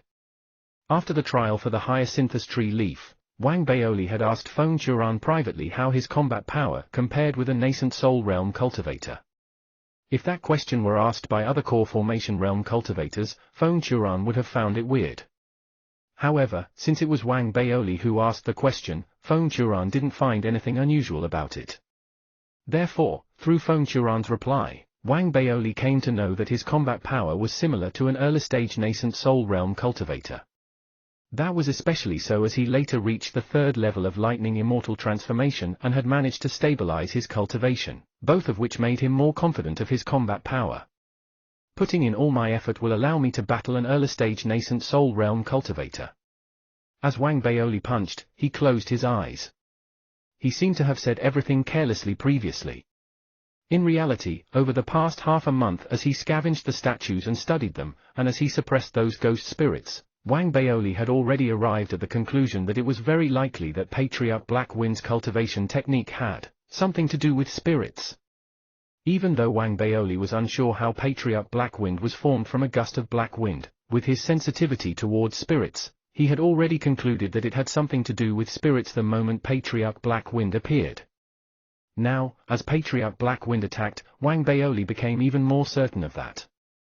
Wang Baoli's speed was no match for Patriarch Blackwind, and as such, he decided to attack directly. Right now, his ferocity and synchronization were both at maximum level, and the punch of the arch-armor carried 3 times its usual force. The devouring seed in his body was activated, and his cultivation, which was at the peak of the late-stage core formation realm, was exhibited all at once. His dark core shook violently inside the devouring seed, causing the dark fire to emerge from Wang Baoli's body and boost his punch, making it so powerful that it was transformed into a hurricane. Looking from a distance, a sea of fire seemed to have been produced. At that instant, Wang Baoli's hurricane clashed directly with the black hurricane transmogrified from Patriarch Blackwind. Immediately, a loud boom reverberated in all directions. The black wind was devastated, churning backwards and reforming into the figure of Patriarch Blackwind. Right now, it was taken aback, and a look of disbelief appeared in its eyes. Wang Baoli's punch had made Patriarch Blackwind tremble physically and emotionally with fear. The force of the punch had exceeded the capabilities of a core formation realm cultivator, reaching the level of someone at the nascent soul realm. That alone astonished it. But what shocked it the most was that the bizarre black-colored fire was capable of putting an indescribable restriction on it. To a certain extent, it was inappropriate to call the black-colored fire restricting. More accurately, that ball of fire had made it scared out of its wits, such that there was an instinctive response of not wanting to come in contact with the fire. All of that made what Wang Baoli said previously about being a vast expanse Tao Palace disciple seem even more real. However, Patriarch Black Wind still found it difficult to believe. The vast expanse Tao Palace has already fallen, it's impossible that you are a Tao disciple. As Patriarch Black Wind spoke, its facial expressions changed again. It suddenly thought about an issue that it had previously neglected, and that was: how did Wang Baoli get there? It didn't even have time to think much about it before Wang Baoli's excited laughter was heard. Wang Baoli retreated while breathing hurriedly after unleashing his punch. Is this a nascent soul realm cultivator's capability? A sharp glow flashed across Wang Baoli's eyes. He didn't feel that a nascent soul realm cultivator was weak. On the contrary, the fact that the alien cultivator was able to resist his punch, which was complemented by the suppressive force of his dark fire, gave Wang Baoli a premonition that he might face the danger of death if he wanted to eliminate the Black Wind alien cultivator. That was especially so as there was an aura that made Wang Baoli frightened hidden deep inside the alien cultivator's body. Wang Baoli wasn't confident of being able to dodge the alien cultivator if it were to attack after being pushed back. Therefore, in order to attain victory, Wang Baoli had to lure the alien cultivator into unleashing its trump card. A glow flashed across Wang Baoli's eyes as he took out a cylinder from his storage bag. When he opened it, a loud bang was produced, and a firework-like object exploded from the canister into the sky. That canister was one of the many invented by Wang Baoli when he was in the Ethereal Tao College in the Federation years ago. He had made some modifications to it, and right now, as it exploded, a large number of fireworks shot into the green skies.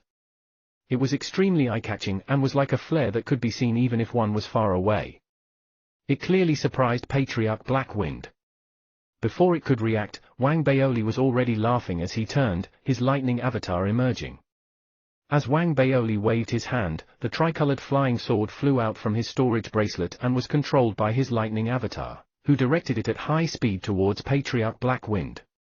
On the other hand, Wang Baoli's actual body was now unleashing the arch armor. With his blood-colored meridians expanding and spreading at high speed, the bony threads of the second level of the arch armor also extended. That greatly increased Wang Baoli's power as the desire for combat grew even more prominent in his eyes.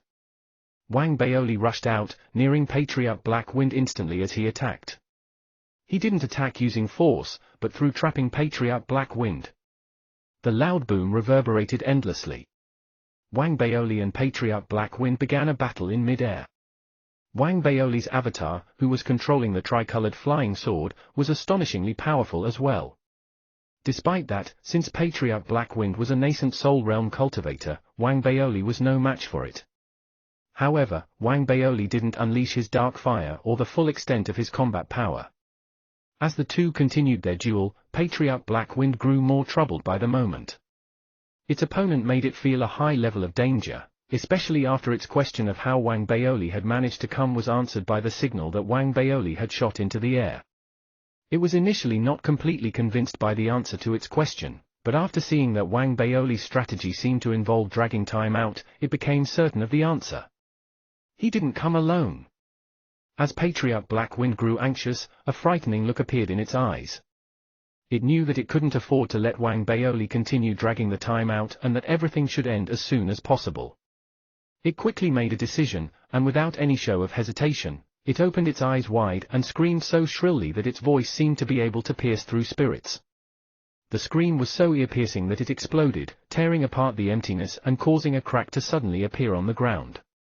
At the same time, Wang Baoli felt like his head was about to explode, and his body was shaking extremely vigorously. A vortex appeared on Patriarch Black Wind's glabella, and a tiny bird flew out from it.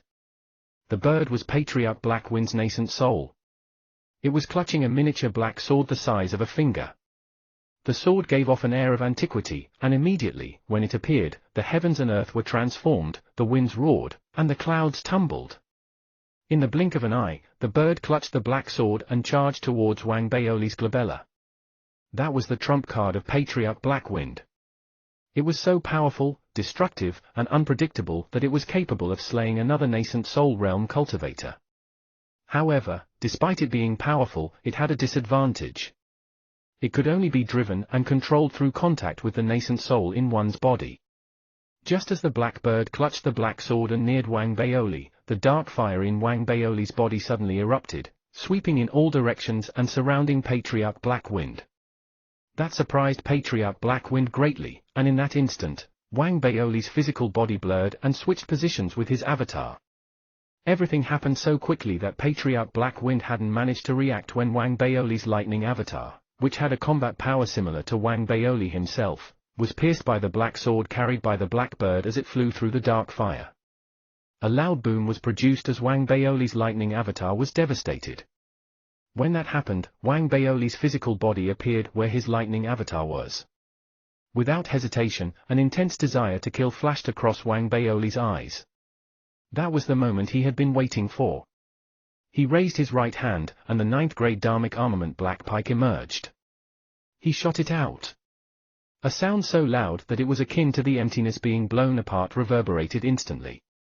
The black pike was like a flash of lightning as it charged directly towards Patriarch Black Wind. Patriarch Black Wind was severely taken aback. Releasing its nascent soul resulted in it having difficulty controlling its body. It wanted to dodge the incoming attack, but dark fire was burning all around it, and the suppressive force was so strong that it was blocking all escape paths. Patriarch Black Wind stopped in its tracks, and the result of it doing so was the black pike being able to pierce through its chest at high speed. A painful and pitiful scream reverberated instantly. The black bird that was released instantly flew back, wanting to return to Patriarch Black Wind's body. It was injured, but that was nothing compared to the large hand that emerged from Wang Baoli, who now had a chilly glow in his eyes. It was the soul guiding hand. Even though the hand was devastated by the black bird using the black sword when it emerged, it still reduced the speed at which the black bird was able to return to Patriarch Black Wind. The decrease in speed allowed the dark fire to suddenly tumble back and began burning Patriarch Black Wind. Instantly, as the dark fire spread out, Patriarch Black Wind's physical body was burnt to ashes. The destruction of its physical body meant that the black bird, which was formed from its nascent soul, had lost its backing, and it was injured severely. It was on the brink of destruction and had turned blurry. With a frightened look in its eyes, it turned and tried to escape. Trying to escape? A chilly glow flashed across Wang Baoli's eyes as he went after the black bird. Chapter 599, Vast Expanse Tao Planet. Chapter 599, Vast Expanse Tao Planet. Translator, Atlas Studios. Editor, Atlas Studios. A look of fear flashed across the blackbird's eyes as it unleashed its full speed to escape. However, having lost its physical body, and coupled with the nascent soul suffering severe injuries due to backlash, the blackbird was now without a base to fall back on. No matter how fast it was affected. If its opponent were someone else, the effect wouldn't have been as devastating. However, of all people, its opponent was Wang Baoli, a dark child. After all, to a certain extent, a nascent soul was formed from a soul. As Wang Baoli charged out, he raised his right hand, and the soul guidance hand instantly emerged at high speed. Dark fire also spread in all directions, blocking the blackbird from all corners, such that regardless of how it struggled and how it used the black sword, it was useless. It merely made it a bit more troublesome for Wang Baoli. Soon, as the blackbird grew progressively weaker after using the black sword multiple times, Wang Baoli managed to grab hold of it. Let's see if you're still able to create chaos. A chilly glow was revealed in Wang Baoli's eyes as he activated the arch armor without hesitation. Instantly, the blackbird screamed painfully as it was gradually absorbed by Wang Baoli's flame snatch and integrated into the arch armor. At that moment, the entire arch armor glowed as if it had received large amounts of nourishment. Several white threads were produced and interlaced with each other. Even though there was still some way to go before bone armor was eventually formed, it was now clearly moving towards completion. At the same time, Wang Baoli also had a strong interest in the black sword. After inspecting it, he realized that the sword didn't have a core and was entirely different from how one would refine artifacts in the Federation. It was as if the sword was a whole on its own and had been produced naturally. That made Wang Baoli surprised. Eventually, After combining his understanding of Dharmic armaments and linking it with how Patriarch Black Wind had activated the sword, Wang Baoli suddenly narrowed his eyes. Could it be? This is a treasure that can only be controlled in the presence of a nascent soul. Wang Baoli's curiosity was piqued by the Dharmic treasure. Therefore, he kept the black sword cautiously. At the same time, he realized that after destroying Patriarch Black Wind, no signs of teleportation had appeared. He suddenly grew anxious and worried about the possibility that no teleportation would happen. He even asked Little Missy about it and came to realize that after the time limit of 1 month had passed, teleportation would definitely occur. That made Wang Baoli heave a sigh of relief, despite still feeling that everything seemed a little bizarre. However, since there was no way to change things, Wang Baoli decided to continue his scavenging. Perhaps I'm thinking too much. Since the teleportation would definitely happen, then I should collect more materials before that happens. After all this exists in reality. If I could bring all the items back, then I would really have struck gold. With that thought, Wang Baoli was filled with excitement once again, and he continued charging ahead. Several days passed in that manner. Wang Baoli had scavenged every single place that he could find. Even though there would definitely be more that he could pick up in regions that were further out, he didn't have time, and he was also worried about the teleportation issue. Therefore, he decided to end the sweep and even purposefully return to the location where he had first landed to await the teleportation. Without waiting for too long, and while Wang Baoli was still feeling somewhat nervous, a loud boom suddenly sounded between the heavens and earth from the sky. It formed a huge vortex, and as the vortex rotated noisily, Wang Baoli immediately raised his head. Instantly, an extremely strong suction force began spreading outwards from the skies, enveloping his body. Amidst the loud boom and Wang Baoli's nervousness, he flew into the air and towards the vortex. Immediately, he vanished within the vortex. Gradually, even the vortex disappeared. The skies returned to normalcy. The ground was still pitch black as if no one had come before. Only those ghost spirits that survived, and those who resided in villages that hadn't been scavenged, slowly began to realize that Patriarch Black Wind had vanished. At the same time, a bloody and ruthless legend began to spread. In the legend, a monster that ate the spirits not only ate Patriarch Black Wind but even ate most of its companions. The ghost spirits were frightened for a long time after hearing the legend. The strange beast in the future legend of the Black Spirit Dwarf planet heaved a sigh of relief, when he realized that everything before his eyes had returned to normal. He had reappeared in front of the Great Hall of the Fifth Palace. After that, Wang Baoli hurriedly lowered his head to look at his storage bracelet. After noticing that it was filled with sculptures, a look of delight appeared on his face. His body trembled, and after a moment, he began to laugh hysterically. I really managed to bring them back. Wang Baoli's excitement and exhilaration were indescribable. Those feelings were even stronger than him eating a chicken leg with a soy egg. In his exhilaration, Wang Baoli checked his storage bracelet in detail again to confirm what he had seen. He felt energized and grew even more excited to enter the trial in the next palace. However, due to the peculiar circumstances of the trials, Wang Baoli tried very hard before he was able to suppress his agitation. He didn't rashly take on the trial in the Fifth Palace. Instead, he turned to look behind him. Wang Baoli didn't see Zhao Yameng or Kong Dao, and that made him turn from happy to worried. Thankfully, without waiting too long, he saw Zhao Yameng outside the Great Hall of the Fourth Palace, just as she was transported back. When Wang Baoli turned to look, he saw that Zhao Yameng seemed beaten as she vomited a mouthful of blood and sat down with her face pale. It could be seen very clearly that there were many scratches on her body. Clearly, the Fourth Palace was very challenging for her, and from where she had emerged, it could be guessed that Zhao Yameng had failed in the trial. Wang Baoli remained silent and didn't speak. However, he understood that in the trial of the Fourth Palace, Zhao Yameng's opponent was also a nascent soul realm cultivator, which increased her chance of failure. It's all right as long as she's safe. Wang Baoli took a look at Zhao Yameng from a distance before turning to look towards the First Palace. Then, he sat down with his legs crossed, meditating while cultivating so that he would return to his best state. 2 days passed.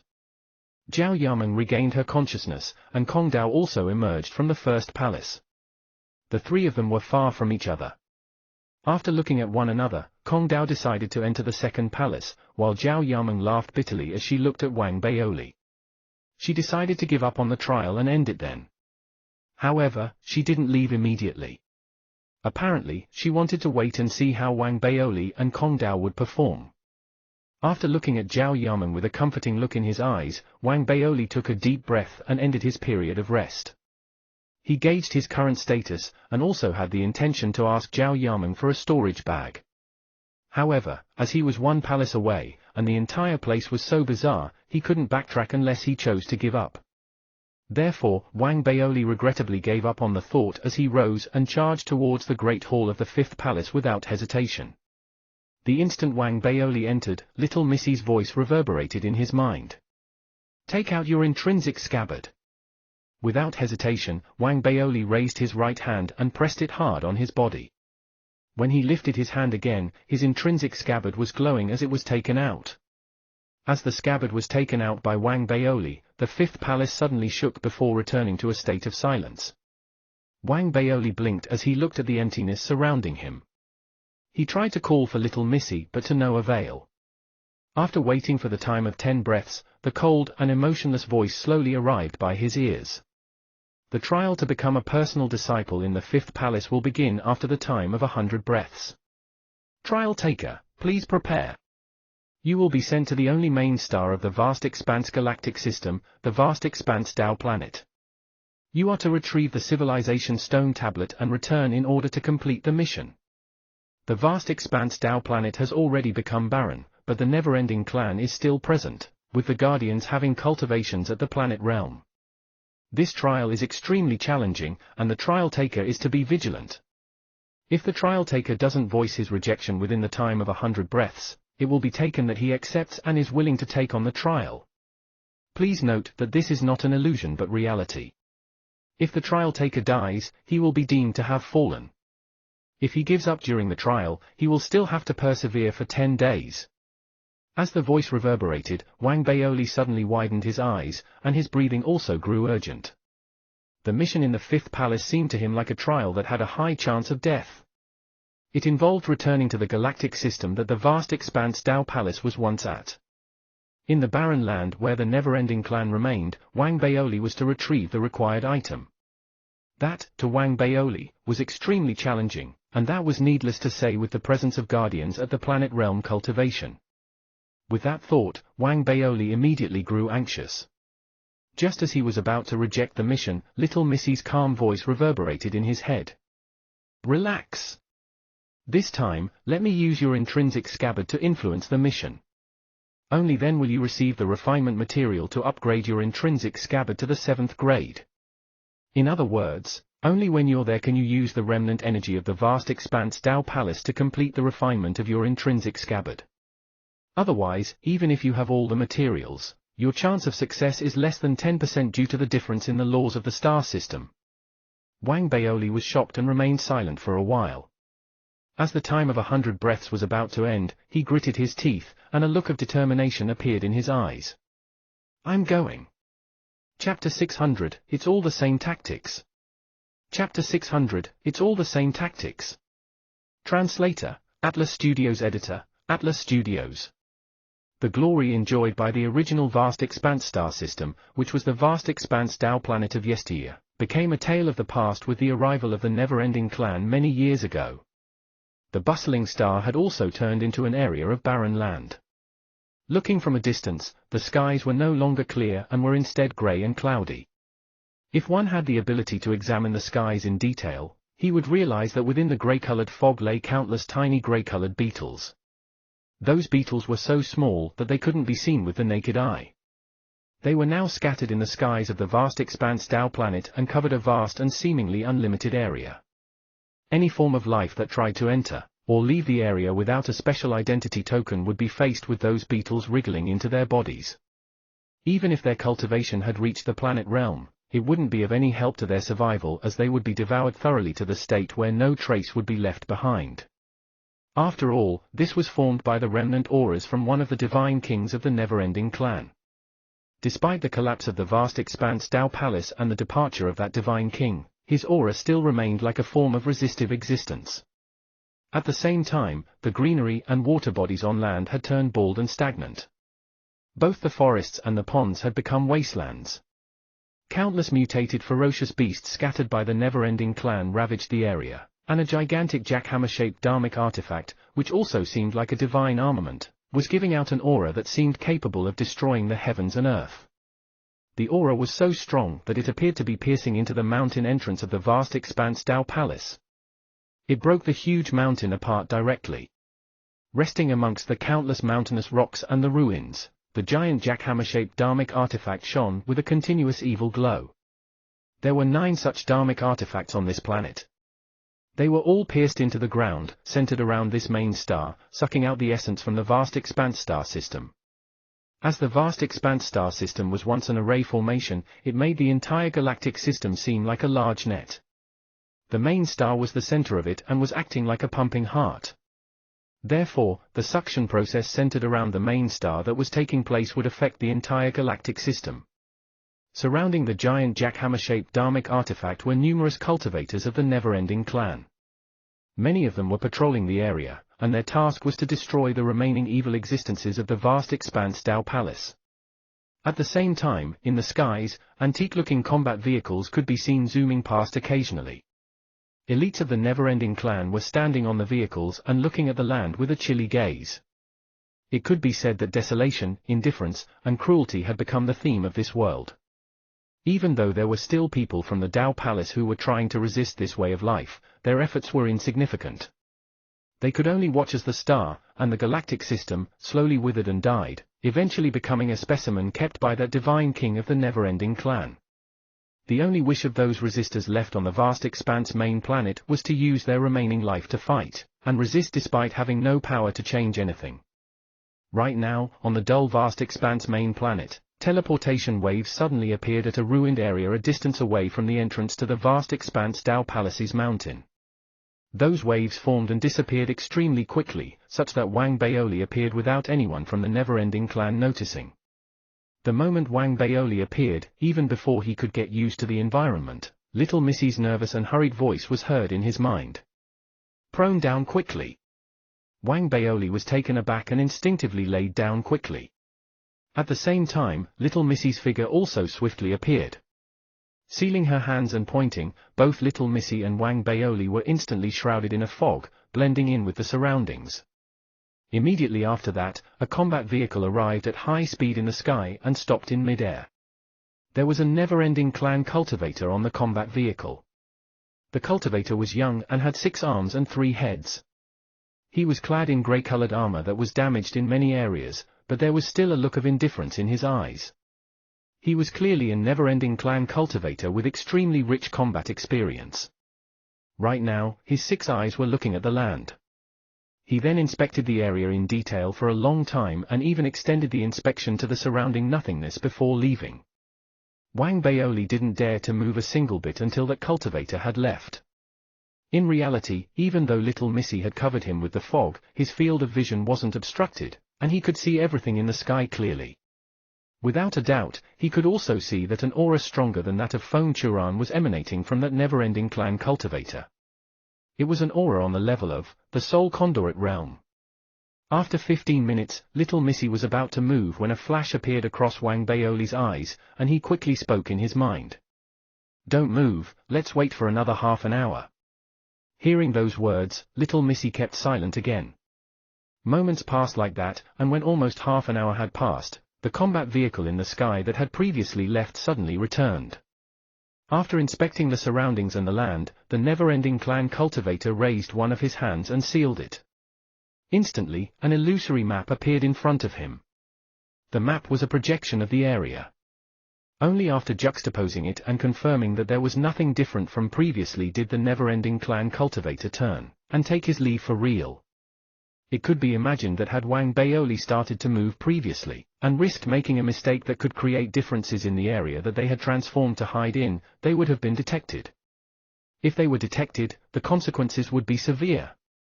Therefore, after waiting for a while more, Wang Baoli finally heaved a sigh of relief and indicated to little Missy that she could retract the cover that they were hiding under. At the same time, without Wang Baoli even needing to say anything, Little Missy sealed her hands and put spells in place that ensured that there were no changes in the area that they were hiding in. After that, Wang Baoli began to laugh bitterly. Little Missy, this place is too dangerous. Don't worry, I'll help you with this task, and no mishaps will happen. Now, I want to use some of the remaining essence laws of the vast expanse. Dao Palace on this planet and envelop you with them. This can allow your appearance to change and transform you to look like someone from the never-ending clan. Due to the rules here, anyone below the level of planet realm won't be able to tell that there is anything unusual. Little Missy spoke quickly. That was also one of the reasons why she was confident of successfully helping Wang Baoli complete the task.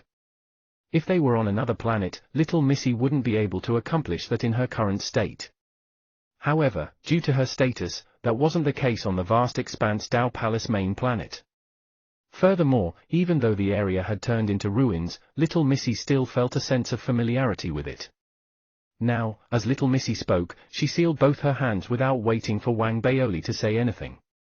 She pressed her hands hard on the ground. It didn't cause the ground to shake, but instead, slivers of light began to shine from underground. The source of light wasn't brilliant, and as such, only a little bit of starlight could be extracted. After a while, only a fist-sized cluster was formed. The moment Wang Baoli looked towards the light cluster, he was gripped with surprise. He seemed to have seen countless cultivators, countless spells, and even numerous threads that connected everyone and every spell. Put more accurately, different spells were formed through arrangement by different threads. As for the items on the deeper level, Wang Baoli couldn't see them. That glance was his limit and had caused his mind to buzz noisily. At the same time, Little Missy quickly pressed that cluster of light against Wang Baoli's glabella. Immediately, Wang Baoli's body shook violently. His body became bloated instantly, and under the many transformations that happened in the time of a few breaths, he seemed to have grown taller. 2 heads appeared on both sides of his neck, and 4 more arms grew from his torso. That made Wang Baoli feel incredulous. Little Missy disappeared as she returned to the mask, reminding Wang Baoli in his mind. That is all I can do. React quickly, and don't give yourself away. The never-ending clan seldom converse amongst themselves. I can understand their language, and I will translate for you. Now, follow my guidance and move. Relax, I know that there is a secret path not far away from here. It leads to the bottom of the ruins of the Dao Palace's mountain entrance. The item indicated in your task is there. At the same time, the place where you can refine your scabbard is also there. Seems like she's the one that wants the stone.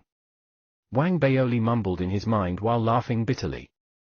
If he couldn't realize that right now, he wouldn't be a secondary rank 2 noble of the Federation.